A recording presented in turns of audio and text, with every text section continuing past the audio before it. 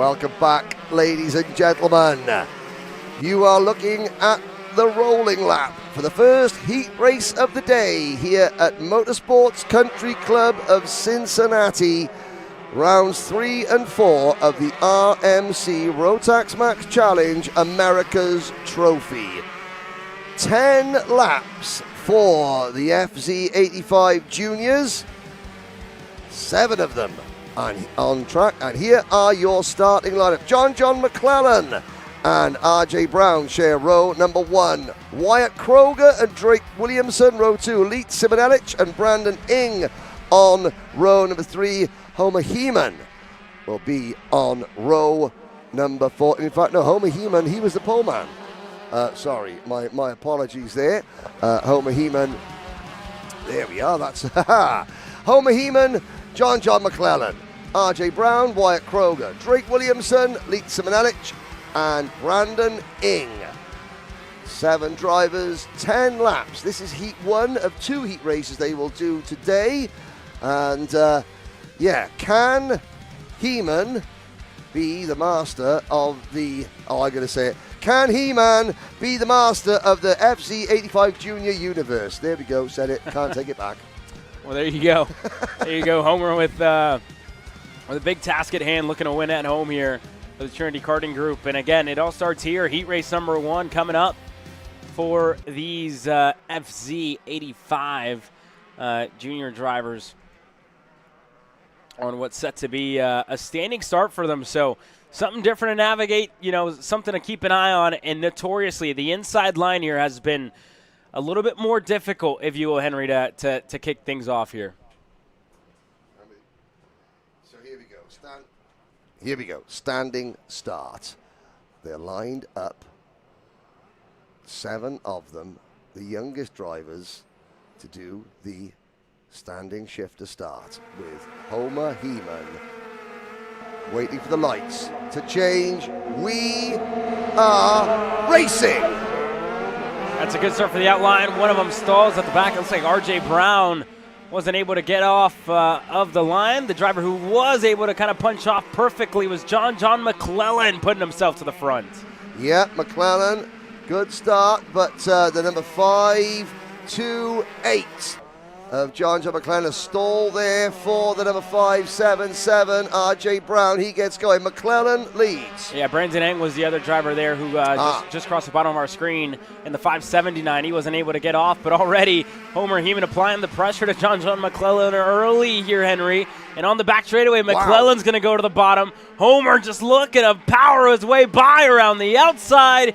He gets that move done all the way back in turn number 12. And what a way to respond. You get up on the gears a little bit quicker than McClellan and just able to power his way along around the outside to get himself in the lead of this race. I mean, that's lap 1 of race 1, and we got our first Slim Shady round the outside of the day. Oh, he gets you don't want to get your wheel on the outside curb too much there. Good kart control by Homer Heeman. Are we about to see Homer begin his own odyssey towards victory here? 3 for the race lead with Wyatt Kroger in the number 520 kart, slotting in to P3. It's 3 different teams, 2 different chassis up at the front. Homer Heeman on the Birrell ART for Trinity Kart Group. Then the Christian Bird Motorsports factory kart of John McClellan, and the factory kart of Wyatt Kroger. Simonellich, Williamson, Brown, and Ing follow some way behind, but as they go through the extension, this is the new part of MCC Cincinnati that's been in existence for about 6-7 years now. Side by side with the race lead, not going into turn number 1. And that turn number 1, Caleb, that is a fearsome corner. Yeah, it's definitely, not an easy one to kind of manage, especially here in the FZ85 package, right? You're going at it pretty fast up on the gears, getting through there. And it's just, you kind of have to tiptoe your way around that first corner. You drop a tire, you can find yourself spinning. The added runoff has also kind of made it a little bit less daunting, over the last 2 years. But it was definitely something, I would say 2 years ago, it was really quite scary to kind of get through there because, you put a tire off, more often than not, you're probably going into the barriers there and into the fence, which maybe not an exciting trip down there through the grass. But that being said, look, these drivers are just doing a great job to kind of get through these first couple laps, and for McLennan, for John as well, right? You're kind of going back and forth. It's a little bit of an accordion effect in between yourself and Homer of where you can go better, where you can push a little bit more, the different gears that you can use throughout some of these corners. That's all going to make a little bit of a difference when you talk about the race distance. Yeah, and of course, you talk about, that turn one being fearsome and how they move the barriers back. And of course, those are the types of corners that make this a driver's circuit.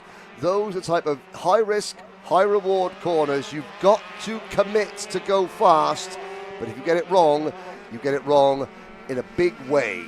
But that's a test of driver skill. Again, coming up over the crest here, those barriers on the outside, they're very inviting. Any errant go-karts will be sucked into them very quickly, as we've already seen in qualifying. Through the switchback section at turns 13, 14, out of turn number 15, across the start-finish line. Downhill ever so slightly, then you've got to pitch that kart hard, fast, left. You're looking at the drivers, you can see them having to grip the wheel so tightly. This slow section now, the first of the sort of second straight. Now, slipstreaming here, Caleb. Okay, shift the karts, not so much. But I mean, 16 turns, 0.9 of a mile, there are still opportunities to tuck into the draft and get a nice tow, isn't there? Yeah, there's look, whenever you talk about the run up to turn number 12, part of the move that we saw out of Homer on John, look, those are great opportunities to kind of put yourself behind somebody and to kind of try and make it pass. You'll see it more in the single-speed categories, maybe even more so in Senior Max, Masters Max, Mini and Micro Max, and even the run of turn number 1 as well. But you have to be careful. Look, if you follow a little bit too closely, especially going into turn number 1, you could talk a little about the aero wash and stuff like that kind of occurring, right? There's a lot of differences to it, but this is again probably, I would say, one of the biggest drafting opportunities, making moves in turn number 1. You're going to see a lot of drag races with how long the run is from the exit of turn 14, and while it is, you still have 2 more corners left on the racetrack, it's still it's a straight pretty much what you're going to have from the exit of turn 14 all the way to turn number 1. So it provides a lot of opportunities for passing, and it's very, very high speed. So if you put yourself behind somebody, draft up to them, look to make a move in turn 1. We'll see a lot of that as well progress throughout our time here in the next couple of months. And I'll even go a little bit further than that, Caleb, and say that when you come out of turn number 14, you're getting in the slipstream, you're looking to maybe make a move into the heavy braking zone at turn number 2. But to get that done, that means you have to follow a driver in that aero wash through turn number 1, which again is a very, very sketchy corner in terms of, you'll see it here. Now, other things to note, ladies and gentlemen. And that's something that Homer Heeman will make a note of. Must not do that again. That was the first Code Brown. I think it's the second time he's dropped the tire there on the exit of turn number 1, and it shows you, right, just on the limit, lap and lap again, pushing the limits in turn number 1, and then just going that little bit extra, going that little bit too wide on the exit of turn 1, and again, just riding the edge of the racetrack. That's, scary, if you will, but he hasn't lost all too much time to John. Last time by, might have lost a little bit here. It was 0.8 of a second, just a bit over half a second in between himself and John, and he's continued to improve. 57.309 last time around. Yeah, he just set his new fastest lap of the race as we watch let's have a look back again. Now, this was a lap ago. Oh my goodness, what a save. And look at the correction on the steering wheel too. He's complete counter steering, right, to try and keep it pointed forward. I haven't seen a save that good since the Champions League final last weekend in the penalty shootout. Well done, Homer Heeman. And he was pushing because he had just set the new fast lap of the race. John McClellan has got the gap down to 0.7 of a second. Now, another thing you need to watch is as they come over the crest, coming up now, there is a huge bump on the circuit. You can see the drivers moving off the optimal racing line because there is a bump on it's just the outside part of the straight. I think there might be a culvert there or something like that really get the car airborne over that bump. But lap 8 out of 10 running now. We start lap number 9, and Homer Heeman, he gives that outside curb a little bit more of a wide berth. A little bit more respect, if you will, right? Giving a little bit more respect as he works his way through. But look, it just shows you, right? Finding that limit, it's critical to go fast at a place like this or any racetrack, really. Whenever you want to improve, whenever you want to go fast, it's important to make mistakes like that, either having a spin early on in the weekend or going over a curb, dropping a tire here and there. That's what shows you the limits, and then you know how to dial it back just that little bit more, lap after lap, session after session. Then you try to maybe go a little bit over again. Fixing the kart or making some adjustments to setup. Can I now, let's say go flat out in a turn number 1? Yeah. Do I have to lift? Do I have to hit the brake? How do you get yourself to carry more speed throughout some of these corners? Yeah, because let's not forget, this isn't the pre-final. This is Heat 1.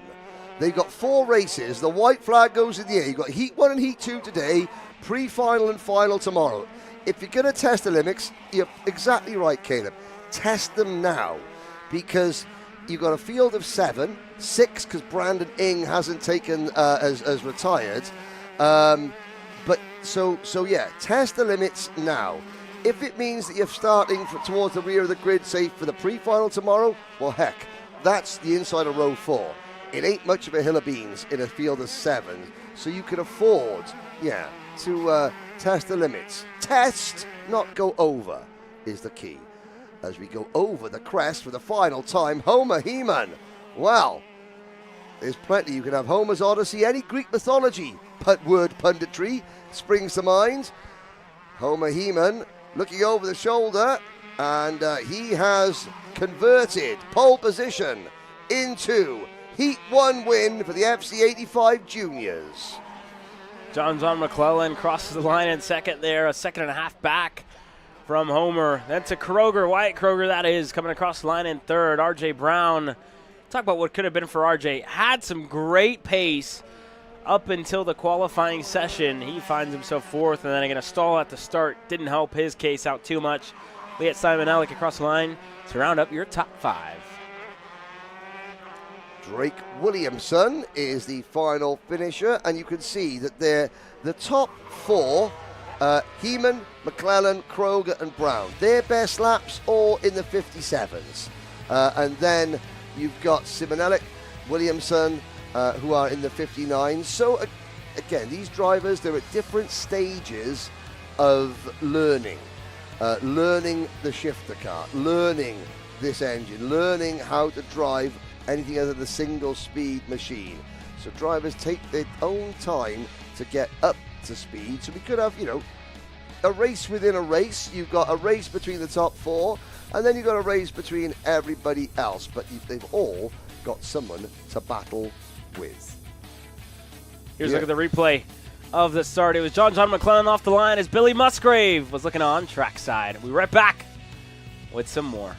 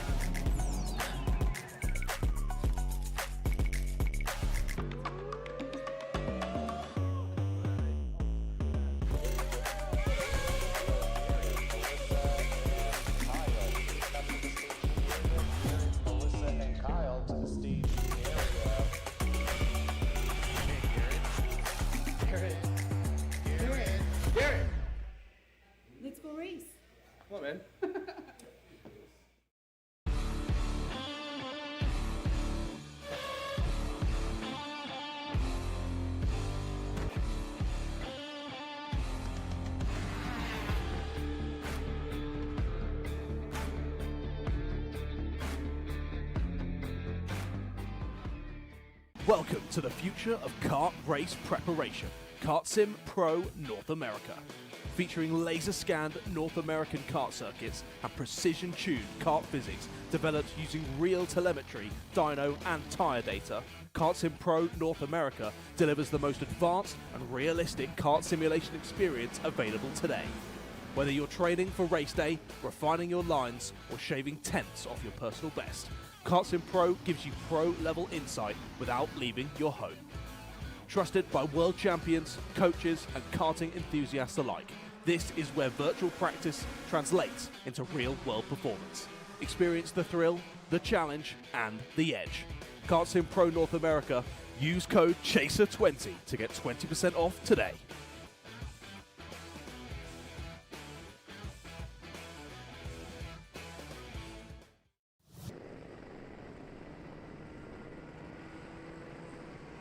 Rolling lap for Micromax, the pre-final. John, looking at the starting line. We've got the number 7, Jack Katowski on the TKG machine, leading the field of micros around. They come to the line. Do we go racing? I don't know if we're racing. I think we are.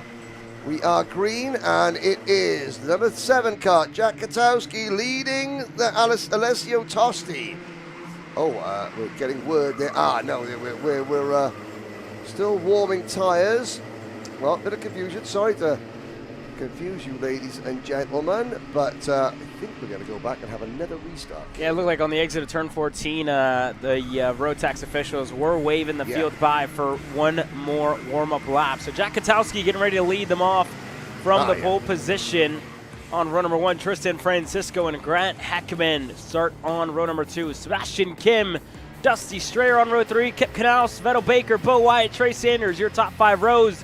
But JJ DeShong in the 77, getting ready to start from row number 8, has issues getting fired off. He's in the grass, actually.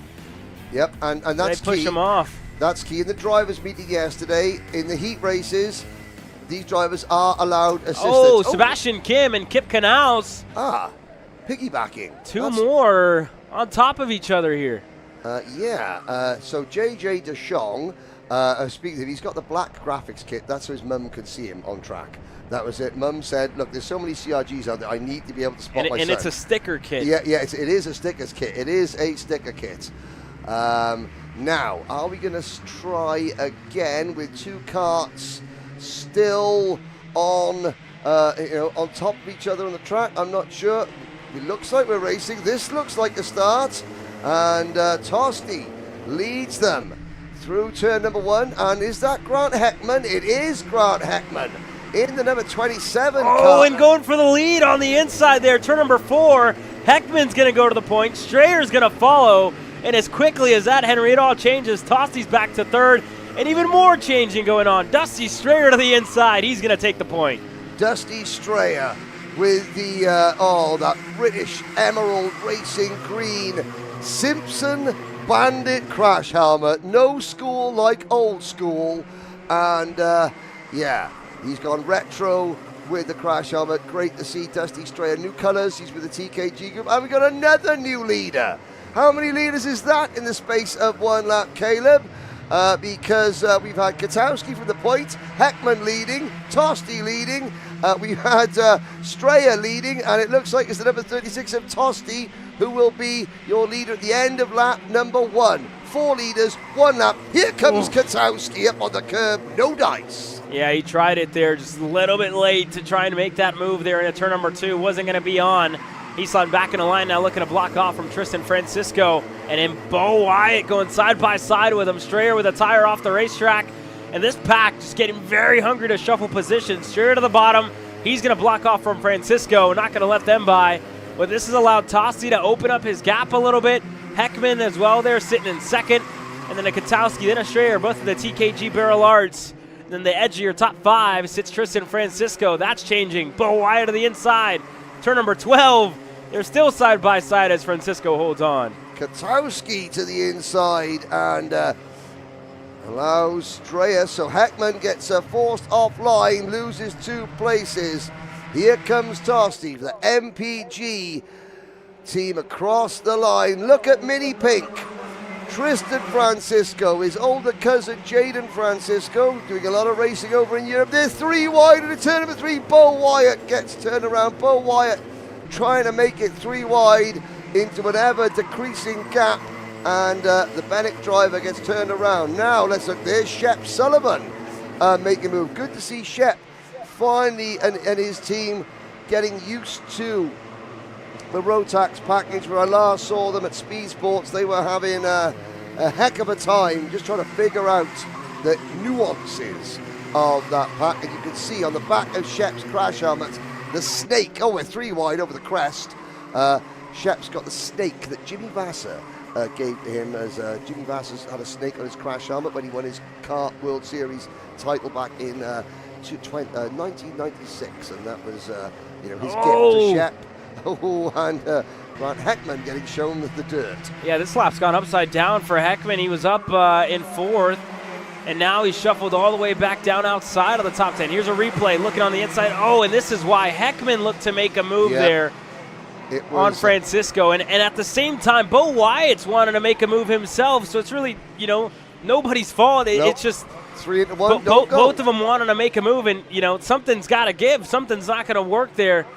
And it showed you, unfortunately, there hurt really Heckman in the process, and it hurt Bo Wyatt on what you could say is a racing incident. Yeah, and Bo Wyatt had so much momentum. He had the slipstream of 2 karts, so he was traveling that little bit faster anyway, going into to turn number 2 there.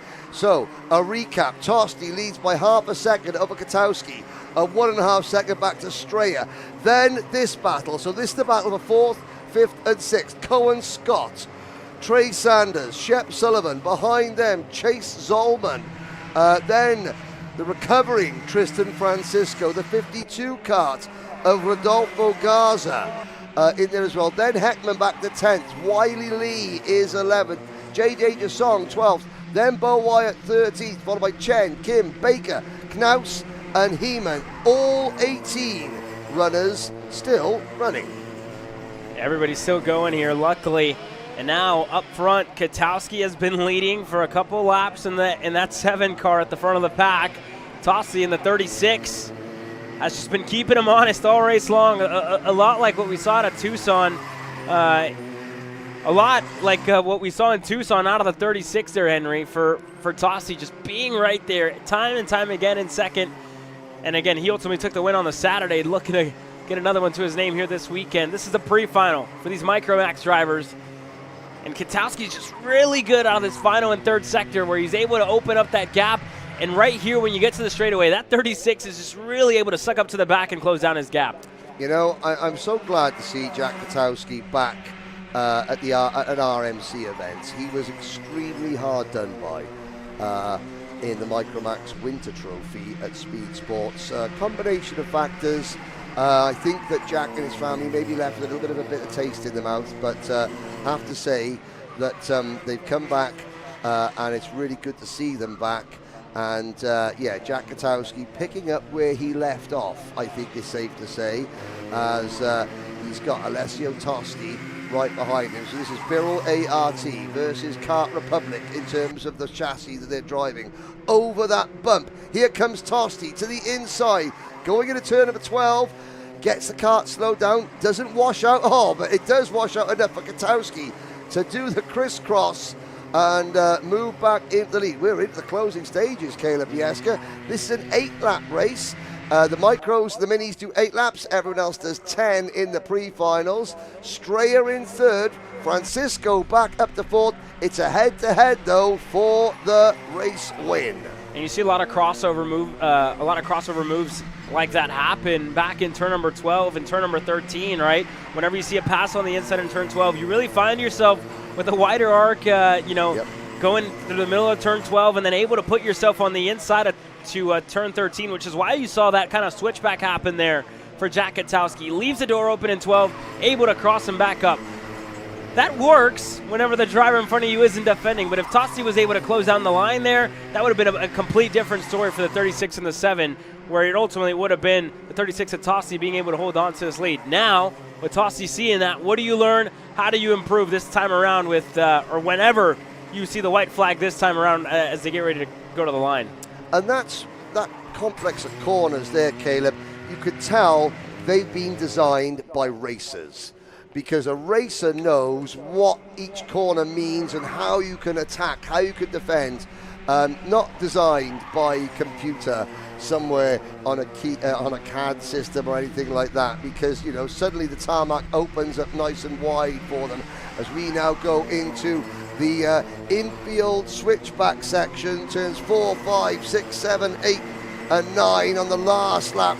Tosti looking for a gap, looking for a chink in the armory of Katowski's defense. Now this area, you plunge downhill here. The camera angle is impossible to do that justice. You come up over the top. Katowski begins the defense. Tosti trying to go wide going in. Will he try and cut underneath? No dice. Yeah, and here we go. Now Tosti, one more opportunity to look to get this move done. A little bit wider on the exit of turn 14 there. They work their way to turn 15. Might be a drag race, might not be. Jack Katowski is going to look to hold on over Tosti with a run to the line. Tosti steals it, the 36. And this is why we love this place, right? Time and time again, delivering great finishes just like that. They can come out of turn number 14, and you still have no idea, no matter how big that gap is, how it's going to end. And Tosti just stole it away out of the hands of the number 7 and Jack Katowski. Tosti's going to win the pre-final and punch his ticket to the pole later on today. You could sacrifice one thing. What do? Do you sacrifice a long run into turn number 1? Or do you have a short run into turn number 1 and a long run out of the final corner before you get to the checkered flag? Correct decision. That long run down the start-finish line. You can see the checkered flag. You've got a long way to get there, and it's just enough time for someone behind you to nip out behind the slipstream and get you in the drag race to the line. Tosti, Katowski, Francisco, Strayer, Sanders, your top 5. Heckman, Garza, Wyatt, and Sullivan round out your top 10. All 18 starters make it to the end, including Kip Knaus and Griffin Heeman, who untangled themselves from their rolling lap collision to round out the finishers. One pre-final down for the Rotax classes. The next race up will be Heat 1 for the FC125 Senior Shifters, and there they are. Yeah, this is going to be a duel to look out for coming up here in a couple of moments. But why don't we also take a look at what we have coming up in the coming weeks here on our platform. Look, this weekend here at the RMC America's Trophy. Next week, we go straight to the SCUSA Pro Tour, June 13th and 14th, right here, same place at the Motorsports Country Club of Cincinnati. Then over to Indianapolis, Indiana, just an hour and a half really along the road, down the road, up the road, whatever you want to call it. We're just next door, Indianapolis, to go grassroots racing for the next 3 weeks, June 13th, K1 Circuit, Whiteland, and then to the Apex Karting Championships as we get ready to head to G&J Kartways back or in a couple of weeks, where we're actually too wide. That weekend we go to Texas as well, to the Texas Sprint Racing Series for the it is third round already of the Texas Sprint Racing Series action when we head over to the new or newly renamed Amarillo Motorsports Park, which used to be the Amarillo karting complex. I think. Is it the Dallas Kart Complex, or is that something? That's something else. I'm getting my Texas that's about mixed up. 4 to 5 hours away from where Amarillo is over in the Panhandle. Texas, one of the bigger states in the U.S. But look, that being said, I'm excited to go back and very, very busy 3 weeks coming up. We're too wide next weekend. Look, it's going to be, or 2 weeks from now, I should say. We're going with 2 races.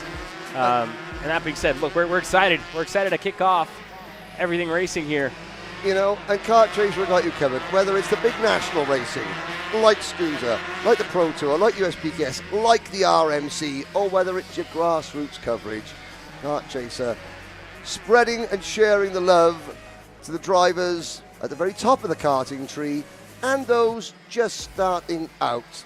We call them the once-a-month warriors, the backbone of the sport. Those who've got their single go-kart, they get it out of their garage every once a month, sometimes twice a month. They go to their local track and they still get to race on nationwide television. Call television YouTube television? Yes, of course we can. Right, here are the shifters. Gavin Bailiff, Gage Korn. This could be a real classic between Bailiff and Korn, with Kakati joining the fun as well. Mason Mitchell goes to the outside of row number 2. Kyle Drysdale from the inside of row number 3. Owen Gaccione on the outside of row number 3. Kevin Simonelec and Kyle Vogt. I said Vogt, ladies and gentlemen. That's how you pronounce his name, because I was very, very careful to check that one. So I've not met Kyle before, and we went through his surname, only 4 letters. We don't want anybody getting misconstrued, because I've managed 45 years without being cancelled, and I don't want to start now, Caleb. So, Bailiff, the search, the quest for that elusive home track victory continues. Gage Korn has something to say about that, and I was speaking to Gage and his dad Henry. They've come here together, just the two of them.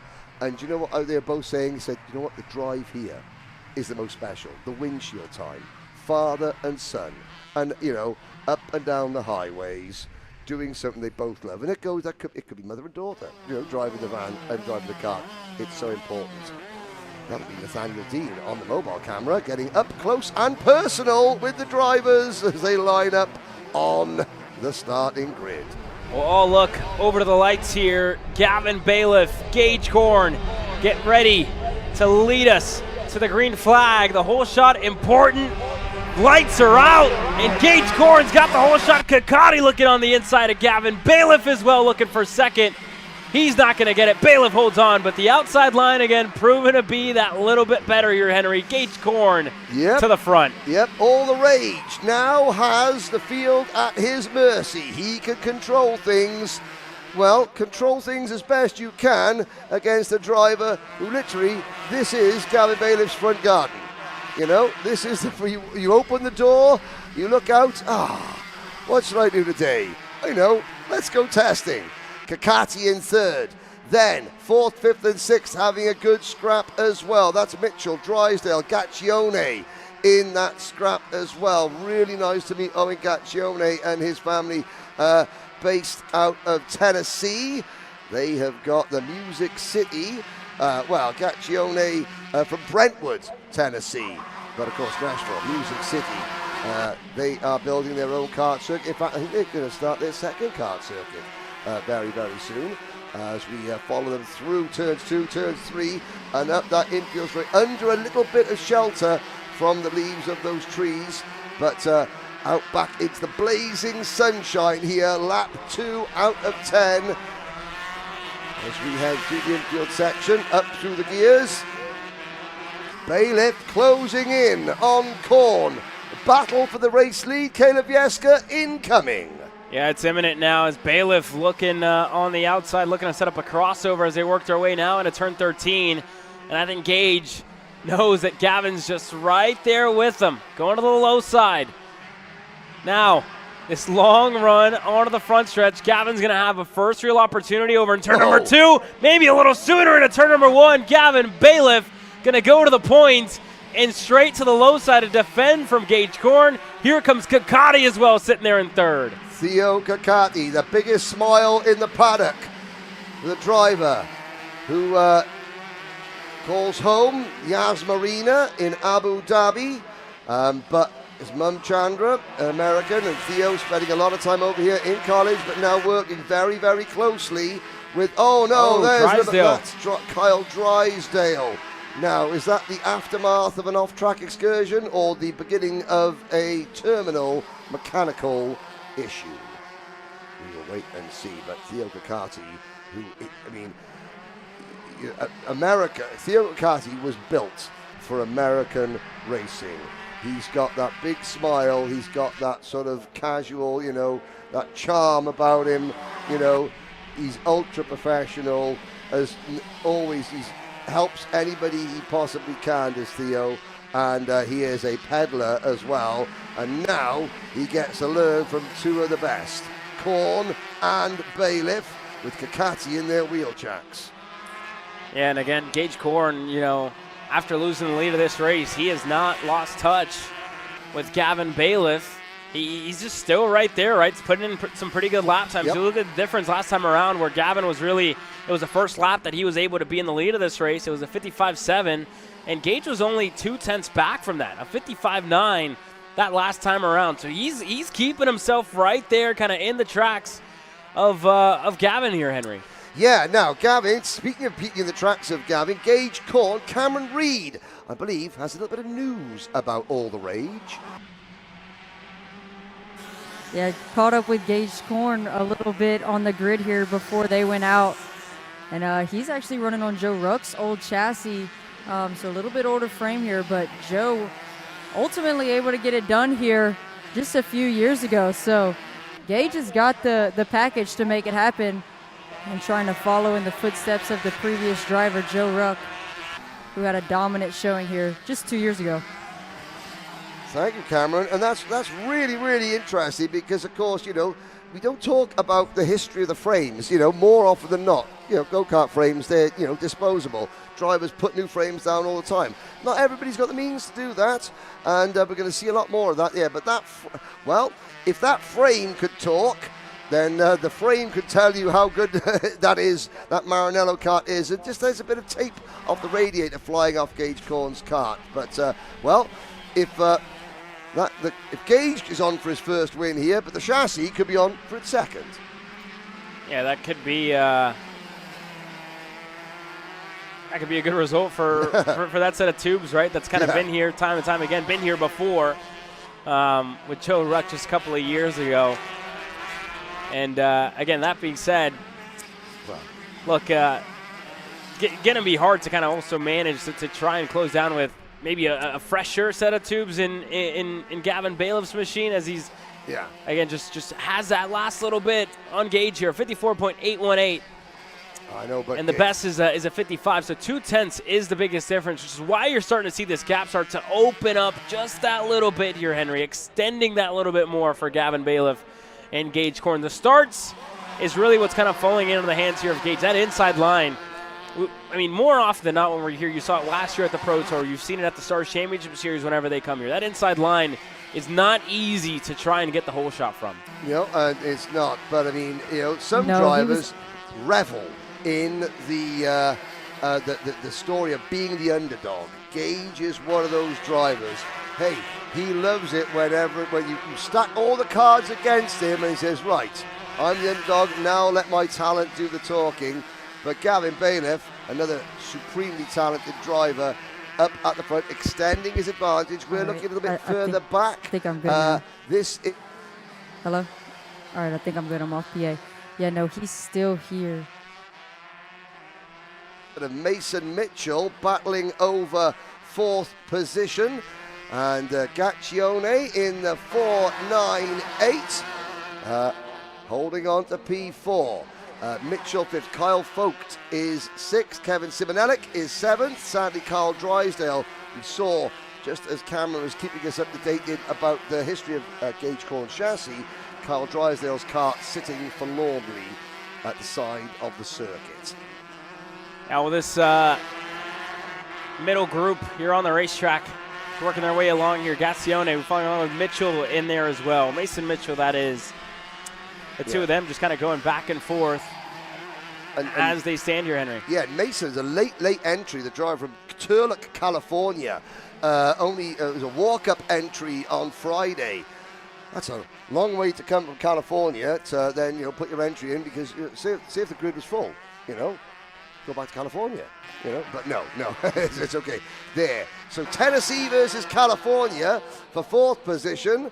You've got Batavia, Ohio versus Aurora, Colorado for first and second. And I wonder how long it's going to be before our Rotax Max Challenge heads to the Music City of Nashville.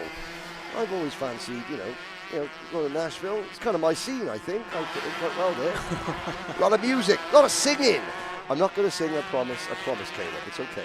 Yeah, one of the homes of country music, if you will, right, Nashville. That being said, though, look, this race has been exciting to watch here in the mid-pack. Up front, Gavin Bailiff has kind of kept things really stale since he took the lead of it. 1.2 and continuing to extend lap after lap. Just better and better every single time for the 64 here, Henry. Yep. And Korn just not able to find an answer. A second and a half now. And look, he's going to be a hard one to beat here this weekend. Oh, yeah. Gavin's, look, whenever you look at what he's done here and hungry to get that first win. Granted, look, only 8 drivers in the field, but a win is a win out of this place. And Gage is doing, the best of his ability to keep Gavin honest, and it's only going to get better. It's a progression, right? You could find Gavin getting a little bit comfortable, and you could find Gage finding that little bit more.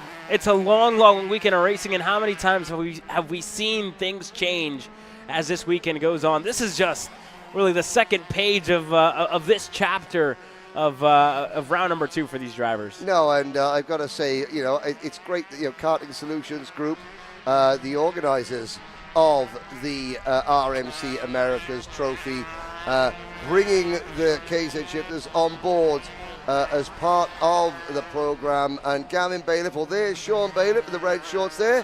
Well, job done so far, although Sean, Gavin and Finnegan know it's never over till the final checkered flag falls. How many times has Gavin Bailiff fallen just a little bit short at his home track? So he will not be getting excited just yet. Not by a long shot, as that quest for a first national victory here at his home track. Well, you can tick one race off the charts, but we've still got 3 more to go. It's not one and done for Gavin Bailiff yet. Gage Korn P2, Theo Kakati comes home in 3rd. Gaccione beats Mitchell to P4, Kyle Vogt and Kevin Simonellic, the Simonellic Motorsports team, and that's very important. I don't profess to be an expert into the intricacies of the costings of this class.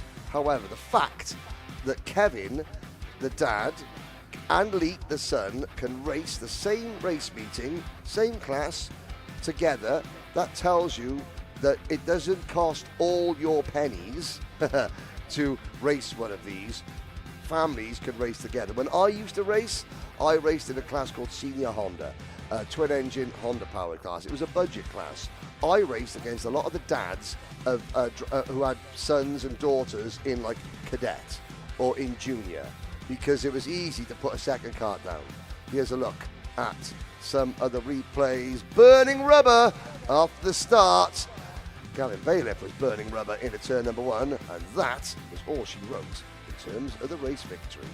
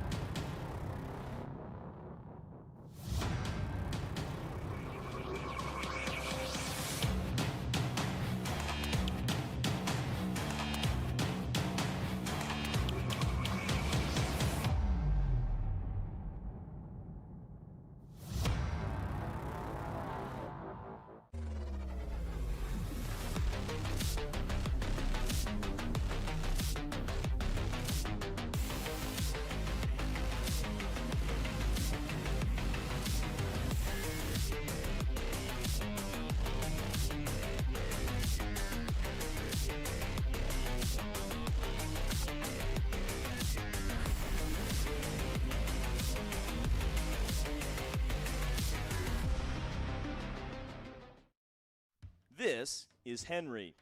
Henry feels sad. Henry feels sad because it's time for his next big race and his go-kart is in bits. Henry doesn't know that Acceleration Kart Racing is the United States' #1 shop for all of your karting equipment needs. Henry also doesn't know that Acceleration Kart Racing can deliver anything from tires to race suits and even wheels directly to your front door or to the racetrack itself, quickly and efficiently, with tech support available 6 days a week. Poor Henry doesn't even know that Acceleration Kart Racing offers free shipping to mainland USA on selected product if you spend $200 or more. Do yourself a favor. Go to accelerationkarting.com and make sure that you are never left stuck on the pre-grid with Henry. Be smart and don't be like Henry. Hey.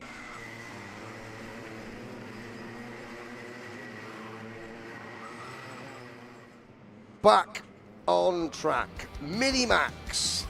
8 laps, the pre-final for round 3 of the RMC Americas Trophy.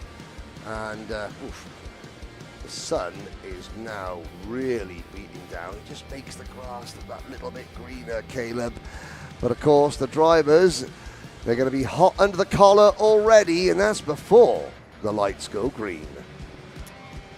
Yeah, well, here we go. This one getting ready to kick off. The Minimax division is led to the green flag by one driver and one driver only, Mason Brody. And the 109 Ryan Perry Motorsports Nitro Kart gets ready to lead them to the green flag. Aiden Go, must be said, has kept them honest, has kept us at the edge of our seats, was fastest this morning in the warm-up session. He gets ready to start alongside Brody on row number 1. Hudson Howard, Slade Harrell, and all Kart Republic, Jay Howard and MPG Motorsports row number 2. And then Yusavati and Dutch Westbrook, your top 3 rows. Yeah, Dalton Sears and Costa Rica's Samuel Chaveri go from row number 4. Looking back there, Colombia's Samuel Avila Martinez new there. And I want to say a quick, Aiden Harbour. Aiden Harbour had a rough start yesterday. You know, this is his first national, and he was a little bit upset when someone drove into the back of him. He wasn't expecting it, but he's dusted himself down and he's got on with the job. And him and his dad are doing a fantastic job running as privateers this weekend. And good luck to Aiden in that Lando Norris chassis number 100 for those of you who are keeping score. Well, here we go. Pre-final action getting ready to kick off. Minimax with Brody on the inside, Aiden Go on the outside. This one 8 laps total, and it just flies by with all the action that these youngsters give us. Getting ready to work their way into the tram lines, and they're going to keep an eye on the starting lights in the flag stand. This time by lights looking to go out. They are, and we're underway in Minimax pre-final racing. Through turns 2, 3, and up the back stretch we go. Brody converts pole position into an early lead. Now into the switchback section, the infield part. You've got Jay Howard. I said to Jay, I say, where do we say we're from? Basildon, Essex, UK, like my dad. So Hudson Howard there, proud of his English heritage as well. He should be, but of course now based up here in the USA, as is his dad, Jay Howard. And in the 3rd position, that looks like the paralleling of Aiden Go. So Aiden from the outside of the front row, back to P3. Then it's another of the MPG cars. Ooh, wheel on the dirt. Coming out of turn number 13? Turn 14 there, 14, yeah, exit at turn 14, working his way onto the front stretch for Hudson Howard and just, pushing that limit a little bit wide, put some dirt on that tire, and that's promoted Aiden Go to go through into turn number 2, right? Doesn't want to wait all too long, as now Harrell going to look to apply the pressure on Howard. And here's a look back at that replay. Just pushing the limits there, a little wide there on the exit. He's going to drop the tire, and that's going to give Aiden Go that last little bit of momentum that he needed to kind of just muscle his way by, or really power his way by Hudson Howard into turn number 2. Howard looked to, Slade Harrell, looked to go by on Howard. He couldn't do it. And Yusavati as well stayed stagnant as 3 of the Kart Republics find themselves bumper to bumper, nose to tail. And it just goes to show that replay, the difference is minuscule between the fastest line, which is where you get your left-hand tyre on the white line, and disaster, which is the left-hand tyre a millimetre over that white line. Now the two J. Howard Drive Development liveried karts of Adi and Howard's third and fourth, Yusuf Adi. Coming through turn number 2. Now he's going to give his teammate a push up the straight towards turn number 4 as they try and close that gap to Aiden Go. Meanwhile, Mason Brody extends his advantage to 1.3 seconds. 5th position, Slate Harrell, Dutch Westbrook 6, Dalton Sears, Lucas Tarango, Tyler Blackwood, Samuel Chaveri. That's your top 10 at the moment. The rest of the field, Colton Brook, Max Santana, Liam Estales, Leonardo Tavares, Samuel Avila, Martinez, Marcelo Tosta, and Aiden Harbour. 17 Minimax drivers in total. Yeah, and one has been able to kind of push himself above the rest of the field by a good bit. Mason Brody, again, he's making this look very, very easy here, Henry. Is Adi now looking for a move into turn number 1 on his teammate? He's going to get it. Adi now promoted up to 3rd, and Howard's going to respond into turn number 2. Both of the J. Howard machines just going back and forth here, Henry. And Dutch Westbrook is saying to himself, yep, you guys carry on battling as he closes in that number 133 Bennett kart. And again, it's great to see. He's got is it the Captain America shield on the back of his crash helmet? And these youngsters, okay, crash helmet designs, they change, it seems, with disappointing regularity, but it's so important that each driver, they've got their own, their trademark, their symbol that you associate with them. And well, Dutch Westbrook, can't call him Captain America just yet, although we could certainly call him the new driver in 4th position as he makes his way past Yusuf Adi and closes in on Hudson Howard down the main straight. Aiden Go all on his own. Let's have a look at the gap. It stays stable, between Brody and Go.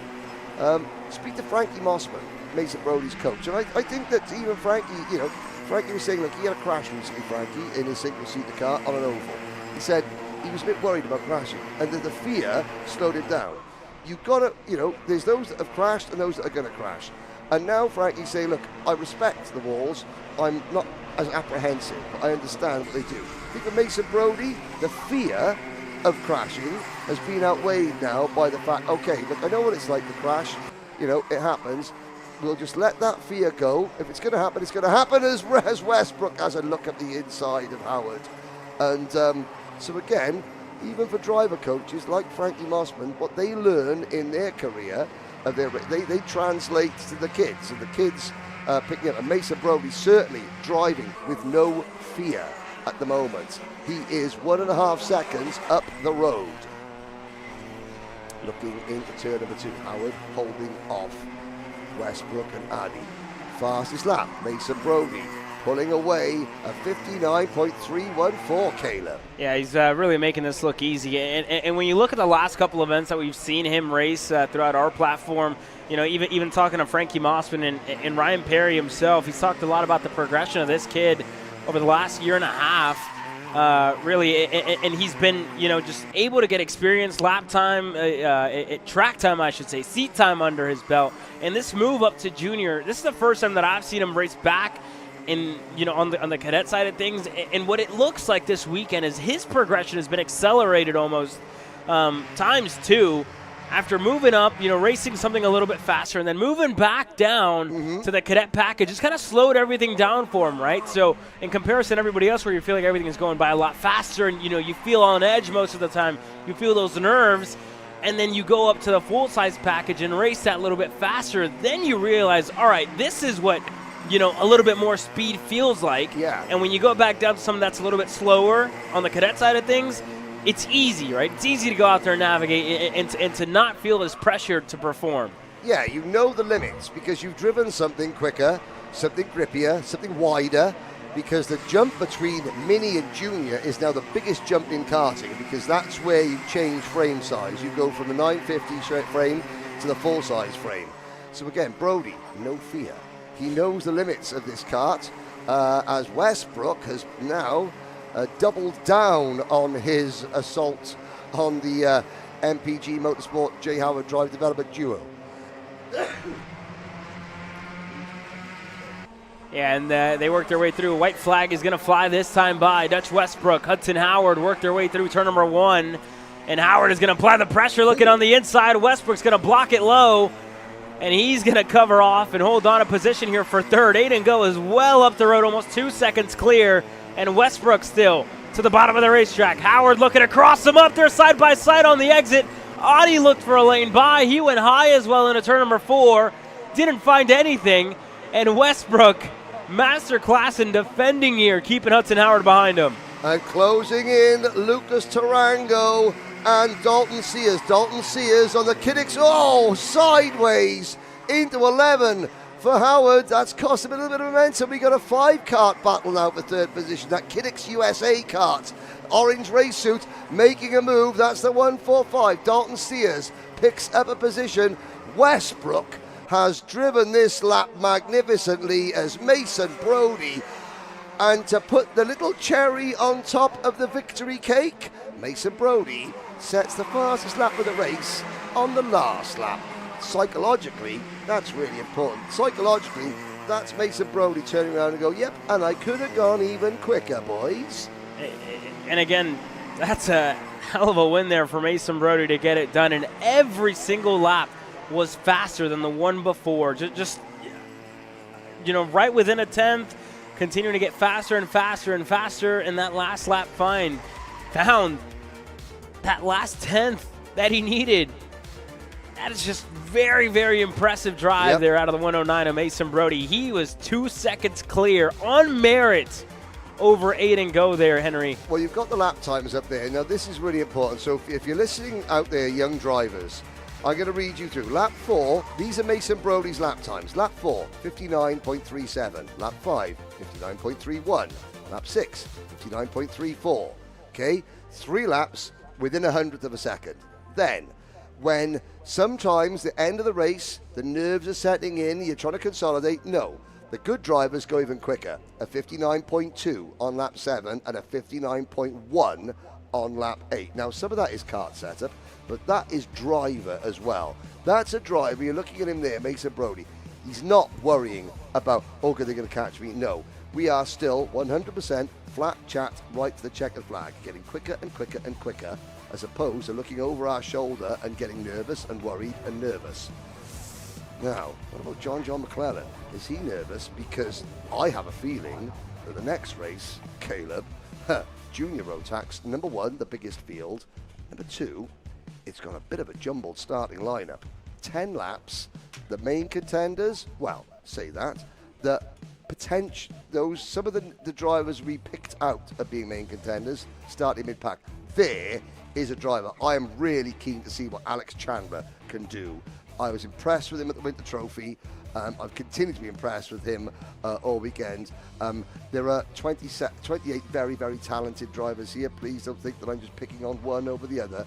But again, I've seen a lot of go-karts in my time, and I can see when there's somebody who's out driving their equipment. Alex Chandler's running. There is Kai Clark. Focused. New dawn for Kai Clark. Like I said, I've seen him smile. I've seen him happier than I've seen him at a long time. There, on the back of Kai Clark's helmet, is a picture of him going under the bridge at PF International. That's a very, very emotional, family-based reason for that, because Kai's great-grandfather 2 years ago passed away whilst watching Kai race at PFI, and he was standing just outside the bridge on turn number 1. So Kai keeping his great-grandfather's memory alive on his crash helmet. Lovely little touches that I think are so important in this sport. Yeah, characteristic to a driver as well, right? When you talk about making your helmet your own, that's certainly a way to do it. Got our eyes on a couple of drivers further back in this field. Enzo Di Gennaro, one of the ones that did not have a good qualifying at all here, Henry. Nope. Qualifying to forget, if you will. He's got a lot of work at hand to look to race his way forward. This grid is packed with drivers, packed with class, some of the best in the nation, some of the best in the world, if you will. Absolutely. Joining us here to kick off the pre-final. Round number 3 of the RMC America's Trophy. Getting ready to kick off. The pre-final in Junior Max is coming your way here in a couple of moments. And this field, again, you want to be on the fence line whenever the juniors hit the racetrack. Yep. Always, always packed with action. No, ladies and gentlemen, that's not an onboard camera. That is just our mobile cam operative there giving you... That is what the drivers see as they exit the dummy grid and head out onto the circuit. That's where the butterflies are at their most pronounced, on that dummy grid, until you wait for the grid marshal to give the signal, okay, go, go, go. Great work there. And you were looking at the back of the field there, that factory kart. Connor Lipka on a factory kart, so is Brandon Ing, Maverick Martin. As we look, we're going to get the full starting grid coming up very, very soon. Yeah, well, there you go. We talked about the qualifying session a little bit. John McClellan gets ready to lead this field to the green flag. Brandon Eng getting ready to share row number 1 alongside him with Alex Chandler. Maxwell Macha on row number 2. Hometown kid Ben Gleberman and Nico Orbezo on row number 3 with Marco Fazzari, Paxton Romero, Hudson Erlin, and William Veeder. Your top 10 starters, your top 5 rows. Now, back mid-pack. Who is going to be emerging from the next group of drivers in the lead group? Because you've got Kai Clark going from grid number 11. Leo Da Silva going from the outside of row number 6. Leo, of course, the Winter Trophy champion. Then you've got Yutaka Sonoda, Josh Wheeler, Max Mitev. Behind Mitev, you've got Kroger, De Janeiro from grid 17, Clayton Stiles, Giovanni Blackaby, Rip Pants Racing's Connor Lipka, Sanguinetti, Van Horn, Eslick, Castro, Cushman, Itor, Rodriguez, and Martin. 28 drivers, 10 laps. With the Christian Bird Motorsport kart of John McClellan going to be leading them round.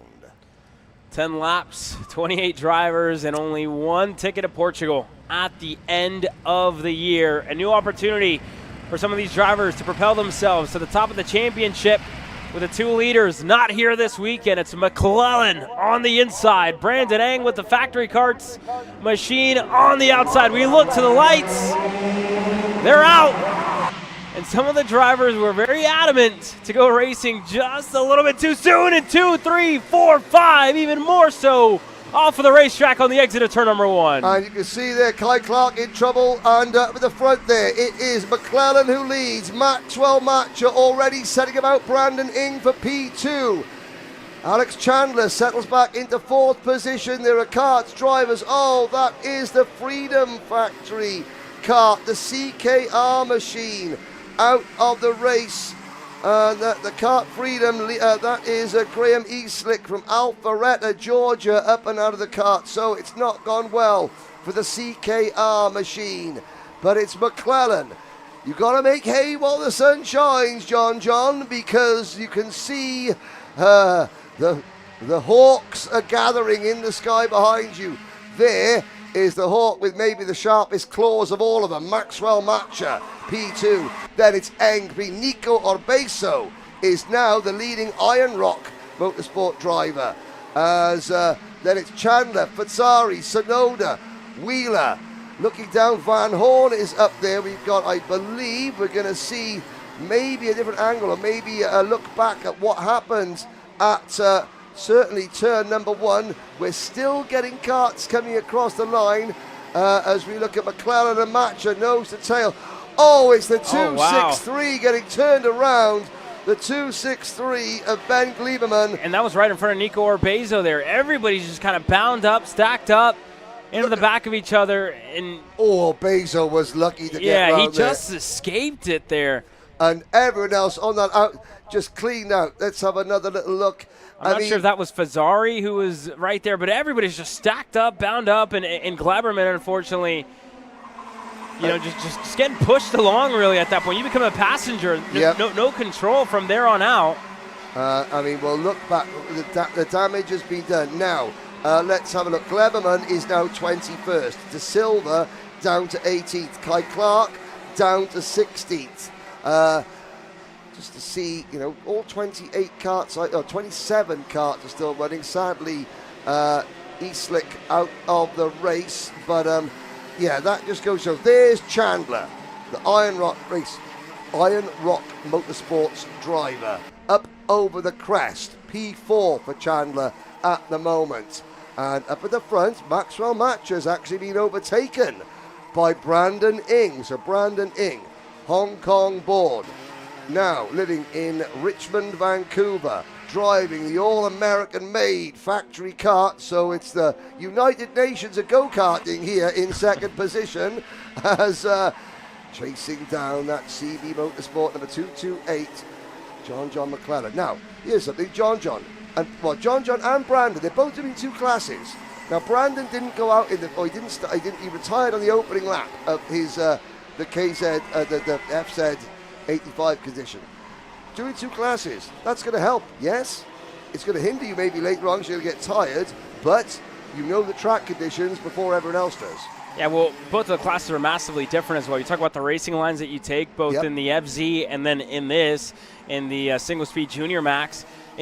2 very, very unique, classes where you have to drive it a lot different. You have to drive the track a lot different. And even talking to Gavin, a driver who, again, a lot of experience here, it's a big swing to try and do both, to adjust for both. But, if you can get it down, it's not hard, but it definitely takes some getting used to. And especially for these young drivers as well, it's something to navigate. Another one of the tests that they're going to go through this weekend. But for Brandon Eng, look, this junior max has been dialed in for him. And it shows you, right? A testament to all the work Oliver Hodgson has done, Billy Musgrave have done to develop this package in single speed specifically, getting it up to speed. And now you're not only seeing the progress and the results come by with a guy like Oliver Hodgson, who's one of the best drivers in the world at the moment. You have it with the junior package as well, and Brandon Eng fighting for a pre-final victory, fighting for a pole position later on today. Had a thought about it going into turn number 12, faded to the bottom of the racetrack, thought better of it right back to the top. And he's still just chipping away at it here with John McClellan. Sizing him up here, Henry. Sizing him up, looking for a move for the lead. Yeah, John says, come on, let's work together. Well, we're halfway through this race, and I think there's a chance that Brandon Ing might think, okay, maybe a lap or 2 as you pass this forlorn figure of Graham Eastlick at the side of the track here. Maxwell Matcher, though, and there's the problem. Ing might have his hand forced by the presence of Maxwell Matcher on that Powering USA machine. Why? Because Ing's thinking, okay, John, I'll work with you, but there's a bigger problem. The bigger problem is the pint-sized Maxwell Matcher closing in. Now, Enzo Di Janeiro is up to 7th as well, so the second of the Powering USA karts in this class making good progress as well after a poor qualifying session. And Nico Orbeso for the Iron Rock Motorsports team on the Tony Kart chassis, closing in all the time in 4th position. It's not out of he's going to be with them. Orbeso is going to be with the leaders in about 3 corners time. Here comes Matcher. Not quite. Yeah, he looked for it there in a turn number 1 on Brandon Eng, and that just shows you, right? Brandon's been very, very patient with John McClellan up to this point, but it shows you Matcha's adamant, right? Kind of wanting to get himself into the mix, wanting to get himself through, and that's a tell sign for the driver of the 279. If you don't go, more likely you're probably going to end up getting passed by Maxwell Matcha, who wants to go to the front, who wants to be in the lead of this race. Now he has to reset himself. But look, we're talking about these 3 drivers. How can we not talk about the other pair in this field? Enzo Di Janeiro, 10 spots gained so far in this pre-final. What a drive. We talked about, that heartbreaking a qualifying session where he was absolutely nowhere, and now putting himself right in the mix, setting himself up nicely for the main event later on today. 10 spots gained, up inside of the top 10 and 7th. Yeah, and we've got a new race leader. We got a new second place driver. The new race leader, Brandon Ing. Matcher to second. And Ing and Matcher went for the move the moment that Orbeso caught the leader. So they've stymied Orbeso's momentum by making the move. McClellan has now got to get his head down, but even so, this has been so far a fantastic day for Christian Bird Motorsports. They're working hard. The paddock, Macy Williams, she'll be starting from the front row of her race very shortly. Up and over the crest they go. 4 for the race lead. Factory kart, Maranello kart, then the 228 machine, that is an EOS kart. So there's a Kart Republic, and then you've got the OTK Tony kart. Gotta say that 4 different chassis, 4 different philosophies on track together. Here comes Orbeso having a little look. I love that. New leader, Maxwell Matcha. Call it Maxwell Verstappen. Yeah, there you go. It's side by side. McClellan getting shuffled wide, and Nico Orbeso there almost had to hold your breath as Orbeso looking to set up the dummy. One to the outside, one to the inside.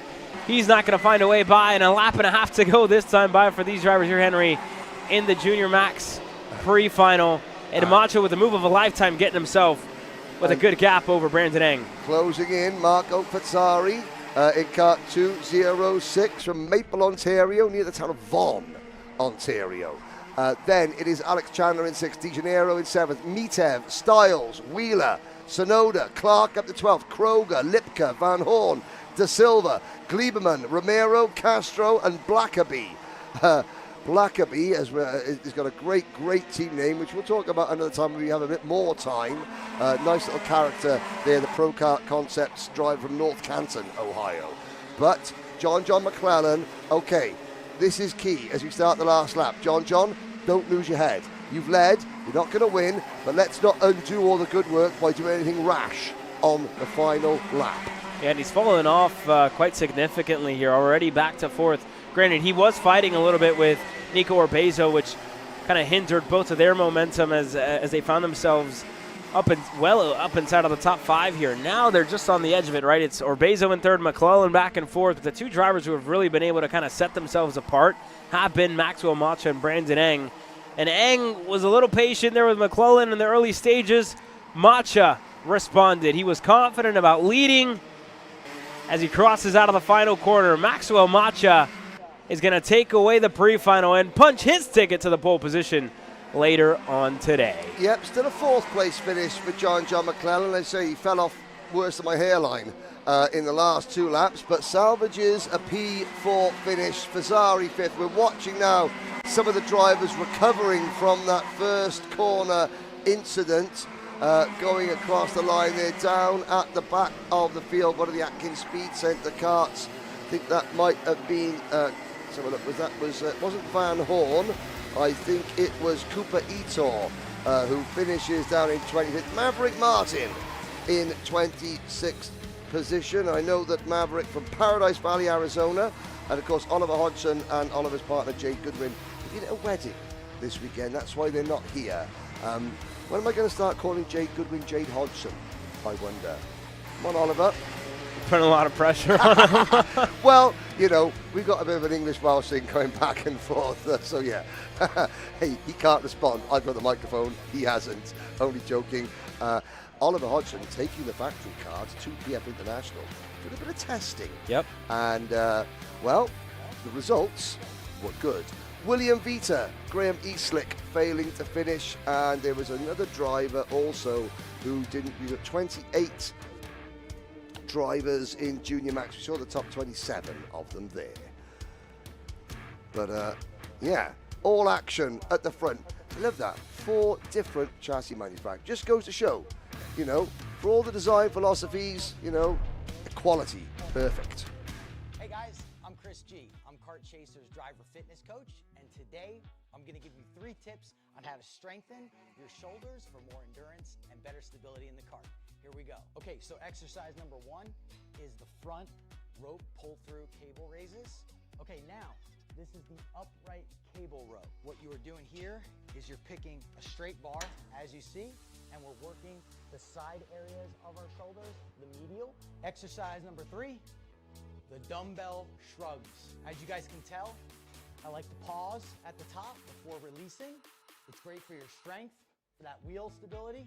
It's great for those shoulders and that upper back area. Chris G coaching, race-ready training that carries into real life. That's what we do here. See you on the next one.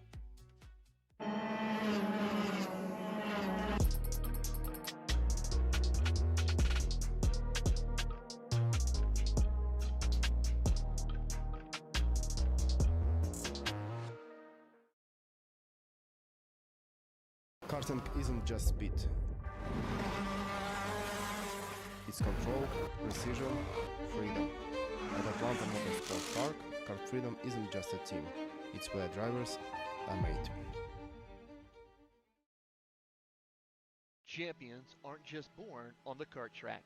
At SimShop, we deliver professional-grade simulators with the best performance-to-price ratio in the industry.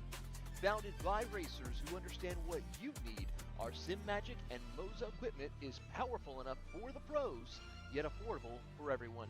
With unmatched customer support and a thriving community, we're your racing partner. Visit simshop.com today.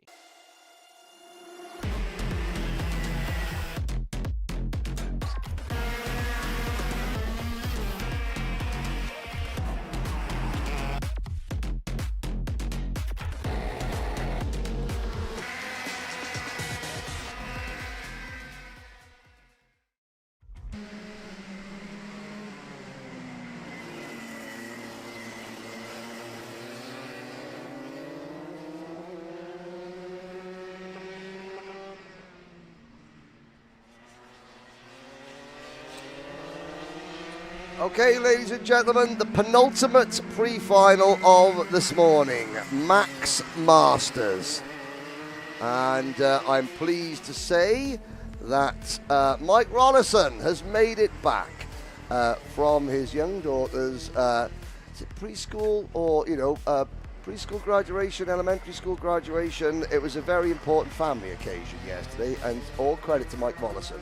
He has taken the red eye back from the Pacific Northwest to here, didn't make it back in time for qualifying, but by virtue of the fact that Billy Cleveland didn't have a transponder on, Mike Rollison still finds himself starting on the front row of the grid. Yes, it's a 3-kart race, ladies and gentlemen. 2 RPG karts, and the 657 is Jose De La Garza. The 628 with the Cosmic race suit on, that is Mike Rollison. 20 years ago, Mike Rollison, on an American-built Margay chassis, qualified for the Rotax Grand Finals. It was another 20 years until Billy Musgrave at Speed Sports Park in February qualified for the Grand Finals on an American-built chassis. Jose De La Garza, Mike Rollison, and Billy Cleveland. Yes, ladies and gentlemen, they are all older than me, which I don't get a chance to say very often, so I'm saying it now, Caleb. It is so important in karting that you have a Masters class. It is important that karting is seen not just a kid's game. It is an accessible sport for adults, young and old. Tram lines, yes. Lights, out. Masters, racing, and already Billy Cleveland showing that old age and treachery can do a lot of things. He sweeps to the inside for Racers Edge Motorsports take the lead. But the inside of row number 2, here comes Rolly at turn number 4 to pass our poleman, Jose De La Garza. And for those of you who are thinking, oh good, this is going to be a good race, how about Billy Cleveland? Racing since 1971, has competed in the World Karting Championships against Mike Rollison, who has done it all as a driver and a team boss. In fact, have they put Sean Butcher in that race? Rollison's look like he's wheeling that thing. That can't be Mike, can it? Can it? I mean, really not surprising to see Mike as fast as he is right now. Really picks up new racetracks. Whenever you look back at Trackhouse Motorplex earlier this year, same situation. Had something going on the day prior, flew back, and was on the racetrack for heat race number 1. And he actually went out there from last in about a 10 to 12 car field and drove all the way up to first and won. Unfortunately, after post-race tech, he weighed about 6 pounds underweight, with Ben Cooper was the one who was in the car for the majority, just setting it up for Mike. And the difference in weight, they didn't get it quite right, and unfortunately they ended up catching Mike by surprise. That being said, still able to win at the end of the weekend, but coming into a new racetrack, to a new place that I'm not sure if he's really driven at before. I know they do a lot of testing weekends here, but to be as fast as he is right now and already chasing down Billy Cleveland is a big testament to Mike's performance. Is now on the inside of turn number 12. Mike Rollison's going to put himself to the pole, not to the pole, to the front of this field here, to the point, I should say, Henry. As a karting fan, Billy Cleveland getting a wheel on the dirt. as a karting fan, there are some drivers that you're just so glad you get a chance to commentate on. I commentated on Bas Lammers when he made his comeback. It was a great, thing for me. And I was commentating on Steve Alvarez Brown, racing Super GT. He's a content creator. And I was like, yeah, look, do you know what? Steve Alvarez Brown, he's got a fantastic platform, and he uses it in the right way to promote karting in general. It's not just about him. And I said to him, look, I'm a bit of a fan, and I'm so pleased that I'm able to commentate on you racing. Same for Mike Rollison. Yes, I've got a bag full of cheap gags for you, ladies and gentlemen, as you would expect. But genuinely, somebody that's done a lot for karting in the USA and around the world, who brings drivers over as professional drivers. I'm all for having professional kart racers. Mike Rollison, and other people are following suit. There are so many people now getting paid to race karts in the USA, and Mike Rollison is key behind that. So it's a great pleasure to be able to commentate on him. Hopefully he'll last the rest of the race before his body collapses. Well, you talked about 20 years ago. Mike was the driver that qualified to the grand finals on an American-made chassis. Billy Musgrave is the one who qualified just earlier this year. He's standing by with Cameron Reed. Yeah, catching up with Billy here and allowing him to kind of talk more about this FC Shifter program that's continuously grown throughout the year. Now at rounds 3 and 4, a little bit bigger than before. So kind of talk to us a little bit about the different motor packages that we have here behind us and the overall feedback. Yeah, overall feedback's been super positive this weekend. Kind of last minute, Sean and Gavin Bailiff and Trinity, they kind of got on board with the FC Shifter program, and we got a couple engines sent out here, and man, their club members loved it. So yeah, I mean, it's cool to have some local guys here in Cincinnati, especially as we move away from the West Coast, which has kind of been our home base, where, we have a lot of local customers, club and regional level. So as we get to this Midwest part of the country, this is the first time a lot of people are seeing the package. So, even people just walking up and down the grid and looking at the engines and watching the racing on track, and it's been super positive. We try to make the program as fair as possible. We got a jetting and carburation board on there, over there at the tent, so everybody knows exactly how to jet the engines.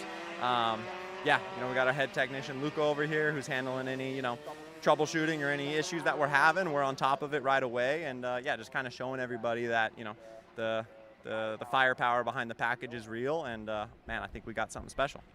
Yeah, we talked briefly before the interview about the two drivers starting up front in junior Rotax are also running the FZ. Gonna talk about how that kind of, I guess you could say, breaks the myth of the shifter drivers. Some people might have hesitation in putting their kids in the shifter, but it's working for those two drivers. Oh, absolutely. And I mean, next time your mechanic or your team owner is saying, the shifter's going to mess you up in your single speed racing. I mean, we proved it last year with Dupuis and Eric Doan. They were running the FC shifters all the time, and they'd go in KA Junior and they'd put it on the front row. And now this weekend we got, Brandon and John. They just put it 1-2 in Rotax Junior. So, the shifter, in my honest opinion, the shifter platform is only going to expand the driver's capabilities. And, if you can handle 6 gears, a standing start, front brakes, all the speed and all that stuff happens, you go back to your single speed kart with just so much more tools in your toolbox, other things you can pick apart on the racetrack to kind of maximize the potential of the car.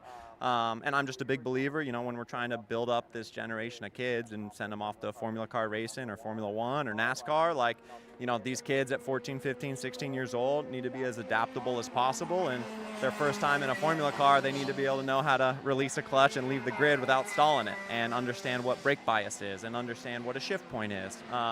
And I mean, we can see it, you can see it this weekend, kids 12, 13, 14 years old, and, their shift points are on point. I mean, they learn the stuff so quick nowadays. So it's just been super positive. That this morning, that was just a nice little surprise for them to do that for us. Kind of promotes itself. Platform's been super positive. I couldn't be happier. Well, I know you're a super busy guy. I won't keep you long, but kind of tell our viewers at home how they can get involved with this package and get on track. Yeah, so we have the regional programs out west with the California Pro Kart Challenge with SCUSA. You'll start seeing the FC platform after this weekend. We're going to start planning some stuff out here around the Midwest. Coming. Our main goal is to use this national platform as kind of to get eyeballs on the package, so people see it. They see the support. They understand, like, wow, okay, the parity between engines is real. But our focus mainly is going to be on the clubs and the smaller regional programs, because that's where we need to build the grassroots platform of shifter kart racing. We need to bring back club shifter kart racing, people pitting out of the back of their pickup trucks, keep the cost of racing low while we're working on developing the driver's skill set, you know what I mean?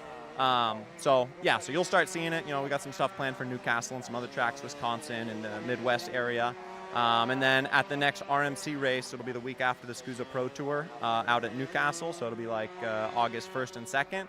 We'll be debuting our mini shifter platform officially on the national scale. We just got production started on our new mini shifters.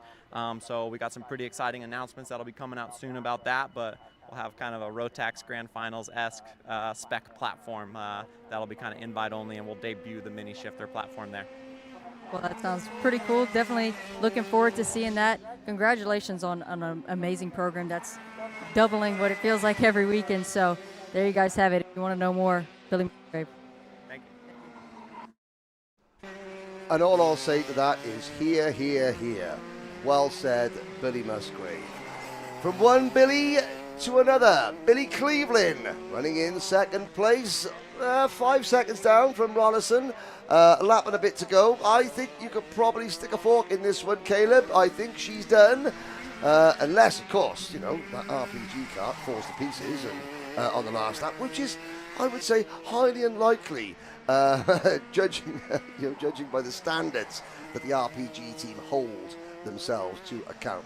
Billy Cleveland, he just refuses to retire. He lives a stone's throw away from the Strip Mall car park in Los Angeles, where Art Ingalls put the first ever go-kart down back in 1956.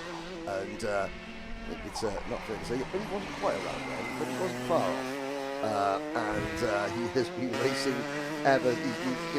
I was at Santa Maria, just 2 hours at the road from that car park where Art Ingalls actually raced. Santa Maria, California has been in existence since 1958. It is the oldest continuous kart track in existence. And I'm not going for the oldest kart track in existence, the oldest kart driver in existence. No, that's just Mike Rollison. Maybe top 10, who knows? But he's about to win this race, Caleb. Yeah, by a good bit. 6+, almost 7 seconds, what he's going to have over the rest of the field. And that shows you, right? You can put him on a red eye, you can put him on a flight, you can put him without practice for a month, 2 months, you call it. The class never goes away for the 628 of Mike Rollison. He's going to knock this one out of the park by a long, long mile over Billy Cleveland. The gap officially 8 seconds to close it off. Mike Rollison is going to win the pre-final in Masters Max. And ladies and gentlemen, a 3-kart race. Still, I stand by what I said earlier. Last lap for Mike Rollison, the fastest lap. 57.803. Any racing driver worth their salt wants to rub their competitors' noses in it at the end of the day. Say, hey, Mike, look, still faster. Last lap, I can go quicker. Yes, he's only got 2 rivals. It doesn't matter. 2 rivals are still rivals, and they still want to beat you. So Mike Rollison takes the win in the Masters Max pre-final from Billy Cleveland and Jose De La Garza, and soaks in the applause as he comes back into the pits. Coming up next, Senior Max. It's ready to go racing.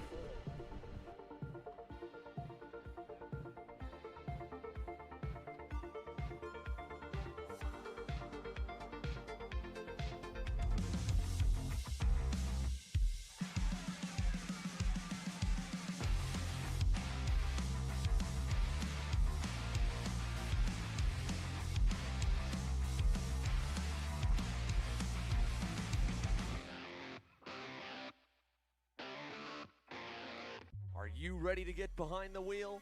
From Formula One to NASCAR and IndyCar, all the pros start here.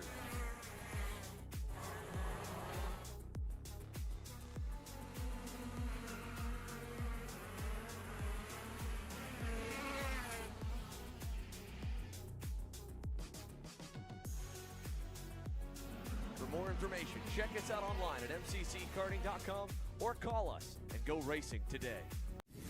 When it comes to innovation on the track, Odenthal Racing Products leads the pack.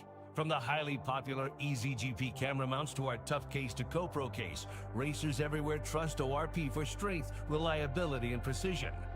We're proud to be the #1 engine mount manufacturer in the USA. And with our new Easy Bumper Retainer System, you won't get caught out with a failed bumper bolt again. Odenthal Racing Products. Lead or get left behind.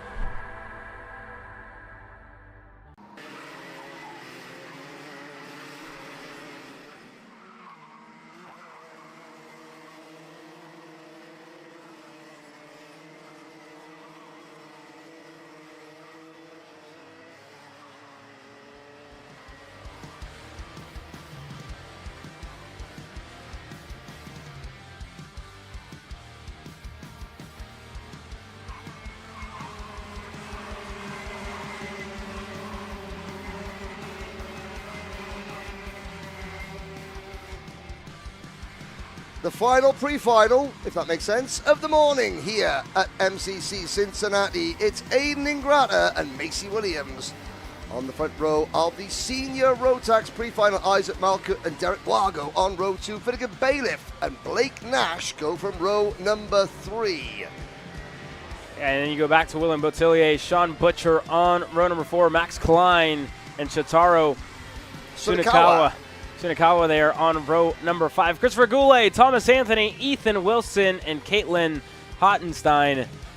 Your 14 drivers getting ready to take the green flag for the pre-final here on Saturday. Round number 3 getting ready to kick off. And since the green flag flew back in Tucson about 2 months ago, everybody has been chasing the 315 of Aiden Ingrata, leading the championship points.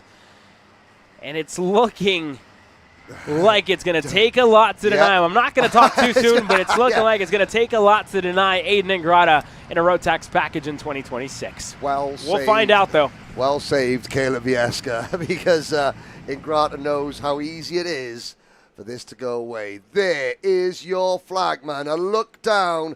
14 senior Rotax drivers come to the line and go racing. At the bottom of the racetrack already, Fraden Ingrata, Derek Wargo looking to rip the high side. He's going to drop a tire off the racetrack. One of them popping up in the air. That's Ethan Wilson, who's into the wall on the exit of turn 3. Yeah, Ethan Wilson on the outside. Derek Wargo, driver. Oh, Macron Motorsports. Derek Wargo goes for a wild ride coming off turn number 4. Was that Wargo or was that Tsunekawa? I think that could have been Tsunekawa who just went off. Wargo looked like he was still rolling. Nonetheless, one of the Macron Motorsports machines is off the racetrack there just in the infield. Wargo is still rolling. He's right behind one of the factory carts. We'll see. I'm not sure exactly who we had just go to the wayside there. But up front, Aiden Ingrata, Macy Williams getting away with a picture-perfect start. Yeah, indeed. So, Aiden Ingrata does not need to win every race. Would like to, doesn't have to. That gives an advantage to Macy Williams. Macy knows she has got everything to gain. Aiden has everything to lose. Aiden will be aware of that, and Macy can now plan her attacks accordingly. Isaac Malkut, 3rd. Finnegan Bailiff in 4th. Sean Butcher, 5th. You were quite right. It was Shotaro Tsunekawa for the Macron Motorsport team who went sideways. Derek Wargo down to 8th. I've been very impressed with how Derek has been driving. Of course, he is the United States Academy, FIA Academy senior driver. And Williams to the inside. There we go. Macy could do that. Aiden realizes, okay, 2nd is better than 14th. Well, he had a big mistake on the exit of turn number 11 as well. Henry just kind of ruined his momentum a little wide there on the exit.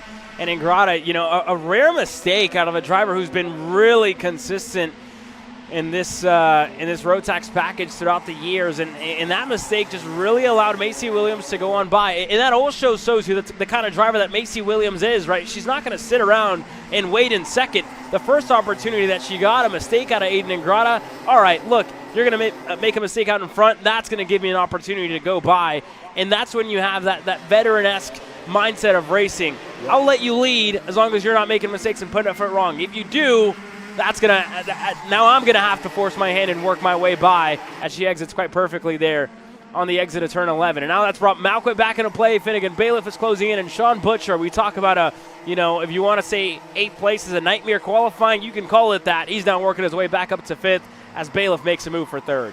Yep, with Nash behind him as well. Let's have a look back. Was this the mistake? Yes, this is what you referenced, Caleb. Just hit too much curb going into turn number 11. A lot of speed he carried there, Henry. And yeah, Macy just sees the gap on the inside. She's alongside.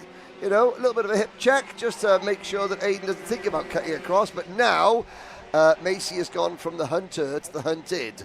And there are 5 behind her, all chomping at the bits to try and retake the lead. Number 1, Finnegan Bailiff, moving into 3rd position, passing Isaac Malcoot.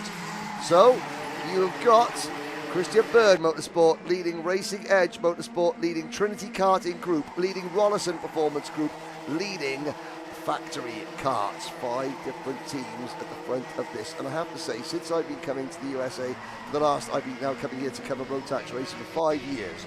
In that time, that team, Racing Edge Motorsports, they have been one of the stalwarts. They are one of North America's Rotax powerhouses. Canadian team, but they will go against the very best again in any team in North America on this Rotax package. And Finnegan Bailiff sitting there in 3rd position. PSL karting, Trinity Karting Group. Again, PSL were always a real mainstay as well. Trinity Karting Group now, they're known as, or not known as, but there's an affiliation now. Macy Williams has got to hold off the big guns. She's got to hold off the big dogs. Unfortunately, Macy Williams has the biggest dog here. His name's Lorenzo, and his head is the size of a crash helmet. You big. Yeah, well, there you go. Her lead sadly isn't as big as maybe she would have liked, as Aiden Ingrata is still right behind her, chasing her down. But he hasn't quite found a way by. Turn number 1, Whoa. Turn number 2, looking on the inside. Macy's not going to make it easy on him. She's going to get shuffled to the wayside. Now Finnegan Bailiff looking for 2nd. He's got it. And along with him, Sean Butcher looking for 3rd. Macy's just got to hold on here as Butcher and Blake Nash is going to take advantage of both of them getting through for 3rd. Great racing. Aiden Ingrata timed that to perfection. Macy Williams gave him just enough room. It kind of messed up her momentum coming out of the corner, but Aiden Ingrata, hey, he's got, like I said, he's got everything to lose, and yet he's still confident enough in himself, in his equipment, in his motor, that he can make those moves stick.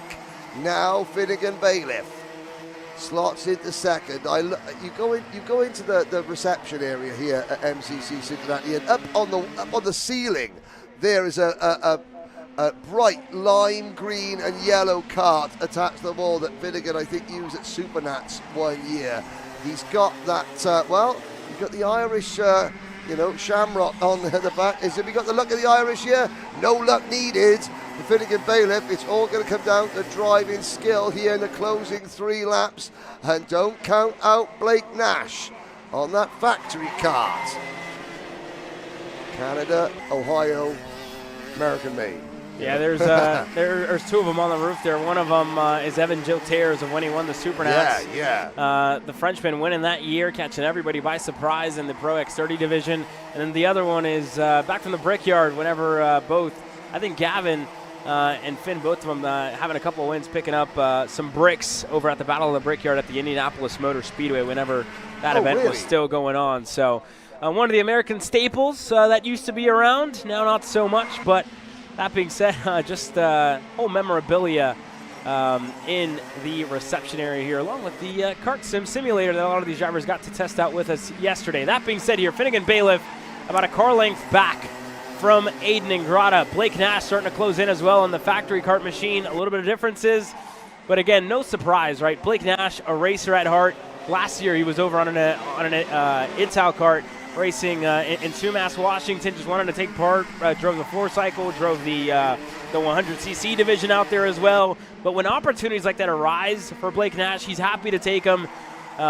And again, obviously, he's not going to put the business to the side to go race for anybody else, but likes to take opportunities like that and to learn, to see what's different, and it also helps him, stay fresh and learn different tracks, learn different, karts, seeing what works, seeing what doesn't, seeing what he likes, seeing what he doesn't as well. He's such a changed persona, is Blake Nash. He went 2 years ago, he went to the FIA Championships, and he said himself, he went with an ego, and that ego got put squarely in check. He came back saying, okay, back to the drawing board. I've learned, I'm going to get better, I'm going to grow up, I'm going to be serious, and he is. And he's now, I was watching him yesterday doing data with other drivers, and it's great because, these are all young men and women, and you watch them grow up, you watch them mature. They're doing so under the glaring eye of a kart tracer camera for the whole world to see. And yes, they make mistakes. Yes, they do things, because they are growing up in front of the world. And Nash is one of those drivers that has done his growing up, and he's now, I'm not going to say he's a finished article because who knows, but he is a real inspiration. He's learnt what it takes to be a role model. With 1 lap to go, he's learnt what it takes to pass Finnegan Bailiff on his home track. As Ingrata, picks up where he leaves off, but not without one heck of a struggle. Yeah, it wasn't easy, right, with the amount of lead changes that we had in this one. Macy Williams was impressive out in front, led a couple laps, and again, everybody else took the fight to her, but, it was really just one move. Turn number 2, when she got passed by Aiden Ingrata, really sent her backwards and was really never able to get herself back up into the front of this field. But now we're starting to see a little bit of what could be for Blake Nash in the main event later on today. And if anybody could prevent Aiden Ingrata from going 3 in a row here at the RMC America's Trophy. That being said, Ingrata's going to exit turn number 14 with a little bit of a mistake, dropping a tire into the dirt, but Ingrata's going to punch his ticket to the pole later on today. He wins the pre-final. Pushing right to the very end, Aiden Ingrata, and sometimes that's what that works for drivers. You see the rest of the field coming across the line. Nash second, Bailiff third, Williams fourth, 1.5 seconds covers the top 4. Isaac Malcoot takes home the top 5th, Sean Butcher, William Boutillier, Derek Wargo, your top 8. Derek leaves MCC Cincinnati tonight, travels to Mulsanne in Germany, leaves on Tuesday for the next round of the FIA Academy, where he is the United States' first senior driver in the United States Academy. Marco Samu is the junior driver for Team USA. Max Klein, Christopher Goulet, Thomas Anthony, who is new to Rotax, the driver from Champaign, Illinois. Then Shotaro Sudakawa, Caitlin Hottenstein, and Ethan Wilson, who does recover on that MSL CRG. It's great watching Ethan and his mum doing their run. They jog a lap of the track at the end of the day together. Really good to see. He finishes 14th.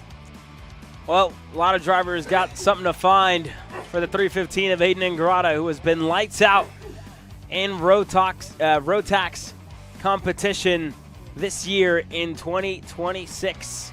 There's one driver, though, who can look to try and prevent that later on today. They're going to share row number 1. That's going to be Blake Nash on a little bit of a different set of tubes here this weekend. It's American made for him. He's getting ready to speak to our very own Cameron Reed. Yeah, we'll let Blake take his suit off here. I know it's pretty warm out here in Ohio, but obviously getting grips with the chassis every session. Had a nice big sin back there with 2 laps to go. Kind of talk me through, were you planning that move out? Yeah, I saw him make a little bit of a bobble in that chicane. I had a good run going up the hill, and I feel like maybe had the pace to catch up to Aiden. I didn't know we were coming to 1 to go, to be honest. And yeah, I just oversent it. Looking back at it, I probably should have waited because didn't fully clear him and ended up messing him and myself up. So the kart's fast. Yeah, I can't thank everyone enough at Factory Karts for giving me the ride for the week. It's been fun, and yeah, I'm just having a good time racing. So. Yeah, there's some Rhino line back there that ultimately helped you make that pass. How is the track conditions and the grip out there? Yeah, it's starting to get a bit greasy with how hot it is. Definitely started to lose the rear end of the kart a bit, just because of the track conditions. But everyone was having the same issue. So yeah, I'll go back to the tent, take a look at the data, and see if we can make any small changes. But starting front row for really only my second row tax race and first time in the kart, I think is pretty good. So. Well, good luck for the rest of the weekend. Thank you. Well, thank you very much there to Cameron, and thank you for Blake for taking the time to speak with us as well. We get ready to head into the lunch break here, Henry. All that's left on the Saturday is main event racing action. Doesn't time fly when you're having fun? But don't panic, ladies and gentlemen. The first, well, FR65 is about to go off at a little bit, but this, I mean, Aiden Grata, you know, a lot to lose, but he still has to go and gain. But yeah, main events this afternoon. I cannot wait. And I can't either. We'll see you back here in an hour's time. Cat food marketing. $9.99 a month. Dude, Caleb, wake up. Dude, we're live in 5 minutes. Let's go. Come on. What are you doing? Dude, I'm so sorry. Xander had me in a cat food marketing meeting till like 2 a.m. last night. Come on, man. Do you have anything I can drink? Dude, I got the perfect thing for you. Perico. It's a healthy energy drink alternative. Perico, non-GMO, gluten-free, kosher, magnesium, B12, B6, Yeah, it's good. B5, biotin, and zero sugar? Pericazo! Try Perico, made with natural ingredients, organic caffeine, and supports your metabolism. Try the new official energy drink of Kart Chaser.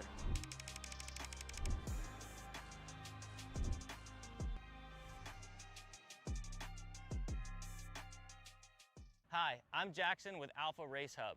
Alpha is an all-in-one motorsports software solution that can solve all the software problems you need for your track, facility, or series. Alpha can cover all your software bases, from online registration, digital e-waivers, a proprietary timing and scoring software, incident management, automated points tabulation, tire and barcode scanning. We even have our own mobile timing app and rental kart activity management software. If you're looking to consolidate your motorsports software solutions, reach out to us at alphatiming.co.uk. Hey guys, another Kart Chaser driver fitness episode with me, Chris G. And today, we're doing some upper back movements. Here we go. Exercise number 1 today we're doing is the reverse grip lat pull down. This exercise movement is one of my favorites because it works your grip strength, your biceps, and most importantly, works that lat area that also protects those ribs in the seat. Exercise number 2 today, the dumbbell chest supported row. Don't forget, good stretch at the bottom, and bring them right to your hips like that, keeping your back nice and arched, shoulders back. Think about having good posture in the cart. Exercise number 3, the inverted Smith machine rows. Grip strength, back strength, overall amazing workout. Thanks again for joining me on another Kart Chaser driver fitness episode with me, Chris G. Race ready training that carries into real life.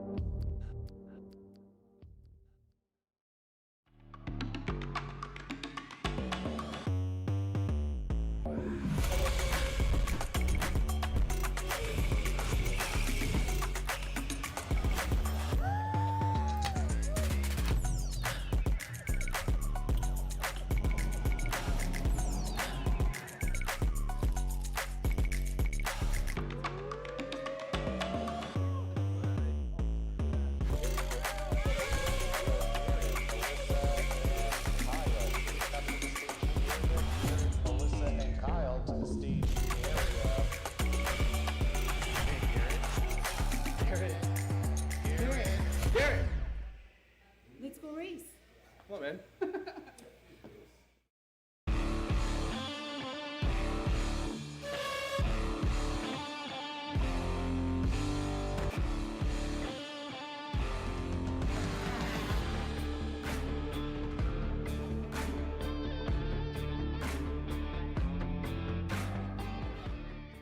Welcome to the future of kart race preparation, Kart Sim Pro North America. Featuring laser-scanned North American kart circuits and precision-tuned kart physics developed using real telemetry, dyno and tyre data, Kart Sim Pro North America delivers the most advanced and realistic kart simulation experience available today. Whether you're training for race day, refining your lines, or shaving tenths off your personal best, Kart Sim Pro gives you pro-level insight without leaving your home. Trusted by world champions, coaches, and karting enthusiasts alike, this is where virtual practice translates into real-world performance. Experience the thrill, the challenge, and the edge. Kart Sim Pro North America. Use code CHASER20 to get 20% off today.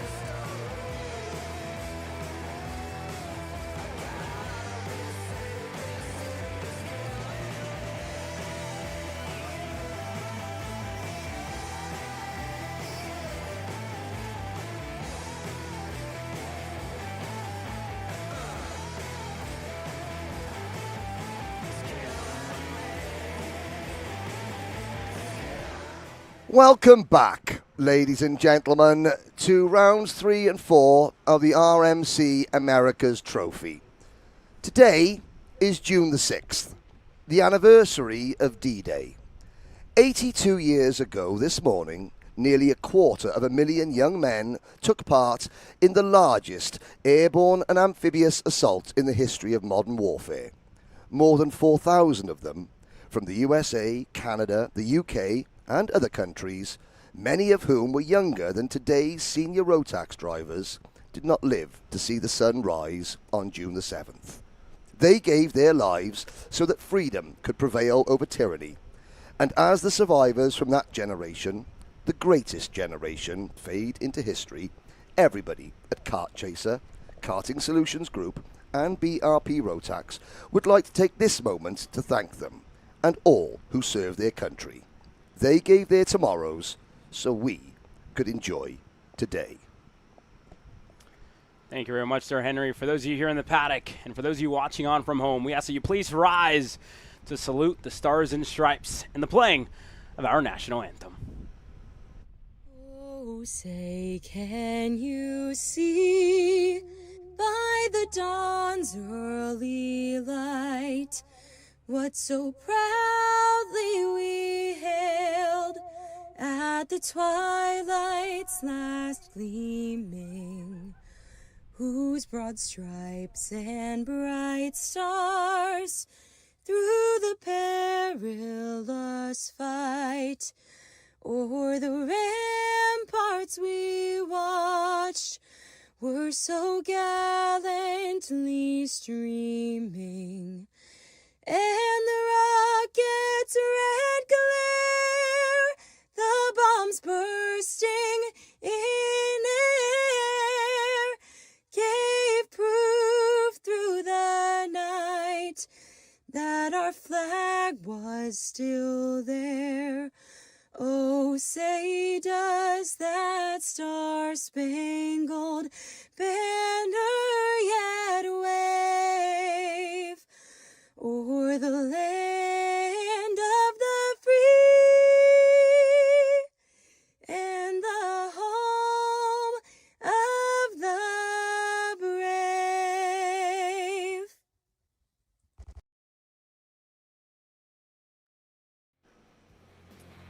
Well, a big thank you to Mandy Goldman, recording artist, for the singing of the national anthem here for us on Kart Chaser.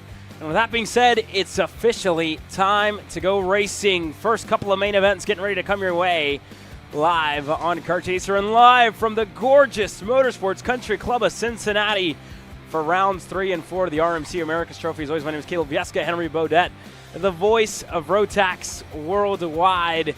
Wherever you are, you can always find Henry Beaudet at your local Rotax events. And Henry, a little bit different for the FZ Juniors and the FZ 125 Seniors. It is only a second heat race for them, but it's going to be main events for everybody else. And Homer Heeman gets ready to lead this field to the green flag for the second time today on the pole alongside John McClellan, who was able to get a good jump off the start a little while ago. Yes, indeed. Of course, the second of 2 rounds that encompasses this championship for the shifters.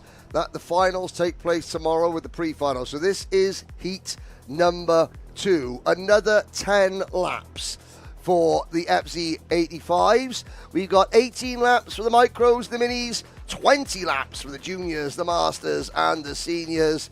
This, though, will be a 10-lap race. Now, in race number 1, we saw a good scrap between John McClellan and Homer Heeman. Homer Heeman eventually coming out on top, but not without a couple of very, very scary moments indeed. Here is your starting lineup. Homer Heeman and John McClellan on row number 1. Wyatt Kroger and RJ Brown go from row number 2. Leet Simonelik and Drake Williamson are on row 3. Brandon Ing on row number 4.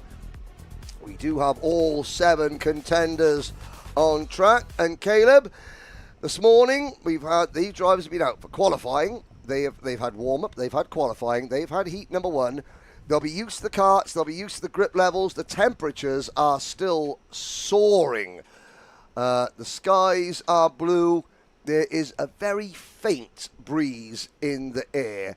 And it's going to be a long, hot afternoon here in America's North Midwest for these drivers.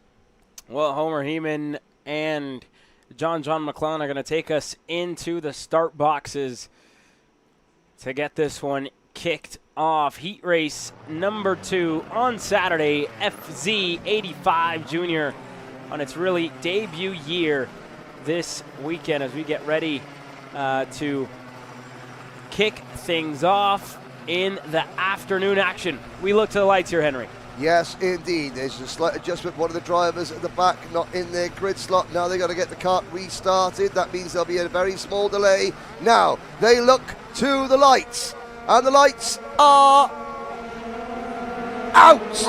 We're off and racing. It's a good start for all 7 drivers. They're getting used to this. Through turn number 1 into turn 2, Homer Heeman maintains the lead. Yeah, good start there. Much better start for Homer this time around. When you look back to that first heat race that we had earlier on today, John McClellan was able to punch off perfectly on the outside, able to kind of push his way around Homer, and this time a little bit different. Homer was able to get off the line picture perfectly.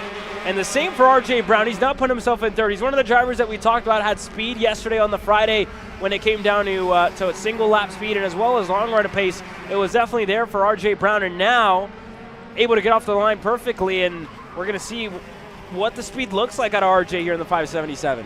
Yeah, the R3 Speed Fab driver, Reggie Brown, RJ Brown, he didn't really have an opportunity to shine after that poor start, but you saw that great shot of the karts coming over the crest. One single Birrell ART being chased by no less than 6 American-made factory karts, that USA steel chasing down the lithe Italian-built Birrell ART. And as they come through the infield section, Homer Heeman, well, time to run and hide, Homer, because the cavalry are picking up momentum. McClellan, Brown, Ing, and Kroger are all there. 2nd, 3rd, 4th, and 5th down through the gear, up the hill and over the crest on lap number 2. Yeah, luckily for Homer right now, his gap has extended a little bit, just over half a second in between himself and John McClellan, who, again, didn't get the best really opening to this lap here on lap number 3, and a tire off the racetrack there just slightly. Not going to help out John all too much. We'll see what the gap looks like this time by 4/10. Now grown a half a second as Barrington ain't going to look for a move into turn number 1. He's got it up to 3rd. Now, Billy Musgrave earlier in his interview, which was an excellent interview, he just said that, you know, the drivers, the junior drivers who do this class, that learn how to drive shifters, they've got so many more tools in their arsenal when they go back to their direct drive karts. And Brandon Ing there showing, you know, confidence growing all the time. Brandon and certainly John doing double duty, and so they're getting twice as many laps in around the circuit. They can monitor grip levels, they can monitor, you know, the air temperature and judge, you know, what the track is doing a lot better than the other drivers that are only doing one class. We head through the new section. I say new, it's the newer section. That used to be a cornfield up until about 10 years ago. The original track here at Motorsports Country Club Cincinnati came to be when, the story is unhappy wives, Caleb. We're here because of a collection of unhappy wives. They were the unhappy wives of a group of Porsche sports car racers from this region.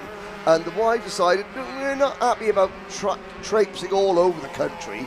Why don't we have somewhere that we can all come that's close, that we can enjoy, and maybe swap your Porsches for go-karts? And therefore, this place was built as a private members-only country club for some sports car racers and their wives, who became happier. Over time, Sean Bailiff, his business partners, taken over, first of all, the management and now the ownership of the track, which has been extended and is now one of the finest in the United States. So yeah, happy wife, happy life. There's a motto for us all, ladies and gentlemen. And now we got to go go-kart racing here at some of the biggest stages in North America, which is, again, great for us, right, to be able to be part here and go to different venues throughout the year. Cincinnati, Ohio has been one of the biggest, or I should say Batavia, Ohio has been a great host to a variety of different series, and this place is, again, provided some great races, some great moments, and great building blocks throughout the year. The stories, the level of drivers that have been through here, walked through here, and driven here is something to note for sure here, Henry. Yeah, and now we're looking already, the drivers picking up speed, becoming more and more competitive by the session. Up the hill, problem or a mistake from Homer Heeman, and he gets swamped. It's now a factory 1-2. Heeman goes from first to third. Caleb, what do you see there? Just a mistake coming to 11? Yeah, just a mistake on the exit of turn number 11 out of Homer Heeman.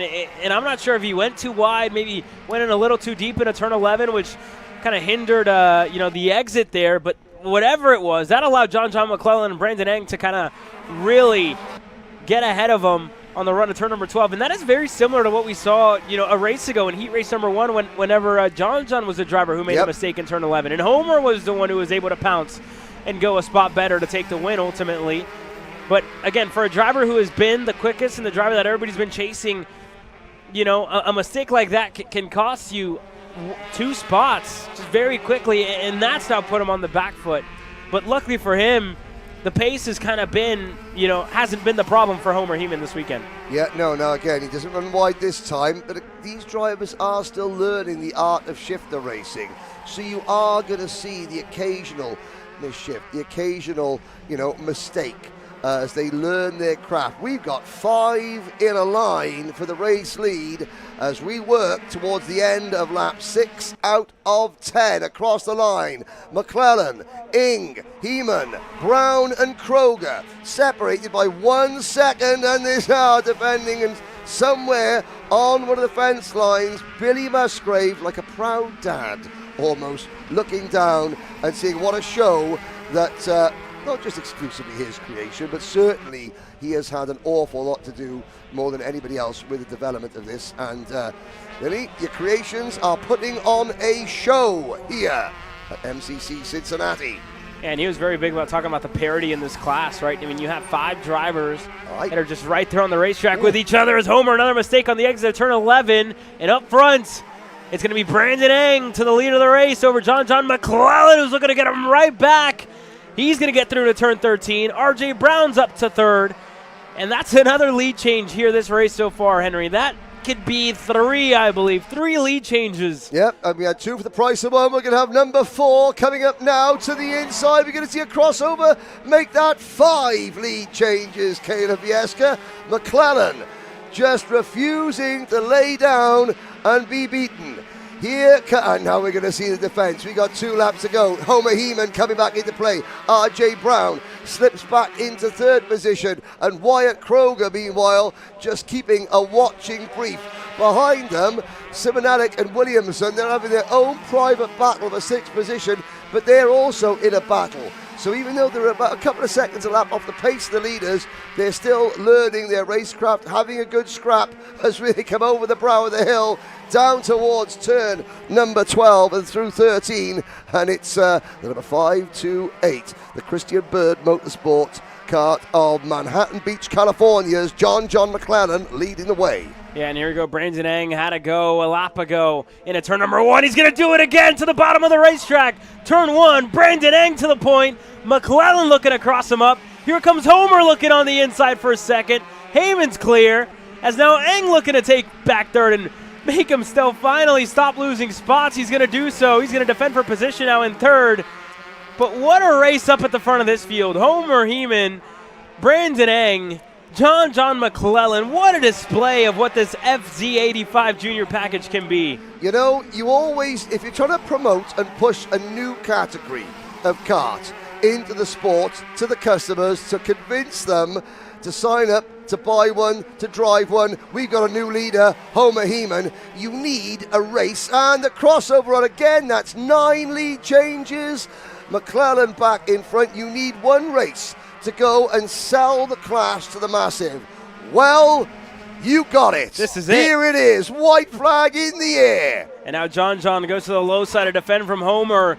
who's looking for a way around. John McClellan has pulled off more crossovers than anybody so far in this race here in the heat race number 2 for the FZ85 junior class, and we talked about it. Their main event not until tomorrow, but this one might as well be the main here, Henry, with how exciting and how action-packed this one has been up to this point. McClellan just has to hold on for another half a lap to hold on to the win here. I hope that Billy Musgrave has got the quill of his ink pen dipped in ink ready to start taking orders, because who would not want to put their junior driver in a class like this where they learn so much they can translate into their Rotax-powered karts? But it's going to be 2 corners to go. John McClellan, well, I'm not going to say he's equalised the score, one apiece just yet. Now we can say 1-1 between McClellan and Heeman after an absolute barn burner. What a race. What a display, and for these drivers to be fighting the way that they were and still, not missing a gear for the majority of them. And look at them all turning around, giving them thumbs up. That was fun. That was fun. Enjoyed that. That was great stuff. And again, they all ought to be grinning from ear to ear there, Henry, after that race. My favorite up to this point here this weekend. What a drive, and for McClellan, for Homer, RJ, Brandon Eng, Wyatt Kroger, that were all inside of the top 5. What a drive. They get it done there. Top 5, and then Liet Simon Ellick, Drake Williamson, your 7 drivers here. And didn't mention much about RJ Brown, Reggie the third. So I wonder if Generation 1 and Generation 2 of the RJs have raced in a race like that. Certainly RJ Brown for the R3 Speed Fab team, doing the family name. Very proud indeed. Well, that is Heat 2 of FC 85 Junior out of the way. The seniors will be coming up, not next race, the race after, because it's time very shortly as we look at a couple of replays. Well, I mean, here's your 12-minute action replay highlight package. Just great passing, repassing, good racecraft, good sportsmanship, everything you want from a kart race.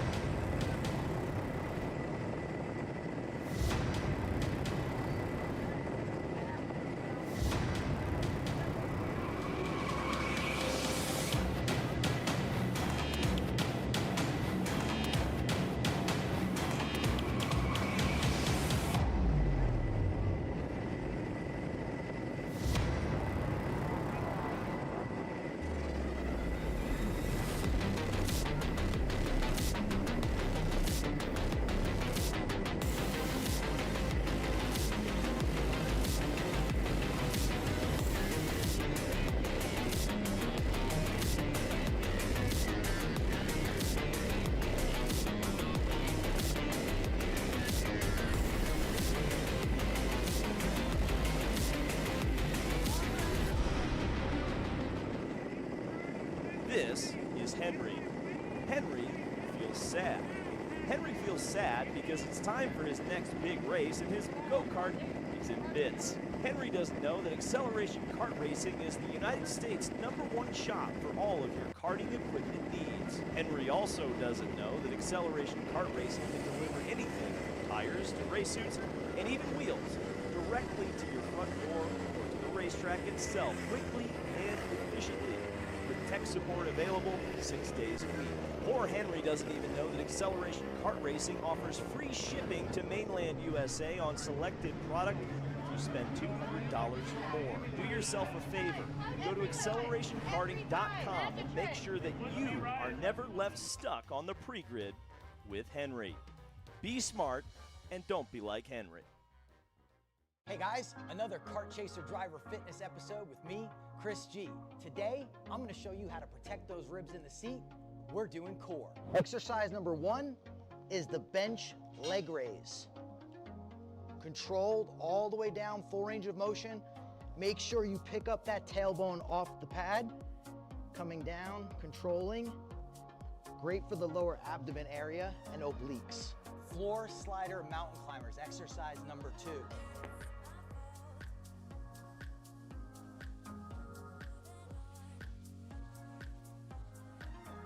Exercise number 3, the plate-loaded decline bench sit-up.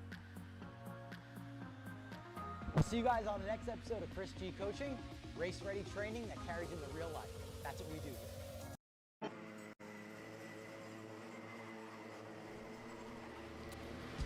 Well, here we go. The starting lineup for the Micromax final. Main events, Jack Katowski, Tristan Francisco, row number 1. Dusty Strayer, Trey Sanders on row number 2.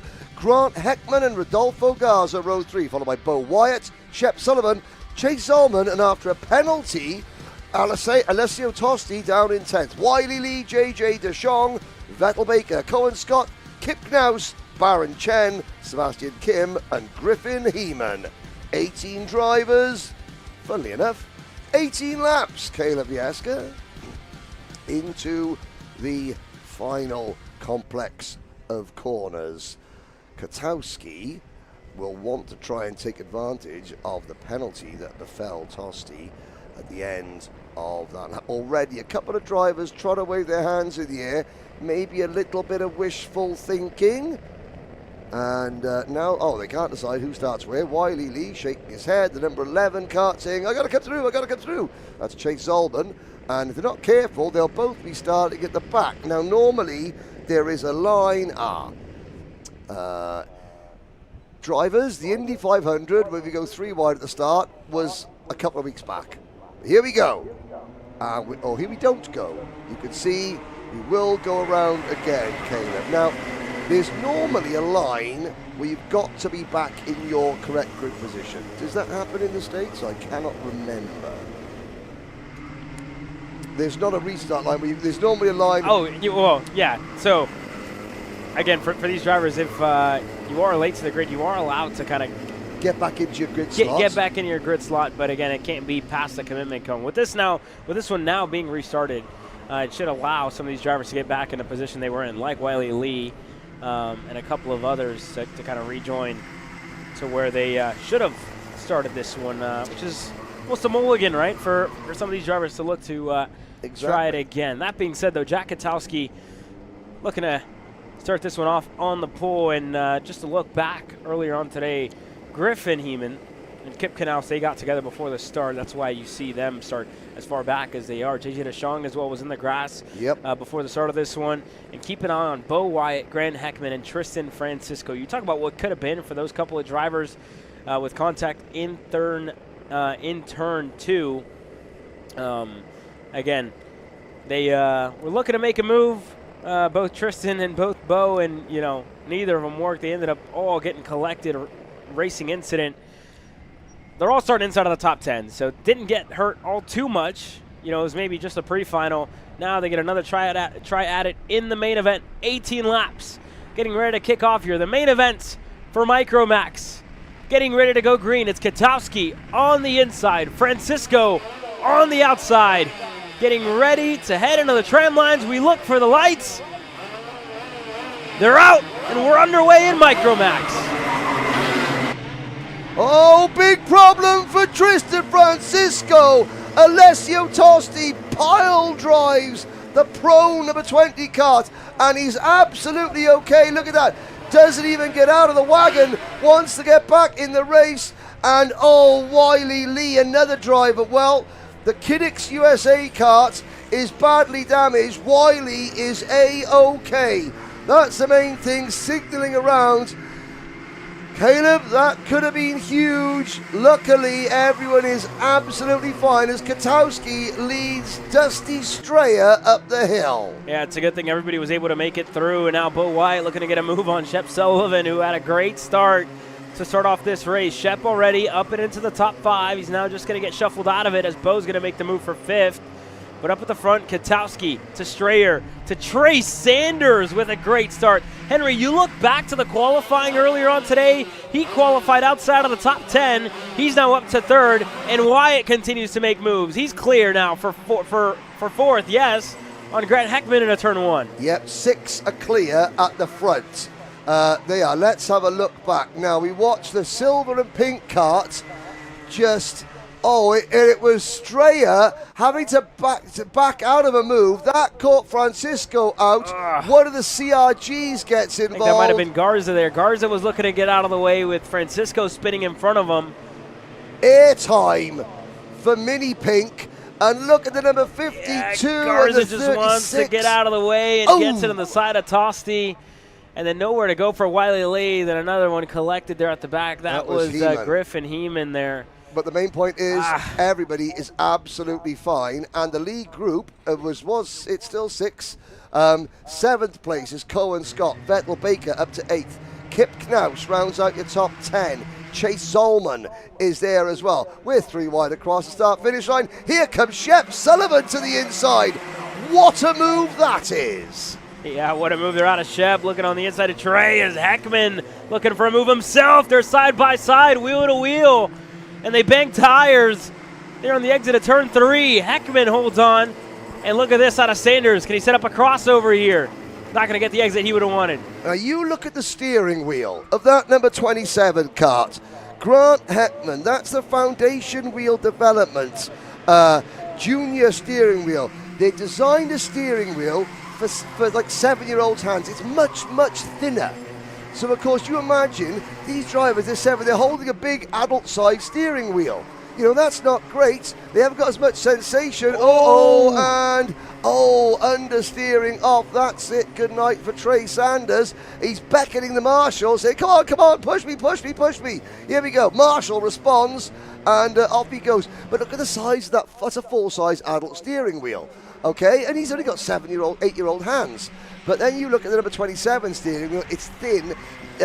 Grant can get his hands round. It gives you a better sensation of feel for the go-kart. It's a really, really interesting little development as we look at the battle for the lead. 3 for the lead, Katowski, Wyatt and Straya. Well, Cameron Reed's got something for us. Cameron, down to you. Yeah, Tristan Francisco unfortunately has to pull in early after that first lap contact. Driver's okay, but unfortunately the throttle got stuck there, so he had to retire from this one early. Yeah, thank you very much there, Cameron. And you saw it there whenever the Rotax official had the front end picked up on Tristan Francisco's kart. Those rear tires were just spinning. Yep. Here's, again, we'll take a look here at what transpired for Trey Sanders. And it looked like that front bumper. That front bumper just catches that front tires. Looked like Heckman was moving down a little bit. And, again, that just lodged that front bumper into that front tire for Trey Sanders, which sent him going straight into the grass with kind of nowhere to go. I mean, he's trying to turn the wheel, but the wheel's caught on the bumper, right? The wheel's caught on the plastic, and she won't turn. But luckily, the Rotax marshal was on hand to get him going again, and he is still running down in 16th. Wiley Lee has also retired. Unsurprisingly, the Kiddix USA kart. Well, Jonathan Kochuk and the rest of the Kiddix USA team, the American affiliate of Kiddix Italy, doing a great job. They will get Wiley back out tomorrow. Here comes a move for the lead, Bo Wyatt, and he can't get the kart slowed down in the apex at 12. Katowski does the up and under, and we've got a new leader. The new leader is the same as the old leader, Jack Katowski. Bo Wyatt's time in front lasted about 12.5 meters, give or take a centimeter or two. Here we go, the Bennett driver back at it into turn number 1, and this time his lead lasts a good 50 meters before Katowski and Straya fight back. This time Bo Wyatt runs wide and loses an awful lot of ground. So this is Trinity Karting Group 1-2. Katowski leads Straya. And it just goes, so Dusty Straya, at the start of this year, he was just starting out. Katowski, I say this, at the age of 9, a seasoned veteran on the national race, on the national tour here in the States. Straya learning very, very quickly that beautiful emerald green crash helmet from Dusty Straya. On the 7th day, the good Lord went, I wonder what a good crash helmet looks like, and came up with the Simpson Bandit. That's the truth, honestly. Intimidating looking helmet as well. Oh, yeah, Stormtrooper-esque. Well, Stormtrooper-esque. The Imperial Death March towards the race leader begins. Here's a look back. Katowski sideways. Wyatt. I'm not sure if Strayer just got into the back of him there. It looked like Wyatt just saw the flash coming to the inside and was like, nope, I don't want any part of that, and overcorrected. Maybe thinking back to turn number 1, where he just wants, I want to get out of the way. That's okay, he lives to fight another day. P3 still on the podium. How about a first national win for Dusty Strayer? For Bo Wyatt, I'm assuming it's it would be a first national win, or they won on the National Series before. Bo Wyatt has, for sure. It was, again, that was the story kind of earlier on this year where he was still looking and fighting and searching for that first. That came just a little bit ago for Bo Wyatt. For Dusty Strayer, he's looking for, again, another win on the year. I believe he was able to kick off the year with a win down over at the Winter Series. In SCUSA competition. Okay, sorry. And that being said, for Dusty Strayer, just looking to get back up there. So these top 3, I mean, these are our regular suspects at the front of the Micro Swift, or Micro Max Micro Swift, whatever you want to call it, Micro Division for us here. That 8 to 10 age range. These 3 kiddos have been up at the front more often than not this year in 2026. That's okay, Caleb. I'm the official voice of Rotax, and 3 weeks ago I called the start of a Junior X30 race. So it can happen to everyone. It's okay. What we're seeing is 3 very, very talented young superstars of karting. Bo Wyatt, again, Kearney, Missouri, the birthplace of the outlaw Jesse James. Well, he's stand of attention. Bo Wyatt moving into P2. Jack Katowski, the driver, Oyster Bay, New Jersey. Katowski and his brother Nico Katowski blazing a trail through the junior and micro, mini and junior ranks of karting in the United States. Now Katowski's got his hands full. Look at the closing speed of Bo Wyatt. That Bennett kart is wound up like a top. We're running lap 10 out of 18, just over halfway through this race. And this is where those drivers, those big, thick, adult-sized steering wheels will start. The drivers are starting to, they're gripping them, the scaphoids are hurting, the muscles are aching. Not so much for Bo Wyatt. He is your new leader. Now, looking back in the bottom half of the screen, there's Alessio Tosti, who, despite having a penalty and starting 10th, despite they getting caught up in that first corner incident, is back into P7. Incredible recovery from Tosti behind these 3. Stray around the outside for P2. The late Bill Simpson would be proud, because that was a wild and woolly move from Dusty Strayer, just like Bill Simpson himself. Bo had a nose down low there, just looking to kind of retake that position, and Dusty was able to kind of take the normal line and hold on. Now he's going to go for the lead. Turn number 4, Dusty Strayer gets clear, but for how long as Katowski gets a good exit? Who's going to back out? It's going to be Katowski in the 7, who's going to make way for Dusty Strayer. And the younger of the 2 TKG Burl Art drivers now in the lead of this race, with Katowski back in second, Bo Wyatt, and now Katowski going to respond. Wyatt going to go right by as well into turn 13. Fantastic. Great opportunities there for Bo Wyatt. Oh, Strayer just hangs that left rear wheel just over the white line into the dust, gathers it back together, and we start lap number 11. This battle is happening 6 seconds in front of Grant Heckman, who's having a fantastic run for the Heckman Brothers Racing Team out of Fort Dodge, Iowa. Then it's Cohen Scott, new leader, Bo Wyatt. Behind Cohen Scott, Shep Sullivan in 6th. Then it's Tosti 7th, Kip Knaus up to 8th, Zolman 9th, Baker 10th, Garza, DeShong, Kim, Chen, Sanders, and Heeman, your 16 remaining runners. It's all about, there's a great documentary, ESPN, about Bo Jackson. It's called You Don't Know Bo. Well, the karting firmament knows all about Bo. He was leading. They know all about Jack Katowski as well. Bo Wyatt takes a wide line in to turn number 14. He's going to get a good run. He's going to get a great run on Kwiatkowski here, Caleb. Yeah, he's going to get a good run going in and down and into turn number 1. Does he have a look down low?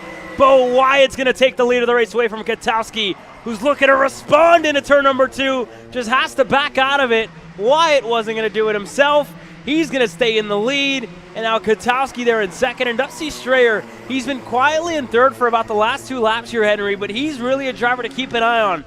Third here at MCC is a very good place to be in this final lap. And when you keep an eye on Alessio Tossi as well, he's closing in on the drivers ahead of him. I was going to say, if you're an Alessio Tossi fan, thanks to the technical wizardry of the folks here at Kart Chaser, you can now see on the bottom of your screen, so you could see that Tossi is going to catch Heckman inside the next 2 laps based on his current lap times. Make that this lap at some point. Tosti should be with Heckman for P6.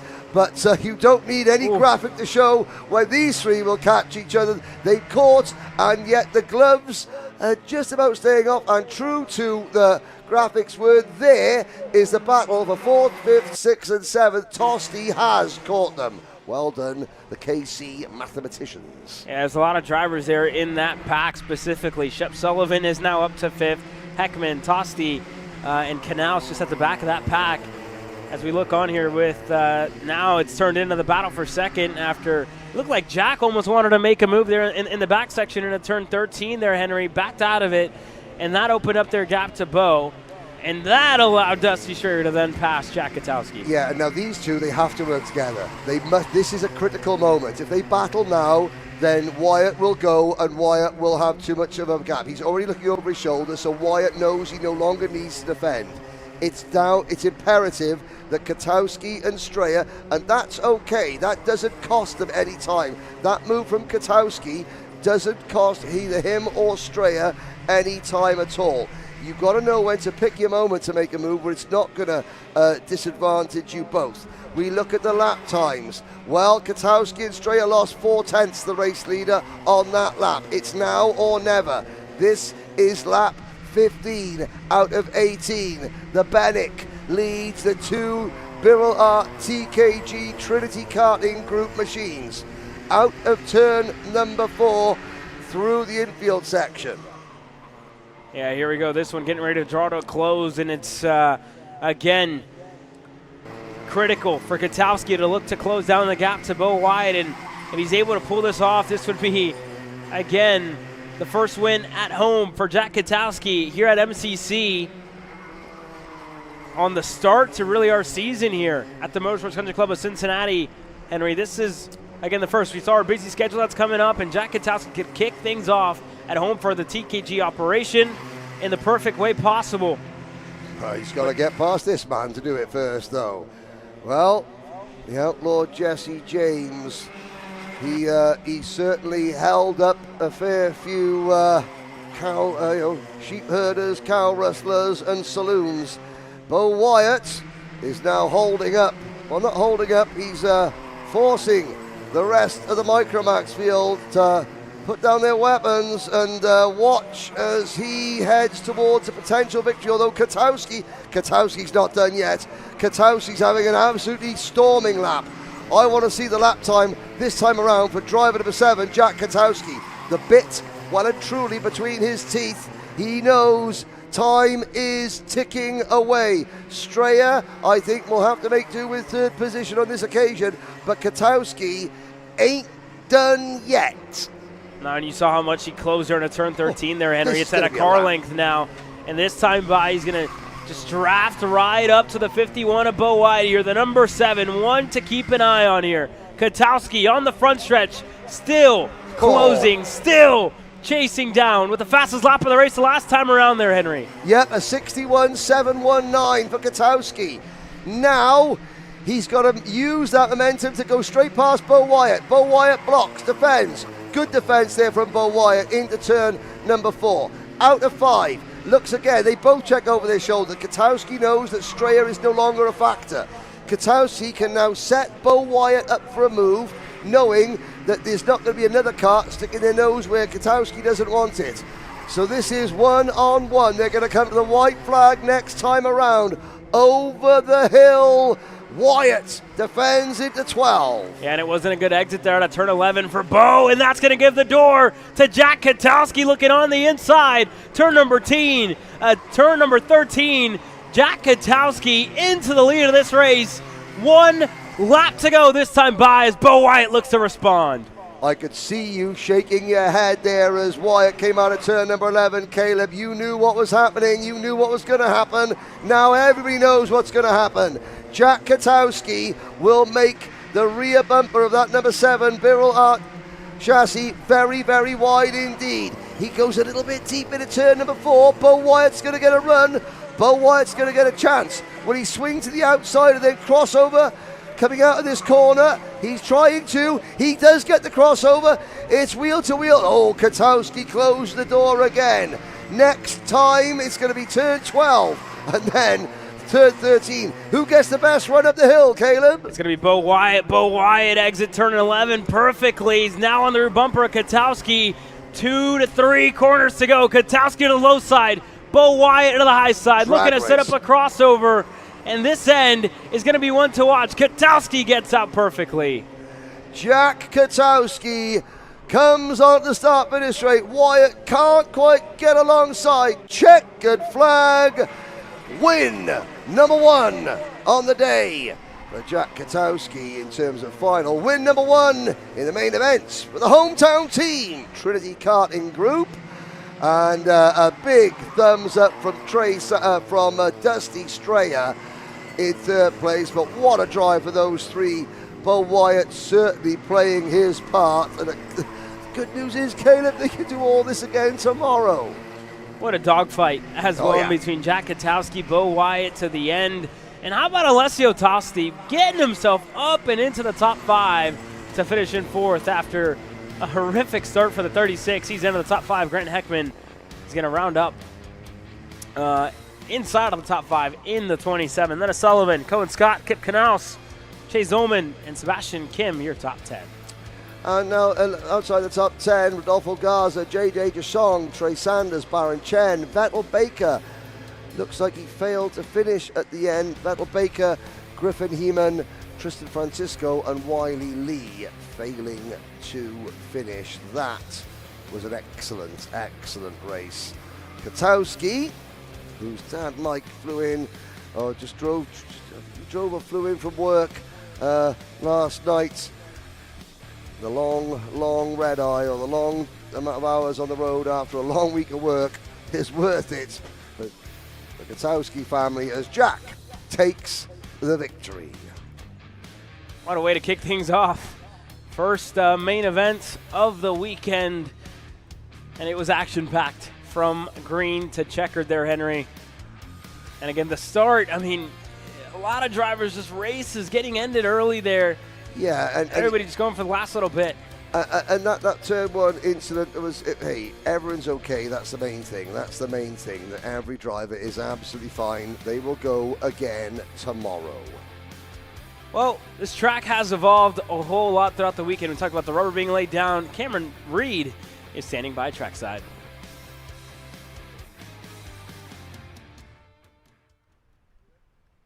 We're standing here in turn 2, giving you guys a live view of exactly how the track has evolved today.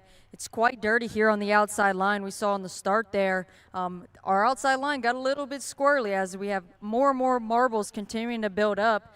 We actually sat and watched majority of that race from turn 2 here, and this is where the real characteristics of the track is on this grip line. You have to roll so much speed through this corner to stay on top of the grip. A lot of the drivers who weren't coming in here quickly enough, their front end would catch a lot of grip and they'd ultimately end up sideways here at the apex. So feels like my feet are sticking to the ground. We've got a ton of grip here in Ohio, but ultimately that outside line is dirty. So pay attention on the start. Those outside drivers might have a little less grip.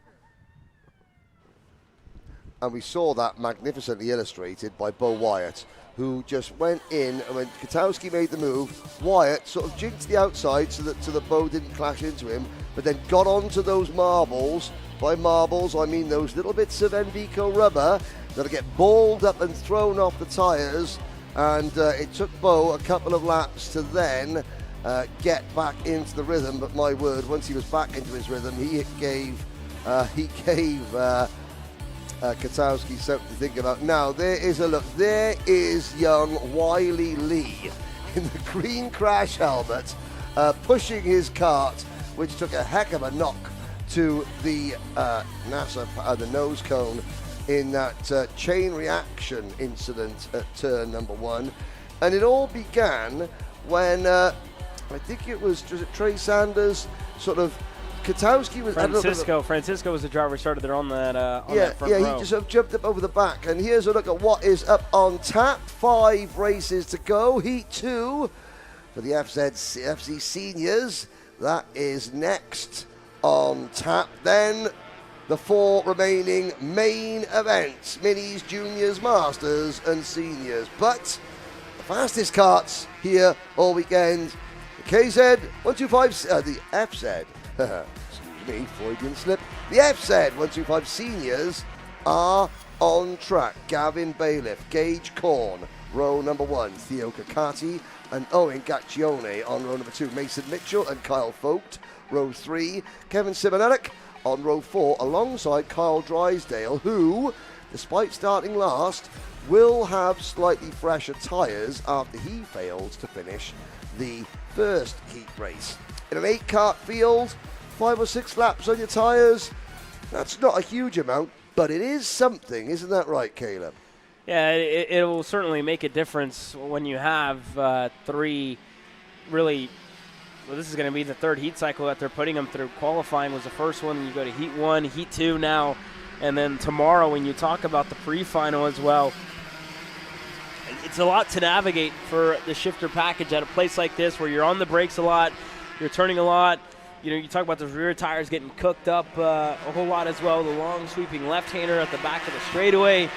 So there's a lot of wear and tear on these Iveco tires that these drivers are going to have to manage. But again, it's all learning experience when you talk about either it's a little bit of setup with the heat and how hot it is this weekend. You know, it's been something to navigate for everybody because this track is going to continue to evolve session after session. This is going to be completely different to what they saw about 2 hours ago for heat race number 1, Henry. Yeah, number 1, because the cloud cover that was still lingering over the circuit for the first heat has now completely dissipated. You can see, you know, there's Gage Korn's iridium visor and the sun glistening off it. It's glistening off all the shiny things, including the top of my head, it has to be said. Here is Bailiff, there's Theo Kakati, followed by Mitchell, there's Simonelik. 8 karts, 10 laps, standing start. FZ 125 senior about to get underway.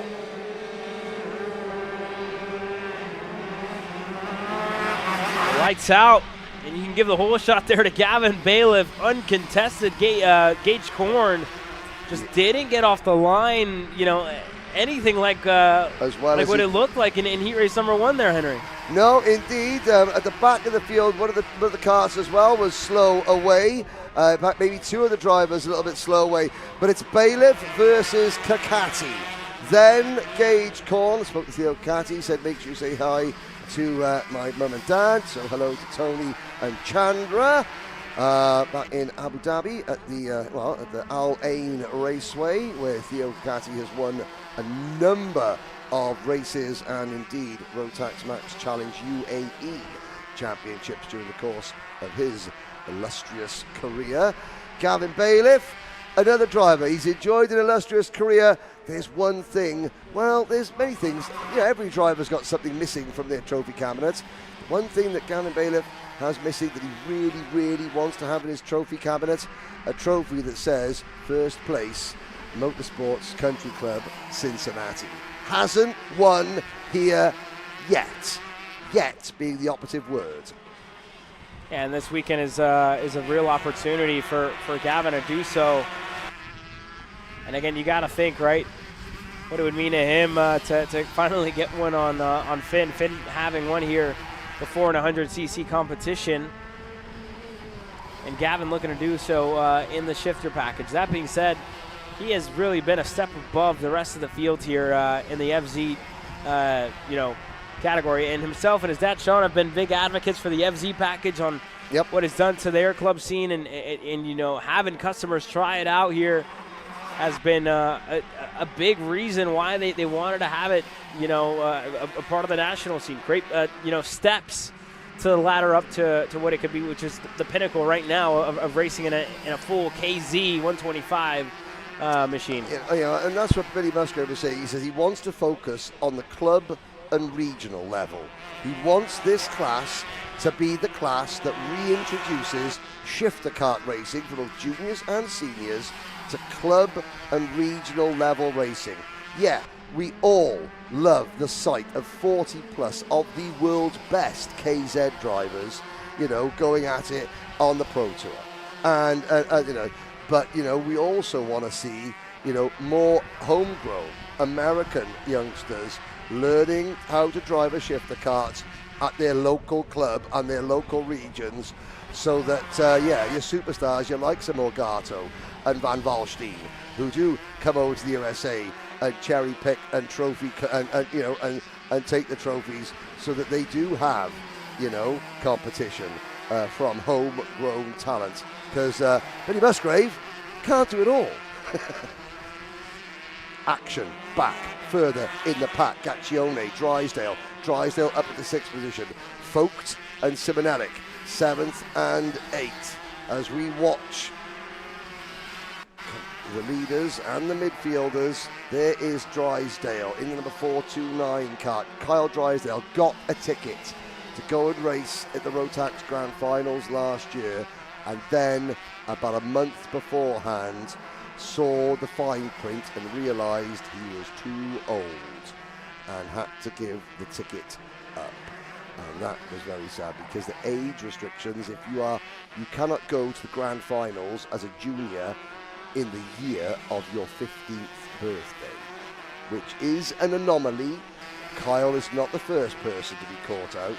He won't be the last. Will Ellswood in 2019 didn't realise this until he arrived in Sarno, Italy. Went to sign on and was told, I'm really sorry, but you're 15 in December, you're too old. Now, you know, that's the case of read the rules, but that was heartbreak. Luckily, Will Ellswood has since gone back to represent Team USA, and I hope that Kyle gets a chance to go and race for Team USA as well, because it would be a crying shame if he never ever got the chance. As we watch the top three. Now, Gage Corn on that Maranello kart. Cameron Reed said earlier on, that chassis, the tubing is cultured. By that, I mean it's old. You know, that is not a new frame, ladies and gentlemen. Joe Rook won on that very kart here 2 years ago. So, in the space of the last 18 months, 24 months, that wagon has seen many a curb, has seen many a bit of wheel banging. Henry Korn keeps it running straight, make sure it's straight, but it's, you know, tubing does flex naturally. And when you're a tall driver on a grippy track, you don't need chassis flex, do you? Yeah, it's you know, not the same as your regular single speed. You just have to drive the thing throughout some of these corners, and the shifter being a lot different, a lot heavier. So, I mean, yeah, while you want it to kind of sit still, yeah, the flex wouldn't be all too great, specifically on a heavily worn chassis. That being said, though, look, this is so far good, but I don't even think it's probably chassis related as to what Gage Corn is missing. He's right there with Theo Kakati, which is showing the pace that he has, but nobody is even close to Gavin Bailiff. He has always been, this weekend, he has been 2/10 about clear from the rest of the field, and that just shows you just being that step above the two drivers that are behind him right now, whether it's setup, whether it's, you know, tire, understanding of how to go faster on here. If it's the way that he's driving, it could be a lot of things, and that shows you, you know, I think, one, the experience Gavin has around this place, and just that package being a step above, I would say tuning related, being a step above to what Gage and potentially Theo have at the moment. Yeah, and I mean, I'm extremely impressed with Theo Kakati. Not only, I mean, he is new. I mean, he races DD2. the 2-speed Rotax kart with front brakes. He's raced that before, not extensively, but he has. He's not raced this shifter kart very, very much. You know, he's here working a lot alongside the factory kart team. He's basing himself in the United States. I very much doubt he's been here before. So this is new track, relatively new kart in a country that is now Theo is beginning to call like a second home. You know, his mum's American, so, you know, this has always been his second home, but now racing-wise, it's becoming his second home. You're learning an awful lot because, you know, tracks out in the UAE are very different to tracks in Europe, tracks in the USA, for the simple reason that, and it's hard to say, the temperatures are even higher in the UAE. A lot of the tracks, such as Al Ain and Al Fassan, are in the desert, so they get coated in sand all the time. So Kakati is learning a lot, and now he's learning how talented Gage Corn is. So there is Gage Corn. Mini giraffe is what is on the side of Gage's kart, because the lad won't stop growing. And yeah, you caught him napping earlier on I today did. as well. He was having a quick snooze next to his kart. I took a photo of him to send to his dad Henry and his mum Kaylee, and it reminds me of that the line out of the film Le Mans, where Steve McQueen goes, you know, for people that do it well, racing is life. Everything that happens before or after is just waiting. Perfect. Well, Gage Corn, don't wait any longer, Gage, because we're about to start the last lap. If you want P2, you've got to go now, sir. Yeah, and Gage still hasn't found a way by. Theo's going to put it to the low side into turn number 2. Out of it now, up to turn 3. Looking over the shoulder. Gage Corn with a look down low. Kakati's going to block it quickly into turn number 4. Oh, look over and the he's shoulder. not making it easy on him, for sure, Henry. No. Kakati, park the bus is what Theo Kakati is going to do now. Gage Corn is going to say, hold my beer. Well, he's not old enough, but figuratively speaking, this is what's going to happen. Is Gage going to dive to the inside? No room at the inn for Gage Corn. It's going to be a drag race, but meanwhile, let's take nothing away from Gavin Bailiff. Yeah, Gavin Bailiff just a step above on Saturday. He's going to win heat race number 2. And to the line, Theo Kakati is going to hold off Gage Corn. They finished second and third, respectively. The 64, the driver, and the car to beat so far this weekend. Yeah, you know, it's not over yet. I'm sure there will be no talk. I'm sure Sean Bailiff around the dinner table tonight, he will ban the word win, because it's not done yet. It's, you know, Gavin's waited a long, long time. Is the wait almost over for his first National Series race win, main event win here at his home track? Well, we shall wait and see. Certainly, Theo Kakati, Gage Corn, Mason Mitchell, Owen Gaccione, Kyle Drysdale, Kevin Simonelek, and Kyle Vogt will have to do something pretty special if they're going to deny him. But likewise, you know, the main events tomorrow will be 20 laps. That's 20 hard physical laps. And of course, we don't know what the weather's going to do, Caleb. Yeah, we don't. There's been some clouds just kind of looming around, sticking around, hanging around. We'll wait to see what it gives us. That being said, battle for second was one of the ones to keep an eye on here. Gage Corn started on run number 1. Ultimately, wasn't able to get himself to the front.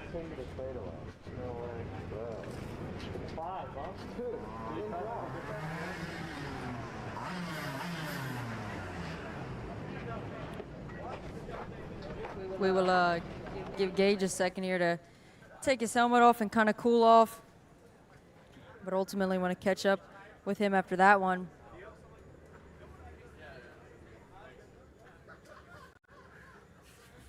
Had a really good pace there in the pre-final.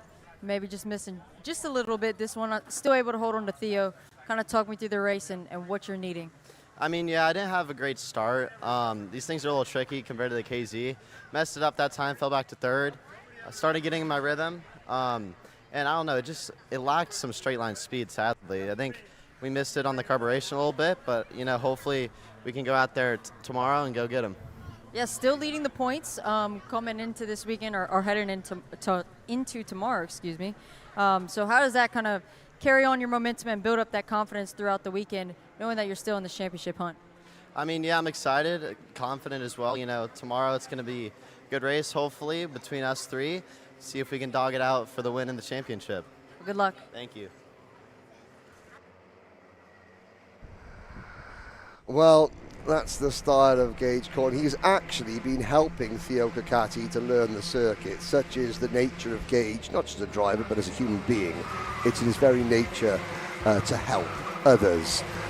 Here we go then, main event number 2. It's Minimax, Mason Brody and Aiden Go on the front row. Dutch Westbrook and Yusuf Hardy on row number 2. Lucas Tarango and Dalton Sears, Tyler Blackwood, Samuel Cheveri, Slate Harrell and Colton Brook. Your top 10, Max Santana, Liam Estales, Leonardo Tavares, Samuel Avia Martinez, Aiden Harbour, Marcelo Tozza, and after a penalty post-race in the pre-final, Hudson Howard will start shotgun on the field. P17 for the Anglo-American driver. What can Hudson do? At the front, we have Mason Brody, again, working so hard with Frankie Mossman, Danny Sweeney at Orem Racing Engines, and the rest of that Ryan Perry Motorsport team. Dutch Westbrook will start from the inside of row number 2 in that number 133 Benick kart. And keep your eyes peeled at the back of your screen for the number 149 kart of Hudson Howard. We're into the go box and we're off and racing. Out to turn number 1. Hard of the brakes, turn 2. Oh, at the back of the pack there. Somebody gets turned round and spins backwards into the barrier. The driver on the left, on the right of that, on the outside line, had nowhere to go. Ooh. 2 drivers spearing into the barriers and another one. The 1, Tyler 2, Blackwood 8. there. Tyler Blackwood, turn number 4, and then at the start it was Samuel Chavarie, and it looked like Colton Bruck, another 2 of the drivers that were collected there, going into turn number 2. So 3 drivers who have been fast up to this point are again hindered at the start of this one. And Mason Brody is out in front. Dutch Westbrook to Aiden Go, then to Yusuf Hadi, and then a Lucas Tarango, who was in the wall earlier today in qualifying, puts himself up into the top 5. And looking at the back end of that lead group, is that the number 149 kart already about halfway up the field of Hudson Howard? Check out, I think that is this. There he goes, the penultimate kart, 149, from the back of the grid to the lead pack in the space of 1 lap. Hudson Howard on a mission. He's ahead of number 177, the Kiddix USA kart of Liam Estales. And behind Estales, so that's 17th to 7th in 1 lap. Samuel Cheveri back in the race, the Costa Rican driver. Colton Brook, I think, is out of the race. Now, it was 1 kart getting turned around. I think it might have been Cheveri that got turned around as we got Hudson Howard picking up another place. Oh, runs wide, getting grass track. Dukes of Hazzard style over the grass. Hudson Howard back to 7th from 17th on the grid. I can't believe I'm saying he's dropped back to 7th on lap 2 after starting 17th. Incredible. Yeah, he's now going to be, I believe, just right behind Liam Estales, or just right ahead of him, actually. So, yeah, indeed, he's going to work his way through. And, yeah, back to 7th, like you said, there after that lap. And you see him just right on the edge of the racetrack there. But Hudson try to move, turn 11, and just sends it in a little bit too deep, right? Looking to make these passes. You see it right there, looking inside of turn 11. And then just too deep there on the exit off the racetrack there, unfortunately, for Hudson Howard. Yeah, loses, went for 6th, ends up 8th. But a long way to go. He's already repassed Liam Estales, and he's back on the rear bumper of Dalton Sears. Yeah, Jonathan Kotick doing a great job with that Kiddix USA team. Howard to the inside now. I speak to Jay Howard quite a bit, and I know that Hudson, whatever the problem was, Hudson would be revved up for this race. Indeed, he will have, he'll be on a mission, and he is. Yeah, well, this time by the drivers second on back have kind of started to work together here. Dutch Westbrook now is going to lead the charge with Aiden Go and Yusufati to try and close down the 8/10 gap, just under a second in between himself and Mason Brody here. Look, Henry, you look back to that pre-final earlier on today. A tenth, really hundredths of a difference in between lap times for Mason Brody, showing the consistency time and time again. And if you're Dutch Westbrook, if you're Aiden Go, if you're Yusufati, you can't let the 109 run away with this race win after the performance he put earlier on today. He had great pace. He showed it. And now, with double the distance, you need to find an answer one way or another. Yeah, you're spot on there, Caleb, as we look at Aiden Go grabbing second place with Dutch Westbrook. Yeah, those last 4 laps, you know, within a tenth of a second of each other from Mason Brody, culminating in the fastest lap of the race on the last lap. Well, the Go, Westbrook and Ardy, they've got to do similar consistency, only quicker than Mason Brody went in the pre-final. And Mason Brody went quicker than anybody else in that pre-final. And now you see the signals, come on, we've got to go. Is this a case of closing the barn door after the Ryan Perry Motorsport Haas has bolted? And there you go, Westbrook going to pass, Aiden Go's going to go right back, and these two want to push. They're not happy with each other. They're fighting for second here. They're giving it all they got, but Henry, you know, we got to take a look back at the start. We lost one driver early on in this one. Colton Bruck in the 120 isn't going to be able to close this one off. Same as Chavarri as well, finds himself just further back. And here's a look at what transpired. It's on the outside. Chavarri gets turned around, and Brook is just in the wrong place. And as we looked away, Dutch Westbrook, Aiden Go, get collected, turn 13. Westbrook is out of this race. Aiden Go is now going to fall way down the order, and Yusuf Adi is now the driver in second, and this has really just extended this gap even more to Mason Brody. 2 seconds of difference as we just looked away to look at the start, and an incident in turn 13. Now, here we go. Let's have a look. It was Westbrook. Oh, that's a strange one because, oh my goodness me, up on 2 wheels. The main thing is we saw Dutch Westbrook getting up. I gotta say that Aiden Go was already giving Dutch plenty of room. It almost looked as though Westbrook clipped that curb and then just the car almost straight lined, almost though maybe, you know, we're talking about the size of the steering wheel, these very tight, small, you know, kids' hands. Did the steering wheel almost come out of Dutch's hands because it suddenly bounced off the curb and the car then straight lined? You know, it certainly Dutch wouldn't have been driving into into the other driver who was already giving already giving him plenty of room. That's a strange one. Yeah, I've driven this track before, Henry, and that back section particularly is by far the bumpiest section on the racetrack. Drivers talk about it all the time. You know, the asphalt. You know, this is a lot different. When they paved, you know, and they extended the track, adding that turn 14. Turn 12, 13, 14 section, it's very, very bumpy back there. And when we looked back at that, you see Dutch is all out of shape even on the inside there, just kind of bobbling. You see his head moving, his hands are moving all over the place. And he just gets into the side of Aiden Go. And it's really, you can't really fault anybody in that case. It's just a matter of how things transpired there for those two drivers. Aiden Go was as far right on the track as it's possible to be while still being on the track. Westbrook just climbed over that curb and then the kart straight lined. Like it hit a bump, maybe it caught, just caught him off guard and just spat him off. It goes back to this thing of, the drivers, I wonder, I saw that junior steering wheel yesterday for the first time. They got some fantastic technology to sort of show, if you've got small hands, if you're 8, your hands are roughly the same size, and they, this is what it feels like. The adult size steering wheel, it feels huge in the hands of these young kids. And again, you clip a curb, you bounce through the air, and your hand just wheels. It's a little bit harder to grip that big steering wheel and pull the cart back into line.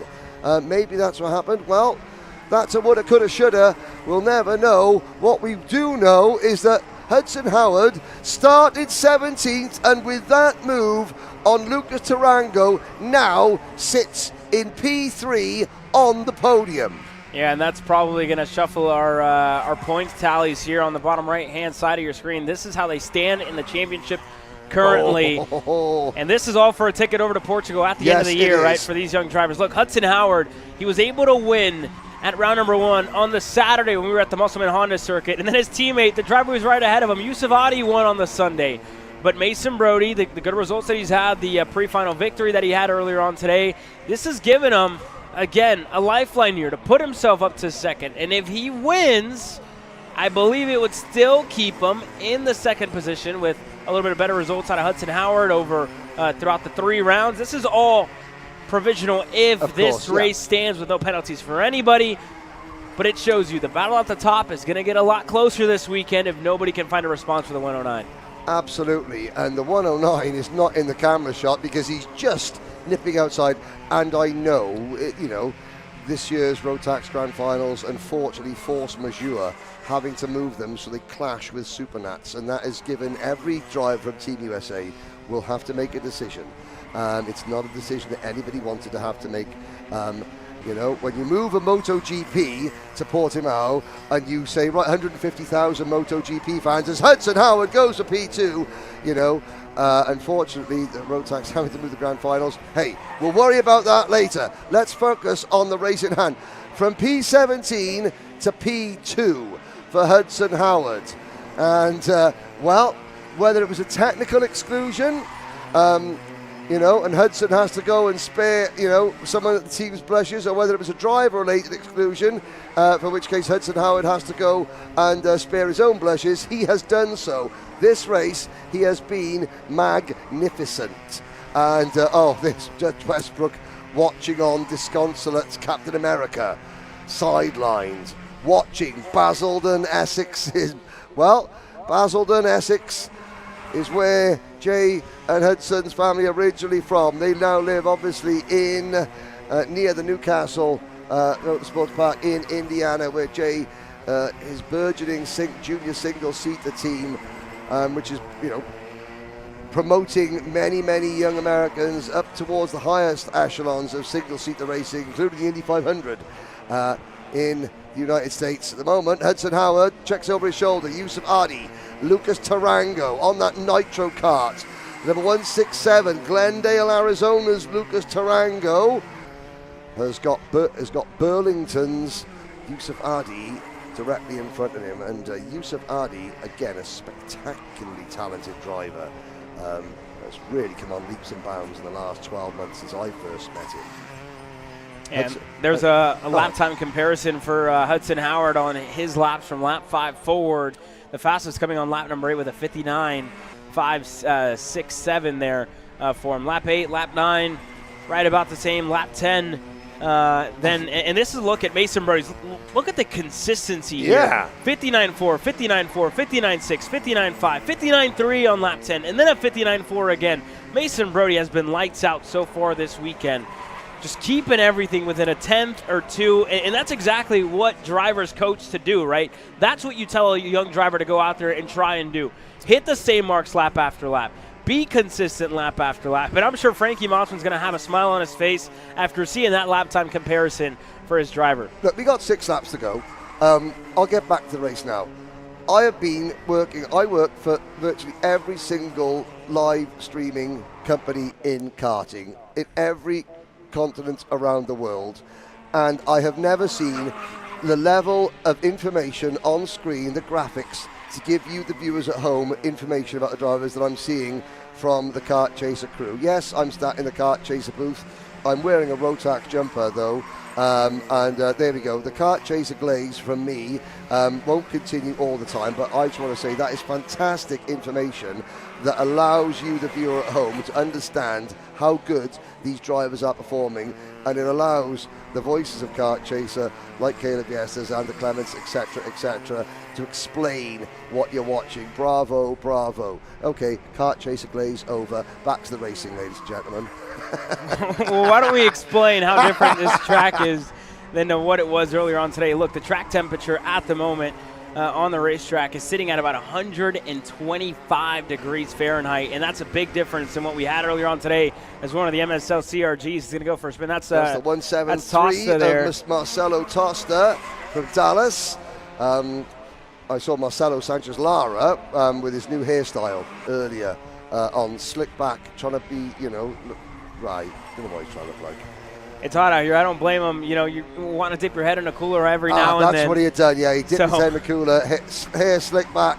The CRGs, the MSL team, they will get there. They're bringing a lot of young drivers. It's perfect. They are bringing drivers up from regional Rotax racing, the Texas Karting League, which is a fantastic championship regional Rotax series, and they are bringing them up there. And of course there are going to be teething troubles. No, you're not going to rock up at your first national level event against teams the likes of RPM, MPG, Jay Howard, Kiddix USA, with a bunch of drivers who've only raced down in Texas and suddenly be banged straight on the pace. But progress, they're making progress all the time. Aiden Go, recovering, is 3 laps away from catching the Bennett of Samuel Avia Martinez for what would be 9th position. He's got 3 laps left to go. So, okay, if the brains at Kart Chaser are correct, Aiden Go and Samuel Avia will cross the line virtually nose to tail. Nothing like a challenge, is there? Yeah, we'll see if Aiden Go's able to close down that gap just enough here. And again, he's currently sitting in 10th, looking to close in to get himself up and into the top 10, really up to 9th would be the best result currently on the card. It's for Aiden Go, and you got to think, right, this race just did not go the way that he would have wanted. An unfortunate incident between himself and Dutch going over and into turn number 13, put him out of contention here in this one. But that being said, look, the podium, a lot similar to what we saw back in Tucson, Arizona. Mason Brody, Hudson Howard, Yusuf Adi, usual suspects. Yep. Looking down the order, okay, Samuel Chiavetti from Costa Rica is 14th. Aiden Harbour, 13th. Max Santana, 12th. Leonardo Tavares, 11th. And then this driver, 198, Aiden Go. Looking at his lap time, last time around, a 60.9 for Avia, a 61.3 for Astales, a 60.3 for Aiden Go. He's catching them at a second a lap. He's got 2 seconds and 2 laps to catch them. That is for 8th place. Tyler Blackwood 7th, Slate Harrell 6th, Dalton Sears 5th, Tarango is 5th. This driver, Mason Brody, on a different plane at the moment. And we've got a 3-kart battle for second place. 2 of these drivers are going to make the podium. 1 is going to miss out. 2 of the MPG Motorsport J. Howard driver development drivers and 1 RPM Nitro Kart driver. Who is going to make the podium? Who is going to have to wait until tomorrow? But Mason Brody, well, 7.5 seconds up the road. Fantastic. Fastest lap of the race, a 59.353. He was only 0.2 off that last time around. I wonder if Brody will just pop in another, I'm not saying the fastest lap of the race, but a lap, a 59.3, a 59.4 on the last lap. He certainly showed he had the temperament and the mindset to do it in the pre-final. But this is great. Howard has spent the entire race attacking from 17th on the grid. Now he has to defend second place on the last lap. And lo and behold, Aiden Go, as he comes over the turn 12 ridge, he is now caught. Wait, on a lap early. I can't believe the Kart Chaser mathematician's got it wrong by an entire lap. Oh, it's unbelievable. Aiden Go. Aiden, he was supposed to catch them as they started the last lap. They start the last lap. He's caught them. I get it now. Yeah, there you go. 2 car lengths in between Aiden Go and Liam Astales before this one draws to a close. Hudson Howard, Yusuf Adi, they start to fight. And there's the battle for 8th on the bottom of your screen. And the battle for 2nd is now working its way to turn 11. Hudson Howard, Yusuf Adi, Lucas Tarango. They're all fighting for the podium places. One of them is going to finish outside of it as they're going to go to the bottom of the racetrack. Howard going to block low. Adi going to look to go by as well. Ooh. He's going to block for his teammate, but up at the front, Mason Brody has put on an absolute clinic here on Saturday. He's going to win the main event in Minimax. And who's going to take second? It's going to be Hudson Howard. And in third, Yusuf Adi. Tarango just misses out. Now, let's wait. There is, well, the lesser seen Mason Brody, but that's not a bad thing. Why didn't we catch much of it on camera? Well, to coin a phrase of the late great Chris Economaki, the doyen of American sport and motorsport journalism, Mason Brody just stunk up the show. Luckily, the drivers battling for second, third on back made it a real main event with plenty of highlights. What a drive from Mason Brody, imperious in Minimax today. And the 109 just proves why consistency is key in racing. He was quicker lap by lap and, again, put on an absolute clinic there to get the win here on the Saturday. We'll see him on the podium later on today with Hudson Howard and Yusuf Adi. Mason making his case for the championship known. Looking to earn himself a ticket over to Portugal at the end of the year. And two drivers, unfortunately, not able to finish this one. Dutch Westbrook, Colton Bruck, two early DNFs for two drivers that were showing pace early on in this weekend. But Mason Brody is going to be ecstatic about another race win in 2026.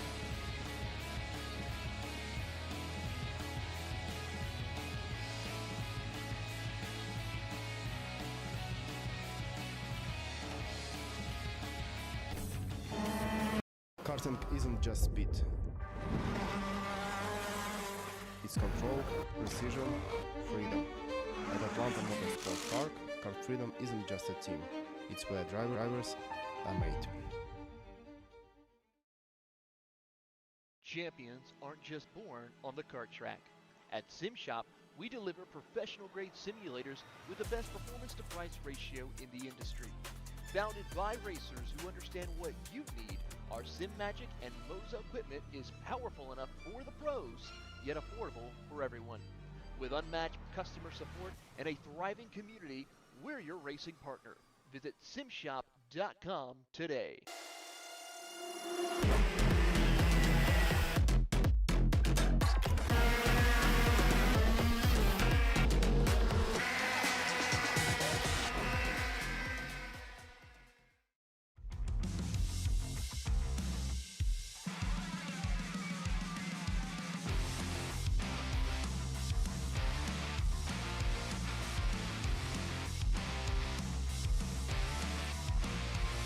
Are you ready to get behind the wheel?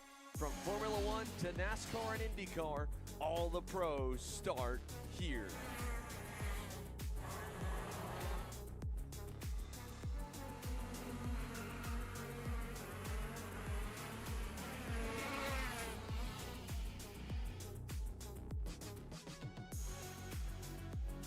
For more information, check us out online at mcckarting.com or call us and go racing today.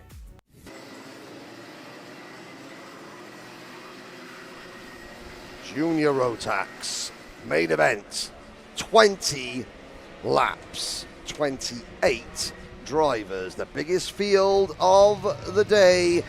Nico Obrezo. Now here is something different. Penalties post-race. It's Obrezo and McClellan on row number 1. Marco Fazzari and Alex Chandler, row number 2. Max Mitev and Clayton Stiles, row 3. De Janeiro and Wheeler, row 4. Sonoda, Matcha, Clark, Gleberman, Van Horn, Ramiro, Da Silva, Kroger, Blackerby, Lipka, Sanguinetti, Castro. They still keep coming. Has thrown the cat well and truly. I won't say the pigeons, I'll say the cardinals, because that's the state bird here in Ohio. Iron Rock Motorsports. Nico Orbeso will lead the Christian Bird Motorsport kart of John McClellan. Without being unkind to either of those two, if I was to be asked 10 times who would be the front row starters, I wouldn't have got that combination right. I'll be perfectly honest. But they deserve to be there. Oh no, Kai Clark on the apex. The kart has stopped that racing edge.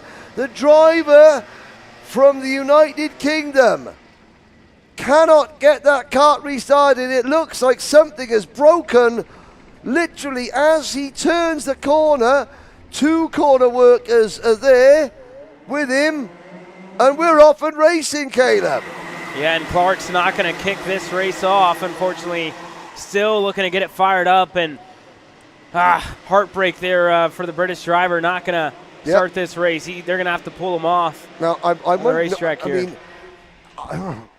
Why did we start the race where there's a kart still stranded in the middle of the track? That's a new one on me. They're going to have to move him, but there are karts. Would it have hurt to go round again with a kart stranded in the middle of the track? I don't, hey, it's not for me to say. But we're racing. Up the hill, Orbeso McClellan. It's fair to say one of the pre-race favourites stands and watches from the side of the circuit. She broke on the rolling lap for Wisbech, England's Kai Clark. And now it is over to some of the less fancy drivers. Try Nico Orbeso, driver number 238. Iron Rock Racing drives in the Texas Karting League. The series started by John Mueller last year, proving to be an excellent training ground and a springboard onto a national level, because one of its early first-year stars, Nico Orbeso, now leads the main event at round 3 of the RMC Americas Trophy. What about John McClellan? Christian Bird Motorsport have been a huge... Oh, there is James Cushman from RPG. Wow, the likes of RPG and REM, the main players, the Paralin USA team, the big guns are being dwarfed.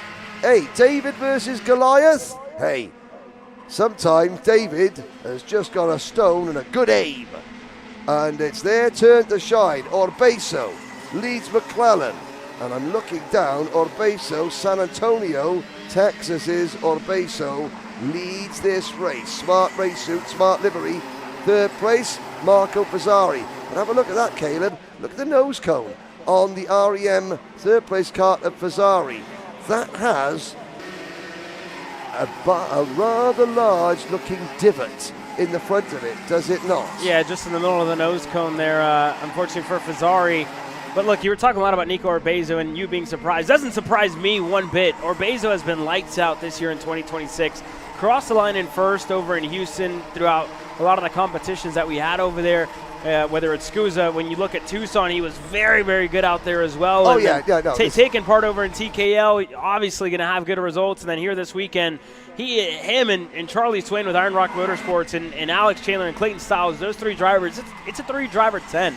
Yeah. But still, they have time and time again taken the fight up to some of the bigger tents, to some of the fancier operations. But there's a lot of talent with those 3 drivers under that 10. And again, Orbeso doing what he's done pretty much all year long, leading races, being out in front, being confident about leading them, and really no surprise to see him out in front here, as he has pretty much for the majority of this weekend. John, another driver with great showings when we have seen him race out here in Rotax specifically. This one of the first times that we're seeing him with his trip over in Europe, racing with Ward Racing throughout a little bit of the year. But look, that being said, these 3 are something to look out for. Here in this one. And then you have Macha, Enzo Di Gennaro that are starting to close in. Maitev was getting himself into the mix here. So that's where you start to see some of these newer stars, I would say, emerges just in that mid-pack. Yeah, like I said, it sometimes if you're new, and that Enzo Di Gennaro kart, that has got a nose cone that doesn't look as though it was, it didn't leave Paralin USA's tent looking like that, I've got to say. But, this is the case of sometimes parents and families where they look to teams, they do look at the glitz, the glamour, who's got catering, who's got hospitality. they don't necessarily look at the slightly smaller trailers, you know, the slightly less grandeur surroundings, but, you know, Iron Rock Motorsports, they are the perfect example. Maximise the kit you have. Set your kart up well. Get your engine built well. And the jetting right. The pressures right. The setup right. And then train your drivers. Coach your drivers. Maximise your equipment. And you can outperform some of the, like you said, the fancier operation, you know, the glitzier, the more glamorous, you know, the bigger, more colourful tents in the paddock. And you look at the drivers as well that have come out of that Iron Rock Motorsports tent with Charlie Swain, really one of the more recent ones. Elio Mesa, who's on his way and on his run up through the NASCAR ladder, currently racing in TA2. We see him over in the NASCAR Mexico Series where he's really put a whooping on everybody over there throughout the last half of the year. And Cooper Shipman as well, Formula 4 champion here in the U.S. last year. Those two drivers really one of the ones that kind of stick out. Sorry, Cooper did what, man? Cooper Shipman. Oh, sorry, Formula Shipman. 4 champion again last year. But that being said, look, a lot of talent coming out of that tent in Orbezo. Just another one of those that we're going to be talking about, I'm sure, in years' time. The same for Clayton Stiles, the same for Alex Chandler, who haven't had the best of starts, it must be said. They're currently 10th and 11th here in this one. The 260 and the 237 just didn't get going the way they would have wanted here. Now, question, Caleb. Iron Rock Motorsport, National Series victory yet? Yes or no? Yeah, they've got a couple with both Shipman and Elio Mesa. Okay. And with Orbezo already this year and Alex Chandler in 2026. Both of them having a couple of wins to their names. Okay, so, you know, this isn't like a breakthrough, but it's certainly a statement. Another statement. There is the 233 kart. That is Yutaki Tsunoda. Now, Yutaki Tsunoda from Washington State, West Richland in Washington State. He's got Rich Gutierrez on the spanners for him this weekend. And Yutaki Tsunoda, he's been to the Rotax Grand Finals once before, back in 2024. He was the only member of Team USA that year that got their ticket in Canada. So Yutaka Tsunoda can get it done. He's following Max Bitev on that Lando Norris livery car for Mike Doty Racing. Further back, Alex Chandler is at the back of this group. There he is, the number 260. Chandler taking advantage of the fact that Mr. Marco De Silva. I was Ben Gleberman there, who got through on De Silva. Oh, okay, and Bitev dropping back. Now, further back in the pack, there's the car number 244. That is Giovanni Blackerby. He's from North Canton in Ohio, as we watch some of the midfield battles. We're not yet at half distance. It's a white car with sort of black and red flicks on it. It's designed to look like, you know, a jet fighter, because Giovanni's favourite film is Top Gun. And the actual team logo, it's Pro Kart Concepts, but Giovanni's little own personal team logo is DHB Racing. And I said, what's that stand for? He was like Downhill Burrito Racing, because he likes driving his his BMX bike downhill, and he likes burritos. But then he says, but when I have to push my bike back up the hill, I'm a whiny little burrito, but I'm hungry. So again, nice little great good story. So the family have liveried. There it is. You know, it's the black and red. He's battling with the number 279 Brandon Eng. But Downhill Burrito Racing for Giovanni Blackerby. You'll want a burrito at the end of this one because he's working very hard. Yeah, he's going back and forth here with Brandon Eng. Just further back in the field. Eng, again, just hasn't really gotten going here in the Junior Max division. 28 drivers total. He's currently sitting 19th. That's going to be one more up to 18th for him.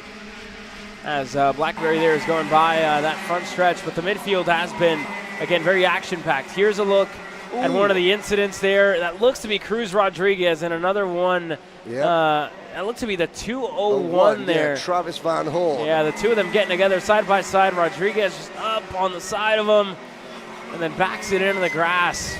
Yeah, I did wonder. I think Travis Van Horn's out of the race because as the camera panned round, I could see Kai Clark's kart standing there, but then there was a driver that wasn't in. And it was, yeah, there's the driver, not the Atkins Speed Centre race suit. I believe that is Van Horn out of the race, although it says here, yeah, he's gone. So we're down to 25 runners. We've got a battle for the lead. First battle for the lead. So there's maturity for you.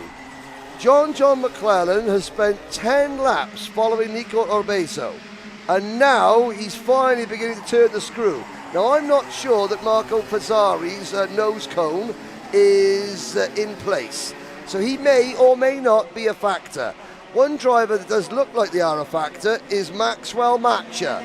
Won on the road in the pre-final, got a penalty, back to 10th. And now did he win on the road? He was up there on the road in the pre-final. Started 10th. He's now 4th and closing in on the leader. De Janeiro runs 5th. Then it's Gleiberman, De Silva, Sonoda, Chandler, Stiles, Vita, Romero, Wheeler, Mitev down to 14th. I'm so tempted to, you know the Knack, My Sharona, the song? Dun, dun, dun, dun, dun, dun, dun, dun. Dun, dun, dun, dun, dun, dun. You talk, Sonoda. No, doesn't work. Not for me, sadly. Not for me. No, not for me. It didn't work for me, and I was the one doing it. I realised halfway through the first chorus it wasn't here we going to go. work. That John McClellan and Nico Orbezo going side by side in turn number 4. McClellan looked for it on the inside. Got the move done in Orbezo just as easy as that, able to cross him up. And Orbezo now going to be the driver still at the point. All that does is really give a little bit of more time and a little bit of a lifeline there to Maxwell Matcha to close down his gap. Now Fazzari looking on the inside. Turn 14, side by side for second. Fazzari's going to get clear, and Matcha's going to get to the rear bumper of John this time by. And again, just got to be careful with how much they want to fight for second here. Orbezo has been fast, so if they want to fight, they just got to manage it. As now Matcha looking on the inside of turn 1. What a move. How to work for that one. He's going to get it done and get himself up to 3rd. He used the tin opener for that one. Now, I have to say, I have been a little bit critical of drivers using overly enthusiastic hand signals during a race. Communication is one thing, little points, little taps to the helmet to say, okay, let's work together, or tuck in behind is one thing. Big, huge, overarching gestures is not the way to do it. And to be fair, we don't see much of that in this level of racing. But every once in a while, I just think to myself, come on, drivers, you know, yeah, I know you're not happy, but, you know, you can't do anything. Oh, Matcha to the inside. Take a bow, Maxwell Matcha. That was a move.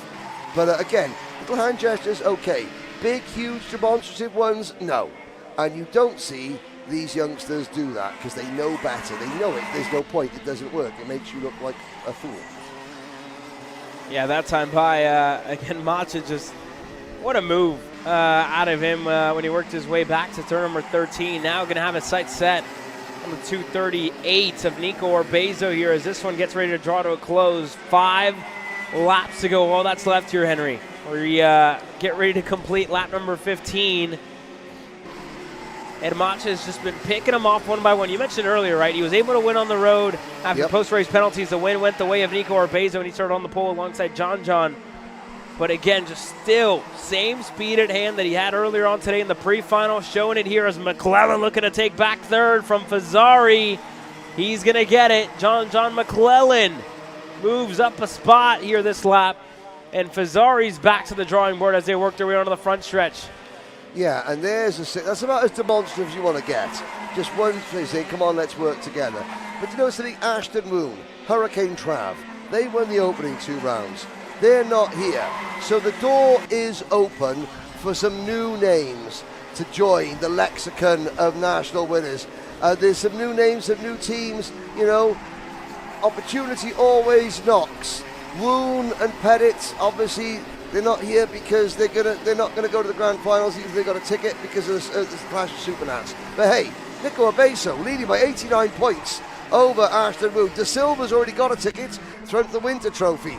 Could we see Nico Orbezo? Could we see Iron Rock Motorsports and a driver of the Texas Karting League last year take a ticket to go and represent Team USA. Long way to go, but Orbeso is looking so strong. Oh, he's not done yet though, is Matcha. Matcha's about to apply the pressure, and McClellan almost gets the move done on Fazzari for third.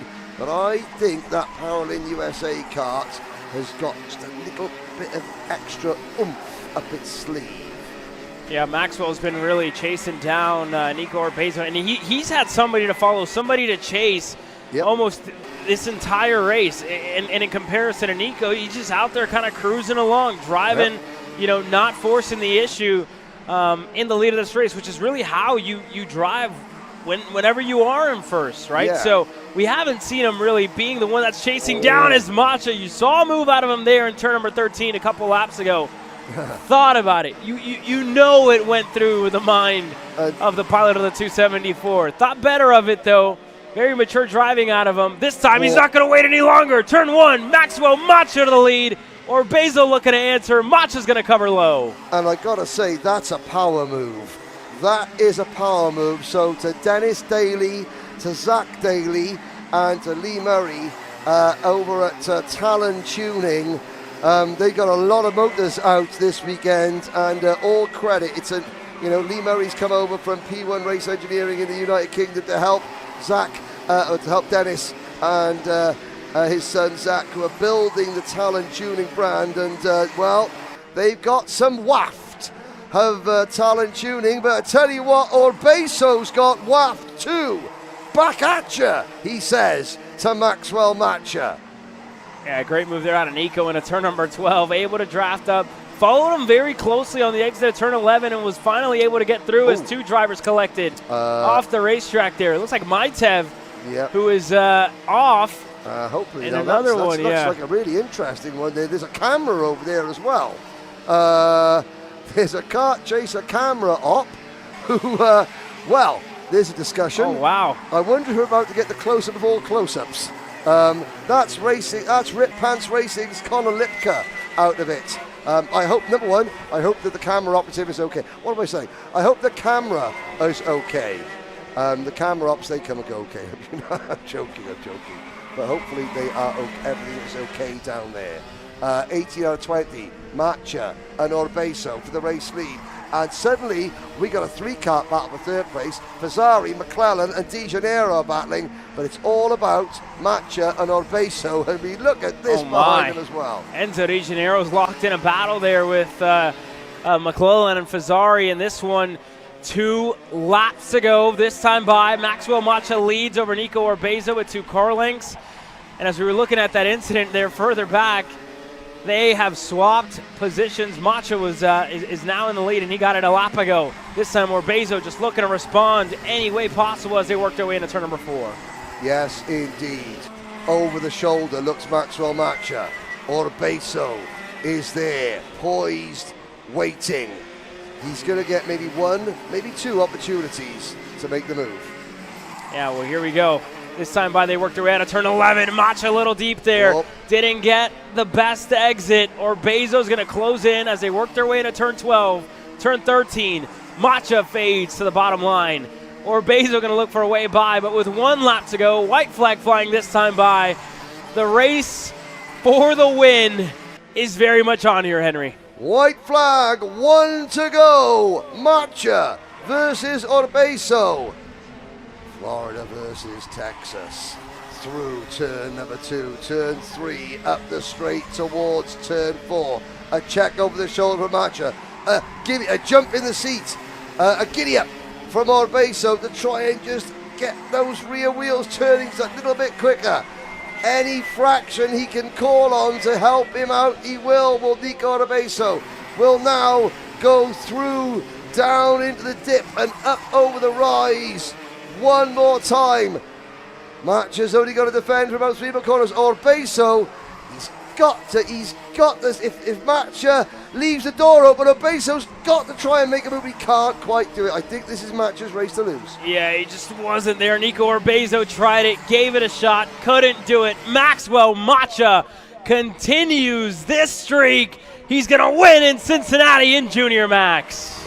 Great job from Paralin USA. Well done, Max Almacha.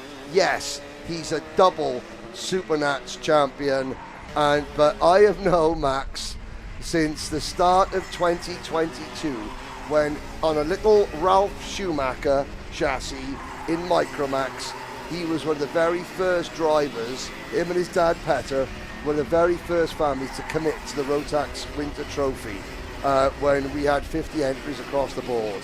And Max has been there or thereabouts. Whether we ever see him at the grand finals or not, who knows? He is so talented. I would love to see that young man and Peter and his mum, for all the hard work they put in to don that Team USA race suit. As I wouldn't see lots of drivers, but that means a lot to Max Almacha. There is a look after a great drive, and Enzo Di Janeiro comes up in third place. Di Janeiro passes Fazzari and McClellan. Question marks over the nose cones for Di Janeiro. Fazzari maybe. McClellan fifth. Will that remain fifth? Who knows? Gleberman, De Silva, Sonoda, no song. Styles and William Vita round out the top 10. There's a look down, and sadly Mitev, Lipka, Van Horn, Cushman and Clark. Well, Clark didn't even get to the start, sadly. Well, that being said, that concludes the Junior Max main event. You almost got to take a breather there. A lot happened. A lot happened to our camera guys as well. We appreciate everything they do, putting themselves on the line to bring you guys all the coverage. Shout out to Will, who's down there here in turn number 4. Yeah, well, there you go. Will seeing his life. There's Mitev saying, it's okay, you're okay. When it comes to innovation on the track, Odenthal Racing Products leads the pack. From the highly popular EasyGP camera mounts to our tough case to GoPro case, racers everywhere trust ORP for strength, reliability, and precision.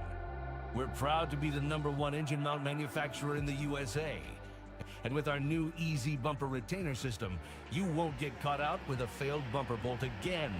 Odenthal Racing Products. Lead or get left behind.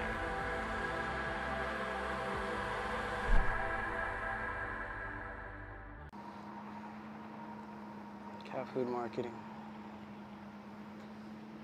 $9.99 a month. Dude, Caleb, wake up. Dude, we're live in 5 minutes. Let's go. Come on. What are you doing? Dude, I'm so sorry. Xander had me in a cat food marketing meeting till like 2 a.m. last night. Come on, man. Do you have anything I can drink? Dude, I got the perfect thing for you. Perico. It's a healthy energy drink alternative. Perico? Non-GMO? Gluten-free? Kosher? Magnesium? B12? B6? Yeah, it's good. B5? Biotin? And 0 sugar? Pericazo! Try Perico, made with natural ingredients, organic caffeine, and supports your metabolism. Try the new official energy drink of Kart Chaser.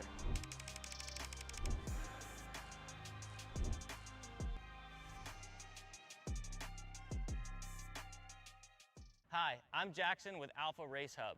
Alpha is an all-in-one motorsports software solution that can solve all the software problems you need for your track, facility, or series. Alpha can cover all your software bases, from online registration, digital e-waivers, a proprietary timing and scoring software, incident management, automated points tabulation, tire and barcode scanning. We even have our own mobile timing app and rental cart activity management software. If you're looking to consolidate your motorsports software solutions, reach out to us at alphatiming.co.uk.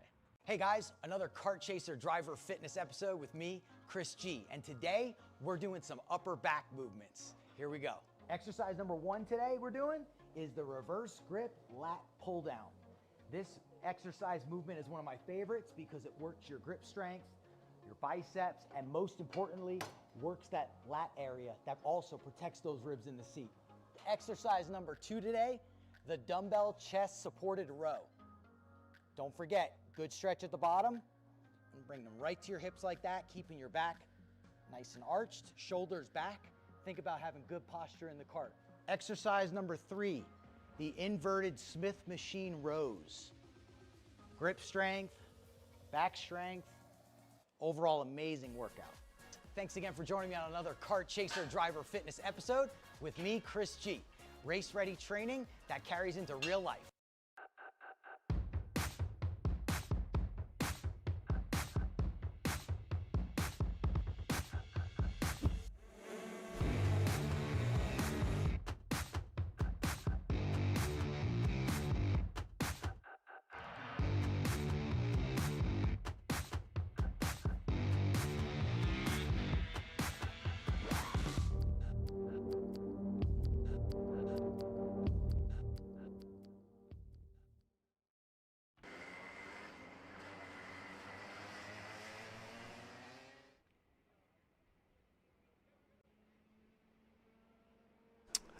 Well, cleanup has finished after a somewhat energetic Junior Rotax final.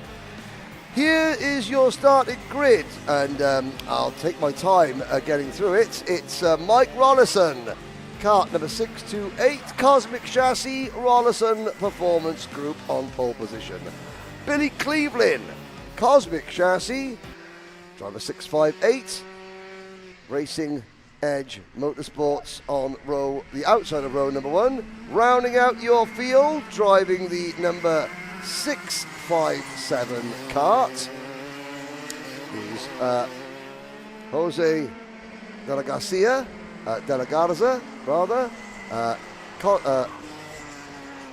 Cosmic Chassis, Rollison Performance Group. I think, I may be mistaken, Caleb, I have a feeling Cosmic might win this race. I don't know what it is. I don't know. I've got a feeling in my bones that of the 3 Cosmics, one of them is going to win. You're looking at your podium, ladies and gentlemen. In what order? Who knows? This is Max Masters. Mike Rollison trying to roll back the years. Billy Cleveland trying to roll back his hairline. And Jose de la Garza trying to take advantage that Billy Cleveland was out of the trap line to the start. Oh no, we're off and racing, Caleb. Hope Cameron Reed's got a few drivers lined up for mid-race interviews because, and again, ladies and gentlemen, this is not a spoiler alert. If you're looking for a classic, this might be one for the purists, as they say. Mike Rollison misses an apex at turn number 7. Does that give Billy Cleveland a chance? It might do, you know. Rollison, he's caught the red eye, sleep deprived. Are his muscles ready to handle the action here? Billy Cleveland has been testing, maybe just biding his time. Although Mike Rollison won the... I hope that Marshall's just waving his yellow flag because he's happy, not because of a false start in a 3-kart race. We complete lap 1 of 20, ladies and gentlemen. Rollison leads Cleveland, leads De La Garza. Yeah, Mike, again, it's not easy to kind of do what he has been doing so far this weekend. But look, it's not easy to take a win here at MCC regardless. Maxwell Macha is standing by with Cameron Reed. Yeah, we're down here fresh out of the scales with Maxwell Macha, able to bring home the win today. Talk to you a little bit. You actually won that pre-final, but you're out of the tram lines there and had a pretty harsh penalty that put you back to 12th. Kind of what was going through your head on those early laps, knowing that you had to make passes quick? Really have to focus. Tried my best to get first. We went good on the tire pressure, the chassis, everything felt fine. Just really try to pass as much as I can because I don't want to waste my time, with those karts and not try to win, So the main goal is to win and try to pass as many karts as I can, and that's what I did. And I want to thank Ben for making this happen and the setup, my coach Marco, and my mom and dad, and my engine builder, Dennis, and that's it. Well, let's see that smile to the camera. P1 today. Good job, bud. There's, I love that. There's a driver, he knows he's got. I got to remember, who have I got to thank? What are the names? He's just done 20 laps, ladies and gentlemen. That's a lot of names to remember. I struggle to remember those many names, and it's my job to remember names. And I'm sat here with the air conditioning on with Caleb. On track, Mike Rollison, a 58.539. The gap over Billy Cleveland extends to 1.499 seconds. Don't count Cleveland out yet, though, he says, keeping his fingers and toes crossed as we click off lap number 4 of 20. Now, there's, Mike Rollison, form is temporary, class is permanent. As you were saying earlier, Mike has done this before this year. Is this sort of like, is this a midlife crisis for Mike Rollison? I have no idea. Look, last time, this is the first time that he's back in the seat in quite some time. We saw him back in, would have been my first full year working here for Kart Chase. Back in 2023 when he was racing over the United States Pro Kart Series in KA Masters. And then you fast forward 3 years later, 2026, earlier on this year, Ben Cooper's out there on the racetrack at Trackhouse Motorplex, and all of us are like, oh, Ben Cooper's doing a regular season race. Then I go talk to Ben, I'm like, hey man, you just not racing? He's like, no, Mike's racing this weekend. I was just getting everything ready for him. He's on a red eye back. Yep. And I'm like, okay, so Mike shows up, he gets in the car, last to first, and Ben's joking around with team manager Joni. He's like, man, imagine if last thing we need is for him to come in underweight. 6 pounds underweight from Mike Rollison, funny enough, in that first heat race. And then he ends up winning in the main event, so, no harm, no foul there after what transpired in that first heat race. But again, kind of, if I had a nickel for every time that Mike Rollison was sleep deprived, caught a red eye, and then came to race the next day and showed up only for the first race, heat race number 1, I'd have 2 nickels, which isn't a lot, but it's crazy that it's happened twice already in 2026 that Mike Rollison, doing something with the family the day before, shows up to the racetrack the next day, gets an Uber, shows up, and then, I don't want to say ends up winning, but he ended up winning that first pre-final. So it's strange that it's happened twice, but it's a good sight to see for sure. It is, and it just goes to show when you get.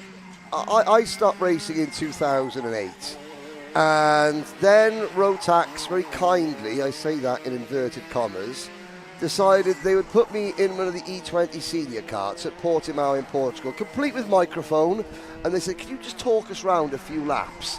And there's me, 40 pounds heavier, but it did reignite the fire, and once that fire gets lit, it's very, very hard to put out.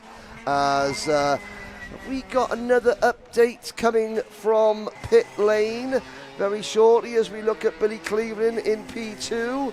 Take it away, Cameron. Yeah, we're here in the pits with Derek Wargo, one of our senior max drivers, getting ready to head on to his final here shortly. His seat had a little bit of damage after that pre-final, ultimately still able to bring it home in 8th place, but you guys can see the bolt pulled completely through the seat on the left side, and that ultimately left his butt a little hot on the track there. So got a new seat in the kart. How are you feeling?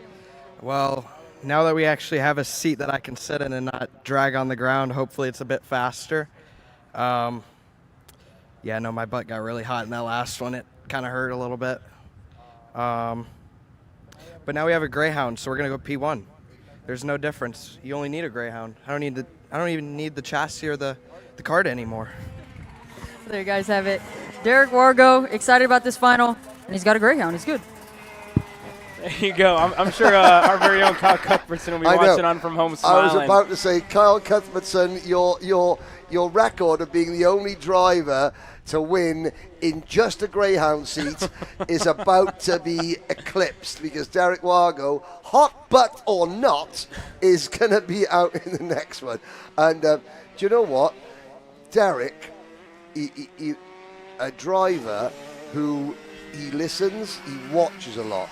He learns, he understands, there with a smile on his face, that ching with a Greyhound, ching, good stuff.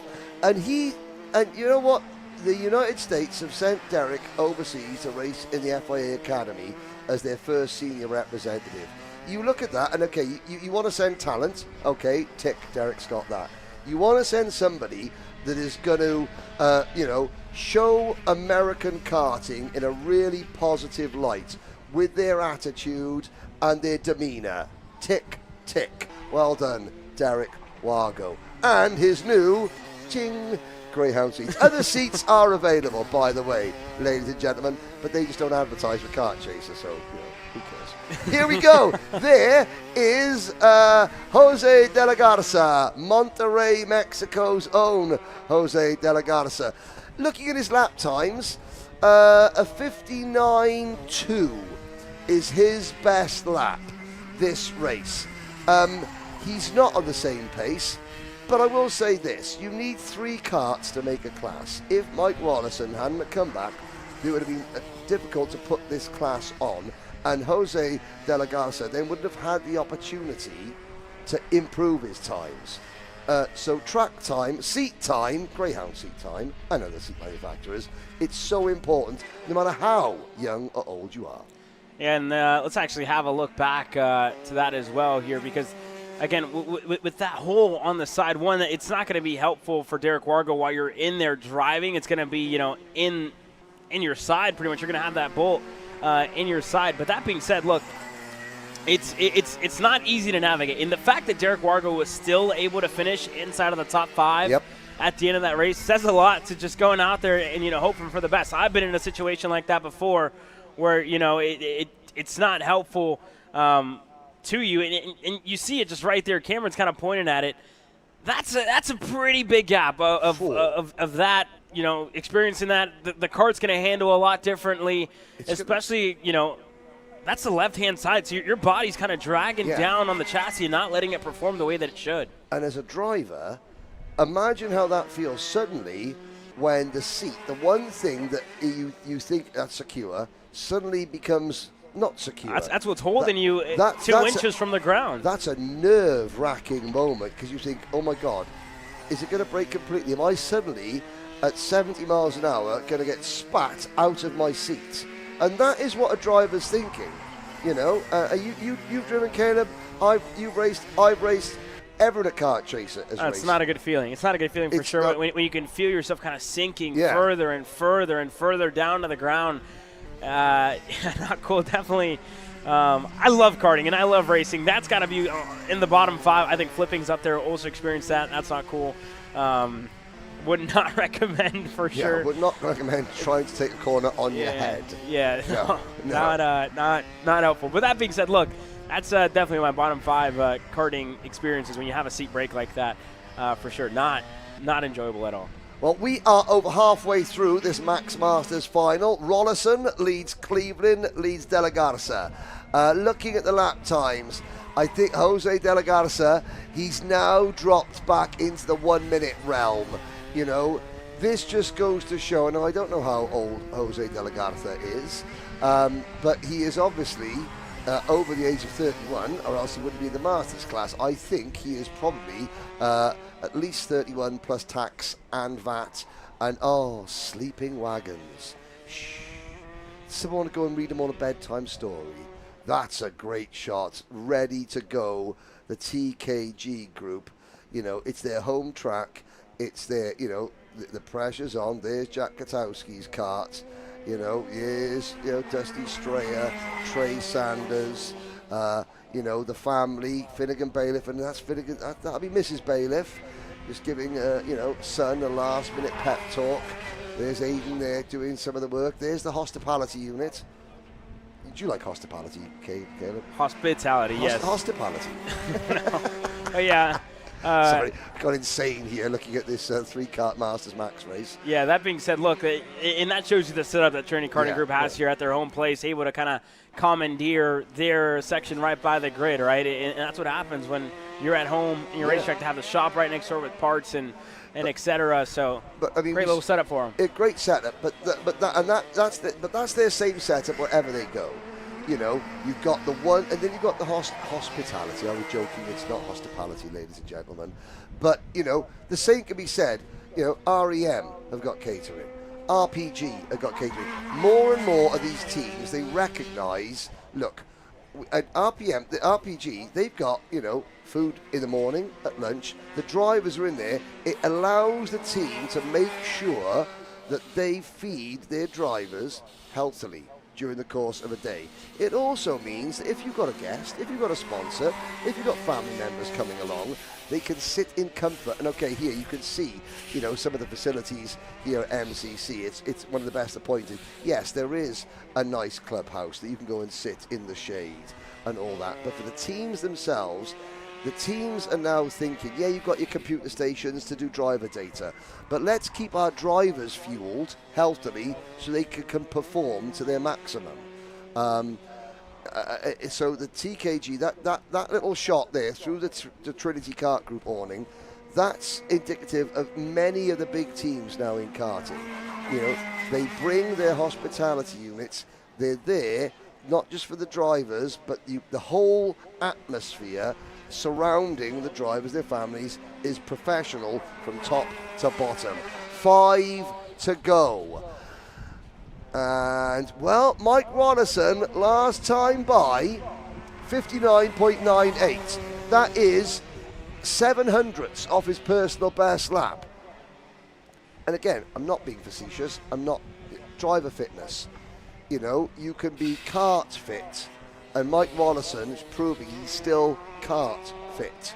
Still got it. Still got it. Still, that's what he'll be saying. That's what he'll be saying, as he struts out of the car, the next time a driver starts moaning to Mike, Mike, my motor's not good. Mike goes, hey, when was the last time I won a race? I won a race on no sleep. You go win me a race, Billy Cleveland in second.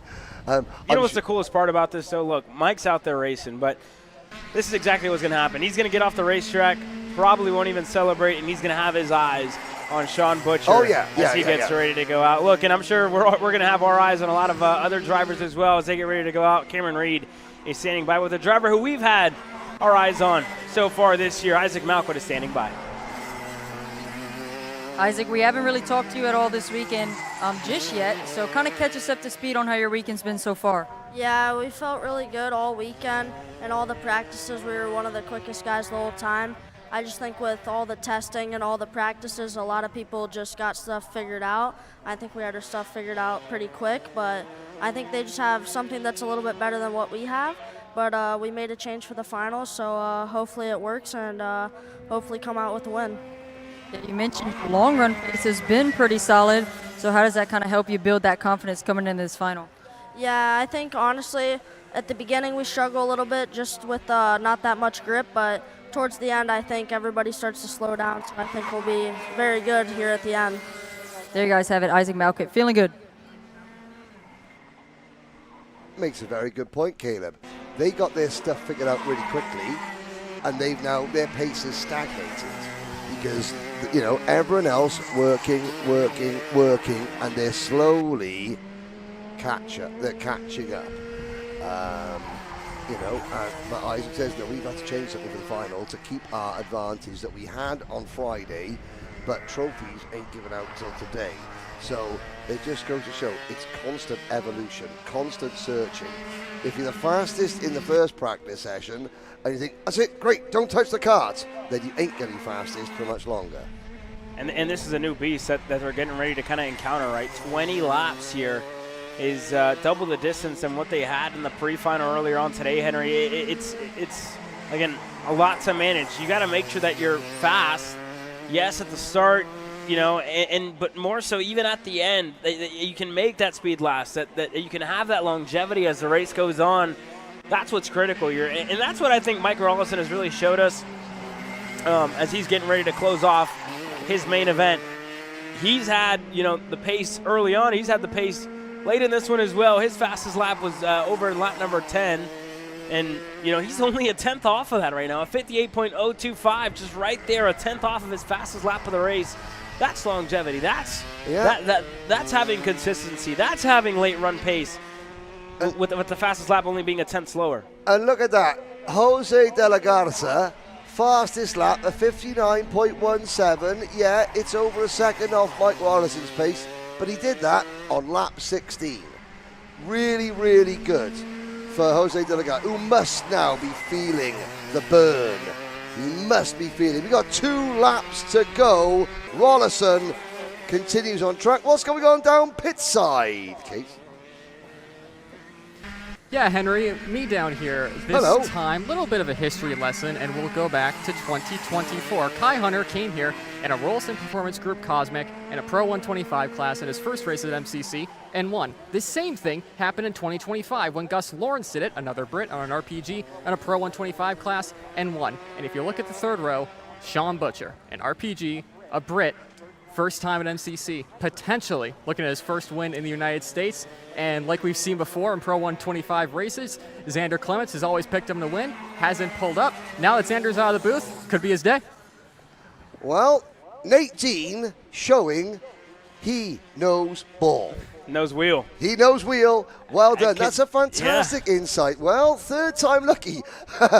I'm sure Sean will really appreciate you bringing that up before he goes there. But you see Sean with his mechanic, Jamie Zyra, who's been at Sean's side, for some time now, along with other guys from the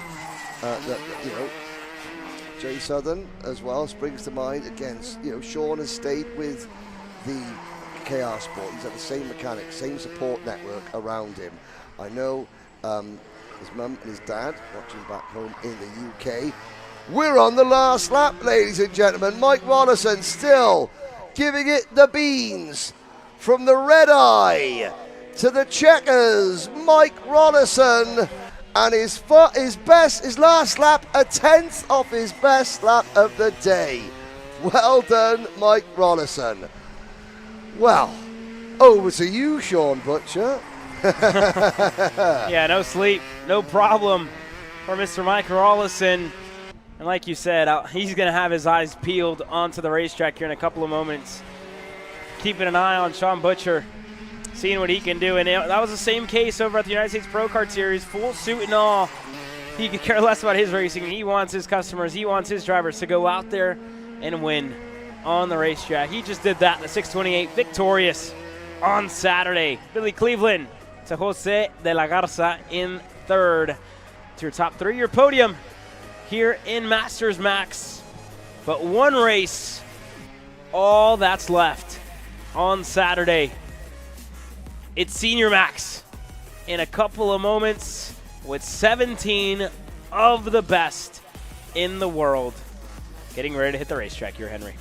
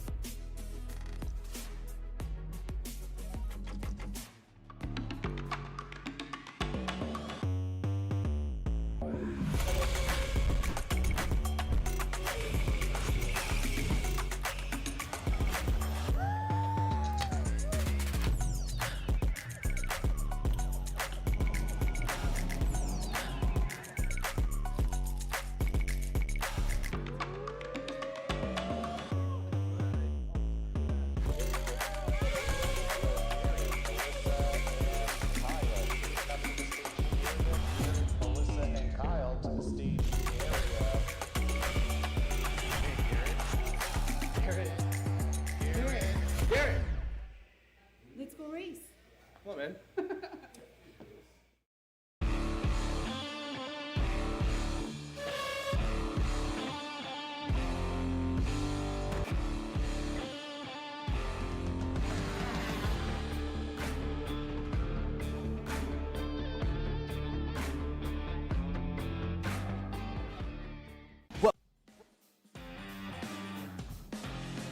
It's time to go racing in Senior Max competition. Round number 3 of the RMC America's Trophy is led to the green by a driver who's looking to go 3 in a row. Canadian Aiden Ingrata in the 315 for REM gets ready to lead this field to the green. And alongside him on run number 1, it's a different chassis, different look. Blake Nash still as fast as ever. Second place last week, looking to go one spot better here this week. How about row number 2? Finnegan Bailiff, the hometown hero, Batavia, Ohio, is represented. The Trinity Karting Group man rolls from P3, and on the outside of row number 2, Colorado's own Macy Williams. It's been a great day for Christian Bird Motorsport. Is it about to get better? We're about to find out. You move back to the next row. Isaac Malquit, little sizzle. Talk about the year he's had to start off 2026 in senior competition. A couple of changes, looking for long run pace.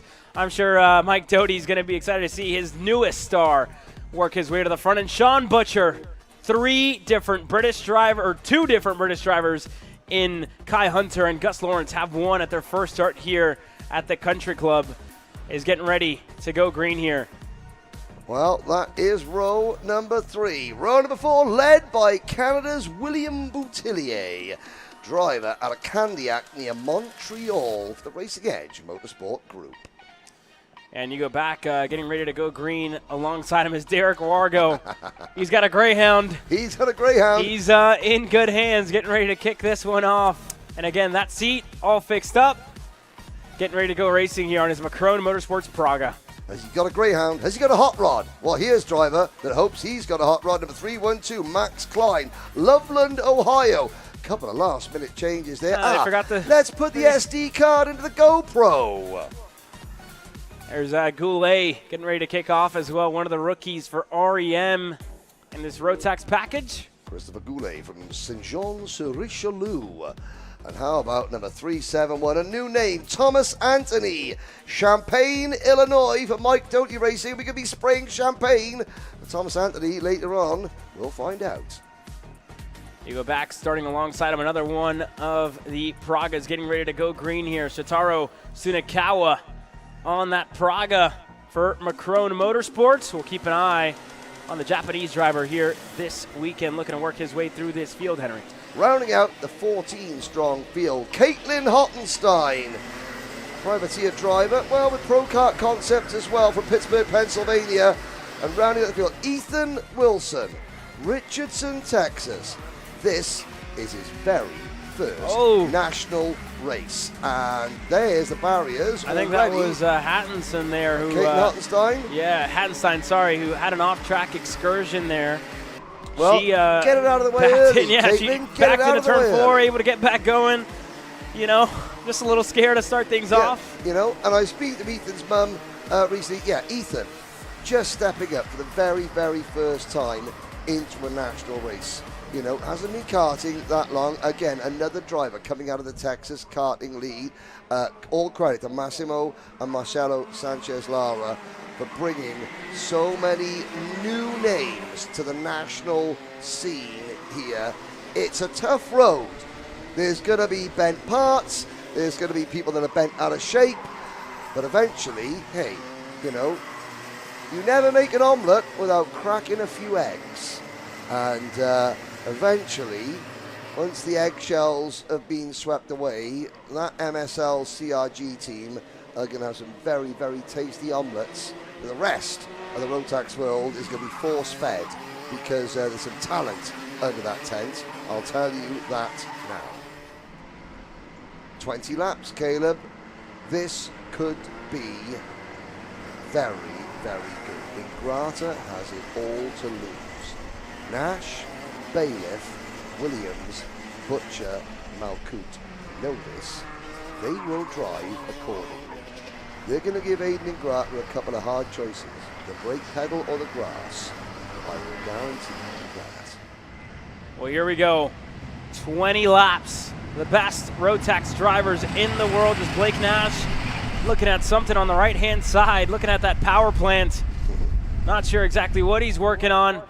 But here we go. 20 laps. Aiden Ingrata looking to make it 3 in a row. Anybody else looking to deny them? We look at the lights. They're out. We're underway in Senior Max. Out of turn number 1. Ingrata understands the assignment. He defends into turn 2. His job, keep the rest at bay while they go in and in and in again. Blake Nash has an issue. Blake Nash is slowing massively here, Henry. Did not get off the line, and you saw him getting to work on the power plant there. His hands in the air. Blake Nash is going to be out of this race early if he can't get whatever is wrong with his power plant figured out. Well, I mean, he's got 20 laps. If I were Blake Nash, I'd give it a lap, see if it clears. If it doesn't clear, at least you could help diagnose the problem, so that when you do eventually retire and take the kart back, you can give the factory kart team a bit more feedback into what was going on, because you've given it every opportunity to clear. Now, Finnegan Bailiff, he'll be the first to send one in on Aiden Ingrata. I am sure, well, I think that Finnegan Bailiff, if he wants to push Aiden Ingrata away, that's fair enough, but, you know, I would be inclined to set about Aiden Ingrata early, because Ingrata's got it all to lose, Bailiff's got it all to gain. Malkut up to third, Williams is fourth, Butcher down to seventh, Wargo, new seat and all, up into P6 briefly, although I think Butcher's just got back past him. Boutillier is there in P5 as well. Over the crest, you could see the red and white Canadian maple leaf atop Aiden Ingrata's crash helmet into turn 13, the new part of the circuit. Malkut is there while the temperature is sizzling. Malkut is time to sizzle. He said they changed something to get back ahead of the game, and it looks like that change may just have worked. Here comes Bailiff to the inside. Oh, wow. Yep. Finnegan Bailiff, what a move in a turn number 2 to get clear on Aiden Ingrata. And that's a decisive move. When you're out here, looking to rattle a driver who's been at the front of this field for almost the entirety of the year in Rotax competition, that's exactly what you have to do if you want to make yourself known at the front of this field. Finnegan Bailiff has done just that in his turn 2. You know, like any good barman will tell you, no half measures. Now, as we watch the lead, has Cameron Reed got anything down for us in the pits as Ingrata tries to come back? Yeah, here with Blake Nash, something clearly off there from the start. Like, what were you feeling? Just the engine was sputtering. I was trying to see if the choke was on or maybe something electrical, but nothing I could see was wrong. So, yeah, we'll have to go and open up the engine and see what went wrong, and we'll be back up front tomorrow, I know, but sucks. Oh, well. Unfortunate there for Blake. A rueful thumbs up. You know, he's an experienced driver. He knows, hey, we'll go again tomorrow. Malkut and Williams. Meanwhile, Macy Williams has passed eyes at Malkut. Malkut trying to find a way back. Williams and Boutillier there. Boutillier up into P4. Ingrata trying to push Bailiff away. That's smart from Aiden Ingrata. The last thing Aiden needs in his life right now is a 4 or 5 kart battle for the race lead. Okay, one-on-one, manageable. I can sit and come second, not a problem. And I don't have to worry about the rest of the senior Rotax world trying to take chunks out of my rear end, so to speak. Sean Butcher, slowly but surely, well, maybe not so slowly. I was saying slowly but surely coming into contention when he did have the fastest lap. Ingrata now has the fastest lap. Well, speaking to Sean, you know, they're Rollerson Performance Group, they're using KR Sport engines. They haven't got a full inventory of motors, shall we say. It's not as though they can go into the back of the RPG truck and there's a bank of Rotax engines just waiting there. Not so. You know, so they are maximising what they've got here this weekend. And Sean Butcher, who last year at the International Trophy put on one of the most majestic series of drives, and Butcher gets a special offer, 2 for the price of 1, courtesy of William Boutillier, diving in on Macy William and overcooking that corner. Now, can history strike not once, not twice, but 3 times? Well, Butcher is up to third. He's not going to want to let Kai Hunter and Gus Lawrence get one over on him. Sean Butcher, who was teammates with Kai Hunter at the recent Silverstone 24-hour Pro Kart race. They had a thoroughly enjoyable time. And Sean Butcher came out saying, those rental kart races, they are good. Let's have a look back. There's Boutillier getting it all crossed up over the curb. Macy Williams, just a light brush on the rear bumper of Williams' car, enough to force her wide. And Butcher, look at Butcher now, look at his eyes. He's looking, he's thinking, I know exactly what's going to happen. Thank you very much. And we are through. Boutillier just overcommitting, and William Boutillier, to his credit, he was doing everything possible to not crash into the back of Macy Williams. Williams is now back on the rear bumper of Butcher, side by side, new leader, lap 7, Aiden Ingrata. This could play in to Sean Butcher's hands because the gap between the top two and Butcher in third is 1.6 seconds. It's going to be a little bit less than that as these two continue to battle. Okay, and they're all fighting for a whole lot, right? Aiden Ingrata looking to close out this championship by tomorrow if he's able to, potentially make it 3 in a row, and that would be a long shot for anybody else to try and replicate that. It's only been just about a month and a half since his last win. Finnegan Bailiff, you got to look back to when we were here 722 days ago, 2 years ago, Henry, when Finnegan Bailiff won. When he last had his race win, and that was here at the Motorsports Country Club of Cincinnati in SCUSA Pro Tour competition. He hasn't won since. This weekend is as close as he's been to that again in about 2 years' time. And then you look back to third and Sean Butcher. He's looking to get his first win stateside, and I talked to him a lot about what it would mean to finally get a win. He's like, look, I'd be happy about the results that I've had, podiums, but I'm here to win. I'm here to end up on the top step of the podium, and I haven't done that just yet. So I feel like my time here in the U.S. has been unfulfilled without a #1 trophy. Yeah, well, we'll find out what's going on down pit side as we watch Ingrata and Bailiff battle. What's happening, Cameron? Yeah, just wanted to give you guys a little bit more insight on Finn Bailiff here as he's still in this fight for the lead. 2 years ago, he made his Rotax start here at this track for the Rotax E-Series. And ultimately struggled throughout the weekend, just couldn't quite pull it all together. So kind of unknown going into this weekend of how his turnout would be. But ultimately, they've got it figured out as he continues to run up front here with great pace.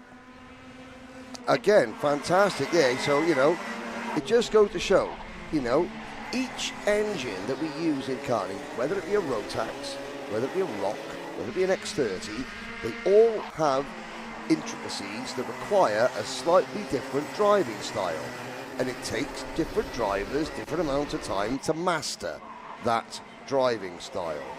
Sean Butcher, I would say this, yes, as a racing driver he hasn't won, so he feels unfulfilled, but I sat and watched Sean yesterday while I was waiting to bring him over to you guys to do a kart sim feature, and I watched the way he spoke and coached the drivers. It was very methodical. It was extremely personal. It was extremely calm. That's why he's been brought here. That's why Mike Rollison brings drivers like Sean Butcher out here. Yes, to keep the RPG name at the front of the grid, but we all know the RPG is synonymous with front of the grid. He brings drivers like Gus Lawrence and Sean Butcher over here to help elevate his new customers, the other drivers, and it's how you communicate with those drivers that's so important. Sean communicates with the other drivers so well on a personal level. It's like it really was nice to sit back and watch, because I've known Sean since he first got in a kart, and it's great to see them mature from young kids into professional racing drivers and young men, and that's what Sean is. Yeah, he wants to win. Of course he wants to win. I'm sure RPG wanted to win. But more importantly, it's the performances in the Paxton Romeros, the James Cushmans, that reflect better on Sean than his own performances at this stage. Because, they haven't got a whole trailer full of engines that to call on. They're doing their best with what they got. And again, Sean actually talked a lot about that yesterday as well, Henry, again, yes, maybe it wasn't fulfillment in himself, but it was fulfillment in the job that he had done to see the results come out of the younger drivers, right? Whether it was the X30 juniors, the KA juniors, so on and so forth this weekend with the Rotax, with the Junior Max drivers.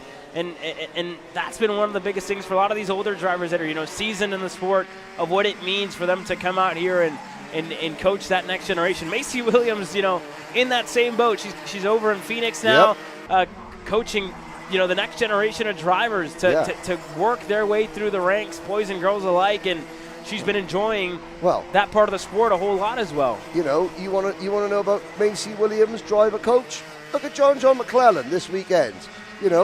I sat there, I watched Macy going through the laptop, Christian, Nunu, the mechanic, and Macy coaching John McCallan, going through, explaining things, trying to work, and John, bang, today, putting it all together. So, here are two drivers on your screens, veterans, professionals, in and out of the kart, battling for a podium at a national race. This is for third place in the RMC America's Trophy. William Boutillier sets the fastest lap of the race. He is in 5th, trying to close in. Malkut 6th, Wago 7th, Sudakawa in 8th. Sudakawa from Anyo City in Nagoya, Japan, now based in Seymour, Indiana. Praga's run 7th and 8th, then Klein, Anthony, Goulet, Wilson, Hottenstein. 13 drivers still running. And Aidan Ingrata on lap number 13 has broken the toe of Finnegan Bailiff. Now, he's broken the slipstream. Has he broken the spirit of Finnegan Bailiff? I think he may have done one. I doubt he has done the other. Bailiff will not give up. Not on home soil. Yeah. Not on your Nelly. This one's going to be close here. It's just at half a second here between Aidan Ingrata and Finnegan Bailiff.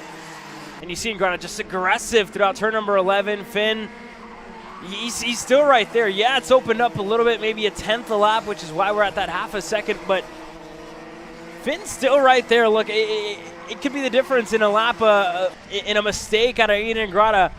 It wouldn't be surprising. We saw one out of Aidan earlier. We saw that he was, human in Rotax competition. But look, you got to talk about the momentum he's carrying, right? He's got to feel invincible with the amount of results that he's had over in Tucson, going back to back with the pre-final earlier today. Nobody had an answer, and today he's just flexing his muscle here a little bit over Finn Bailiff, showing him, yeah, you have hometown experience, but I know this engine package better than anybody else in this field. Yeah, so Finnegan driving in what, I would say probably on a national level, you can count the amount of times he's raced a Rotax at national level on the fingers of one hand. Ingrata is a Rotax driver. That's the main class that he is known for. And I think the move he pulled on Macy Williams earlier on to take the lead. Decisive. That was decisive. But you know what? That was key for Aidan mentally. Because, as I say, he put a wheel on the dirt. Don't curse the commentator. No, but of course, that was I'm not thinking about Orlando 2 years ago. I'm not thinking about what I can lose. I'm only thinking about what I can win. If you start thinking about what's at stake and what he can lose, then your driving suffers. You focus on what you can win. Yes, we all know that Aidan stands to lose a lot. He's there, 268 points as things stand ahead of Macy Williams. That is a monstrous margin, but it ain't over. It's never over till the fat lady sings. I'm not saying she's singing, but she's certainly gargling with her mouthwash at the moment. Yeah, so again, I believe if Aidan Ingrata wins this race, he should clinch the championship. And it's not close if he wins this. It won't even be close. Finnegan Bailiff could save the championship for everybody else. He could, again, allow somebody else in this field to get a ticket to Portugal. But, again, with a drop round, this is looking good for Aidan Ingrata. Yeah. It doesn't matter numbers. Grid size, irrelevant. You race against whoever else is on the grid at the time. And I don't think anybody will argue that Aidan Ingrata does not deserve to take this ticket and win the overall America's Trophy. He's worked incredibly hard. He's been very loyal to the REM program, to the Rotax program. And, Canada have come pickpocketing, it seems, once again. As we look with 4 laps to go, and Aidan, maybe that's just his line. Maybe that's the line he's comfortable with. With the drops, it's 435 points over Boutillier. But Boutillier and Macy Williams, well, here's something. If Aidan Ingrata, for whatever reason, ends up not being able to take the ticket, it goes to the person that finishes second. Boutillier and Williams are separated by 3 points. So. And the max points you can win on a weekend is 320. And when you see the gap with drops at 435, it's not even close for anybody else. It's about 115 points if anybody else wants to, for William Boutillier, if he wants to win the championship here. It's not on the cards if it ends like this whenever they hit the it's going to be 3 laps to go this next time around. So there's a look for those of you at home so you can see the gaps here. 320 is the max points on the weekend. Aiden Ingrata is about to max out here this weekend. Look, 2 laps to go. Finnegan Bailiff's giving it everything he's got, but the gap up to the front is 0.8 of a second, almost a second in between the TKG Barrel Art and Aiden Ingrata here, Henry. And I'll give Finn Bailiff an awful lot of credit. He could, I mean, when he had an opportunity, he took it and made the pass. Then Ingrata returns, and there is the Racers Edge Motorsport team on the line. You've got the Bischoffs, the Moncriefs all watching, and there will be an explosion of Canadian joy. I feel that pink cowboy hat might come flying off the mechanic's head when he crosses the line. Finn Bailiff, he could have made life difficult because he made the move and then he could have just parked the bus and blocked and dragged Aiden Ingrata into a knockdown, drag-out, multiple kart fight, which could have ended up with, with people, with things all kicking off. He didn't. He realised that, Ingrata was not to be beaten and has therefore just driven his own race. Sometimes, Finnegan is realising that your best on any given day is good enough for second place. Today is one of those days because Aiden Ingrata has been imperious. Well, you look at the long road that it's taken for Aiden Ingrata to get to this point right here. Yep. Championships slipping away from his hands. You look back to Orlando, a couple of years ago when it was almost locked up. Oh.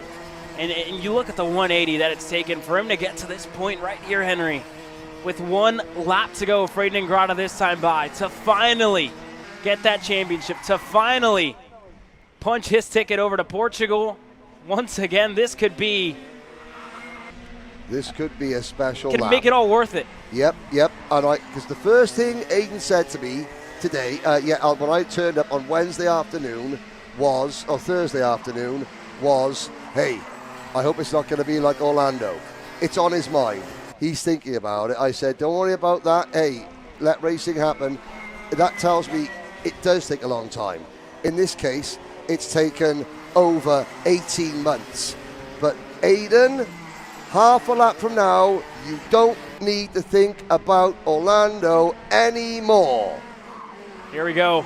2 more corners to go for Aiden Ingrata, who's been perfect almost every single weekend. Only 20 points shy from a max score throughout 3 rounds of racing action here in Cincinnati. Aiden Ingrata, 3 in a row in Rotax competition. He wins the ticket to Portugal. He wins in Senior Max on Saturday. Well deserved, that driver. Canada has another weapon ready, packed, loaded, and set for Portimao. And he's not always the most emotional of characters, is Aiden Ingrata, But I think that when Cameron Reed, sidles up beside him and he takes that red and white crash helmet off with silver lettering on it, you will see, if not a tear in the eye, you will see a weight being lifted from his shoulders and a sense of relief. Lightning did not strike twice for Aiden Ingrata. There he is, 3 out of 3 in fine style. He beats Trinity Karting Group and Finnegan Bayliss, and he beats Rollerson Performance Group and Sean Butcher. He did not luck into this ticket one bit. Macy Williams, William Boutillier, Isaac Malcutt, Derek Wargo, Max Klein, Shotaro Sunakawa, Thomas Anthony, Christopher Goulet, Ethan Wilson, and sadly, Caitlin Hottenstein and Blake Nash failed to finish. Well, the stars and stripes flitter and flick over this circuit, but it's the red and white of Canada who are celebrating the most. And we'll watch, we'll wait, we'll see the eyes of the newest member of Team Canada at this year's Rotax Grand Finals. Long time coming for Aiden Ingrata, but I'm sure he's going to be fired up about this one, Henry.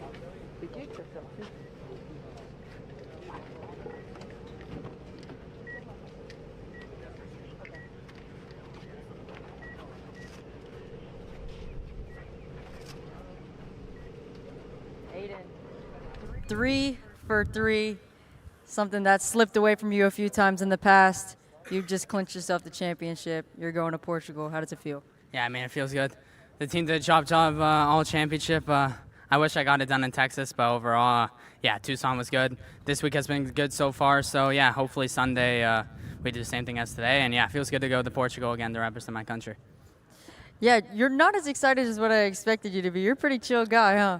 Yeah, I know. I mean, I'm excited, but the emotions will come after. I'm just excited that we won the race. The great power Racing Edge Motorsports machine has been good all week. So, yeah, very happy for the team. They deserve it.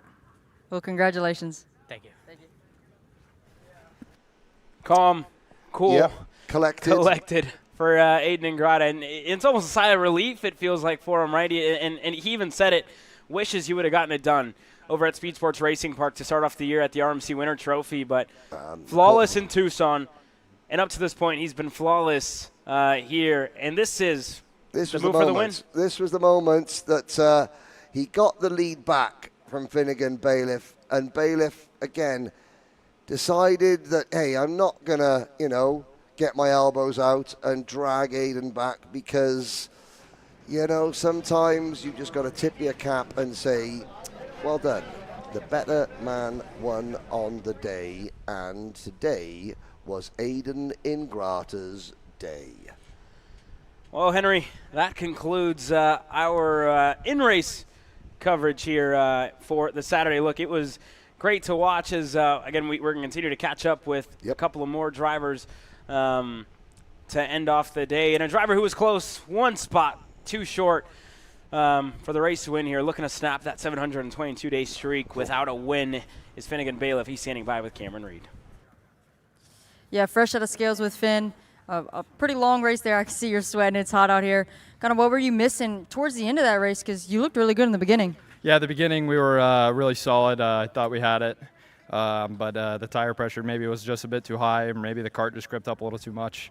But about midway through, it just started hopping a bit and then getting greasy at the end. So just missed it a little bit, but we'll be there tomorrow. Well, great job, and hopefully you have a little bit better luck tomorrow. Thank you. Thank you. Yeah, well, thank you there from Finnegan Bailiff on the end of the day for him here. And across the line in third was Sean Butcher there as he's rolling into Tech. But look, that being said, for Finn, still another day tomorrow, right? You got to rub this one off here, Henry, and look forward to tomorrow. Here's the standings before the drop, and it's 260 points back, again, without drops with a 4-round championship. One drop here. Aiden Ingrata is the champion in Senior Max competition. Before drops, Macy Williams, William Boutillier, Isaac Malquit, Paulie Massimino, who's not here this weekend, to Sean Butcher, Bayarjan, Overbeck, Hodgson, and Cooper O'Clair. That's the top 10 standings before drops in Senior Max here, Henry. Yeah, allow me, to be, again, I'm looking at the American flag, and it makes me a bit misty-eyed. My mum's American. My parents are celebrating their 56th wedding anniversary today, watching back home in Wales. And I'm feeling more and more American all the time. As time passes and people get older, you hark back to your family roots. And yeah, a very special day for lots of reasons here today, on and off track. It's just such a pleasure to be here with you in the United States. Here's a recap of what's been a fantastic day's worth of racing. Look, what's all kicked off this morning. Moves, incidents, drivers pushing the limits time and time again fighting for everything on the racetrack, but more importantly, fighting for a ticket on one of the biggest stages in the world. Again, the countdown to Portugal continues. Yep. In November, where you have the opportunity to represent your country. And with drivers, some of them, potentially going to have to wait a couple more years, a couple more rounds to try and get there in the future. But from all of us here at Kart Chaser Henry, we thank you very much for joining us. We thank you very much for all of y'all watching at home. Henry, closing thoughts on the day. Can't wait for tomorrow. The joy is drivers young and old, talent shines through. Will they all get their chance to represent their nation this year? No. Maybe. In the future, they will. Maybe. Or other use of the images, audio, or accounts of this event, in whole or in part, without the expressed written consent of Kart Chaser Group LLC is strictly prohibited. Thanks for watching.